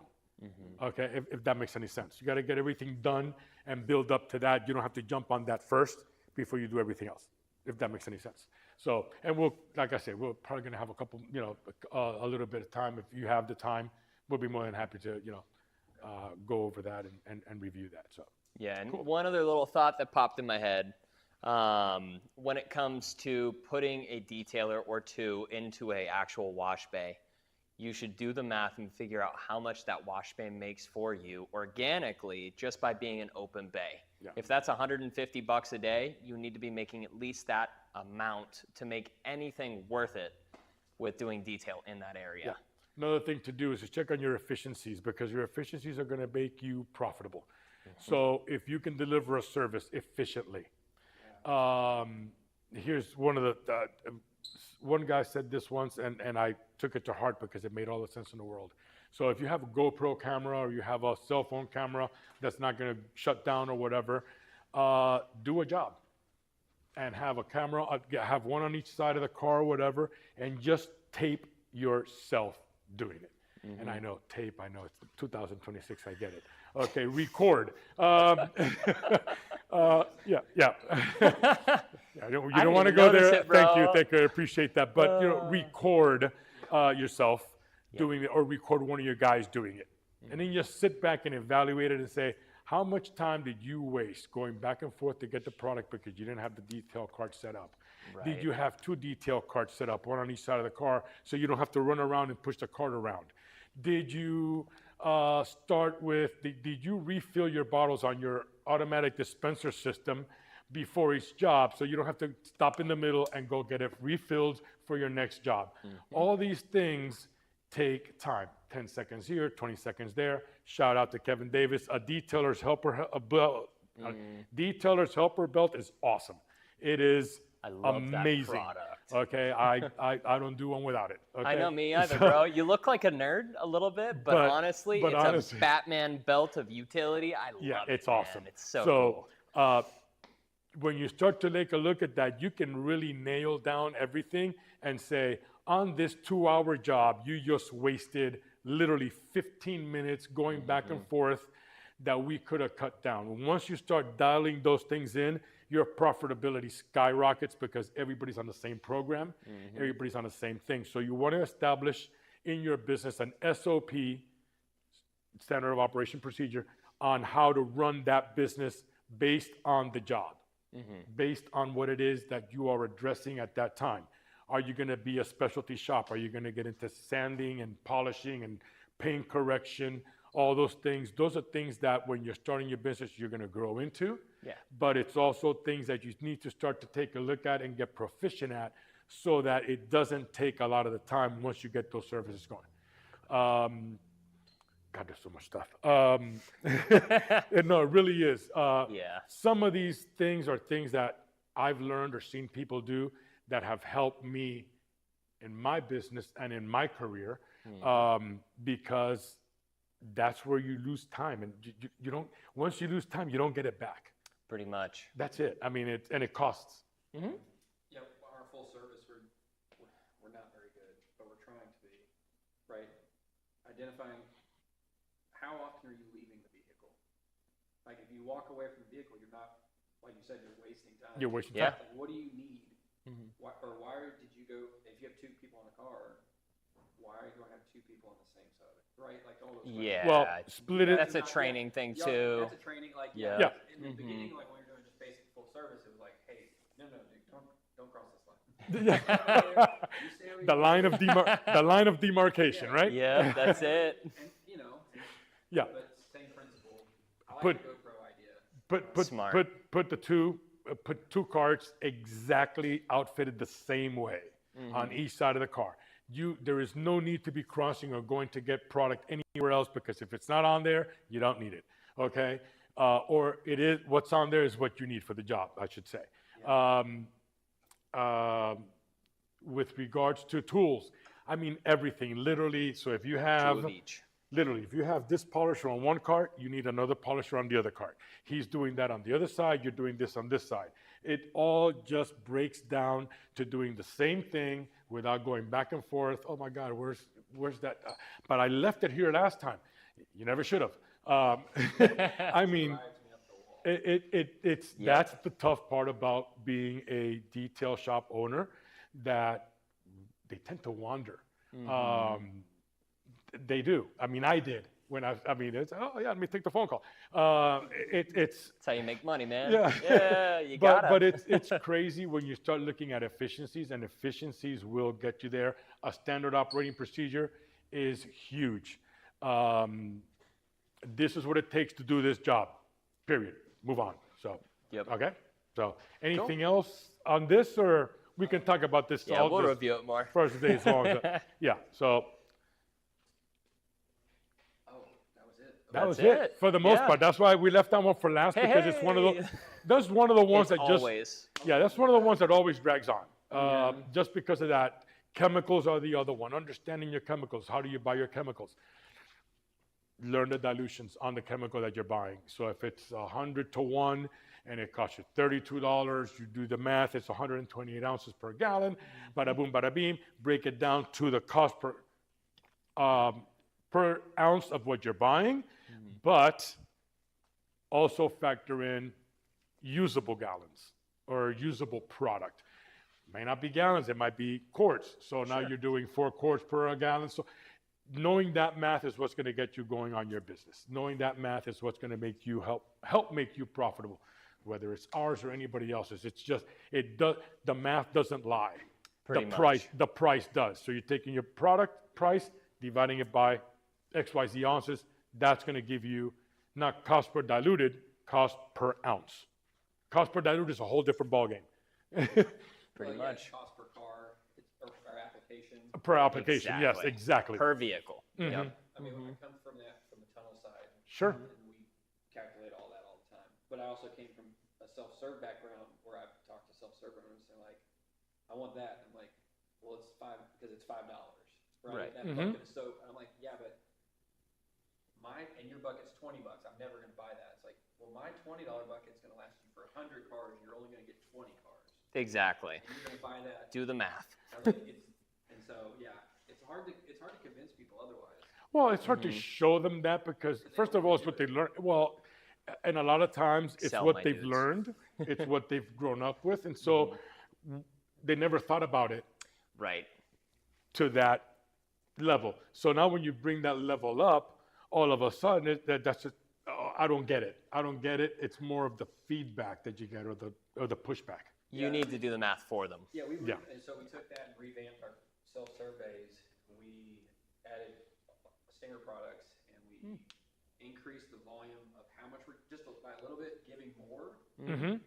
and better quality products. Like that was something we, hey, I don't Wait a want minute. to cheapest.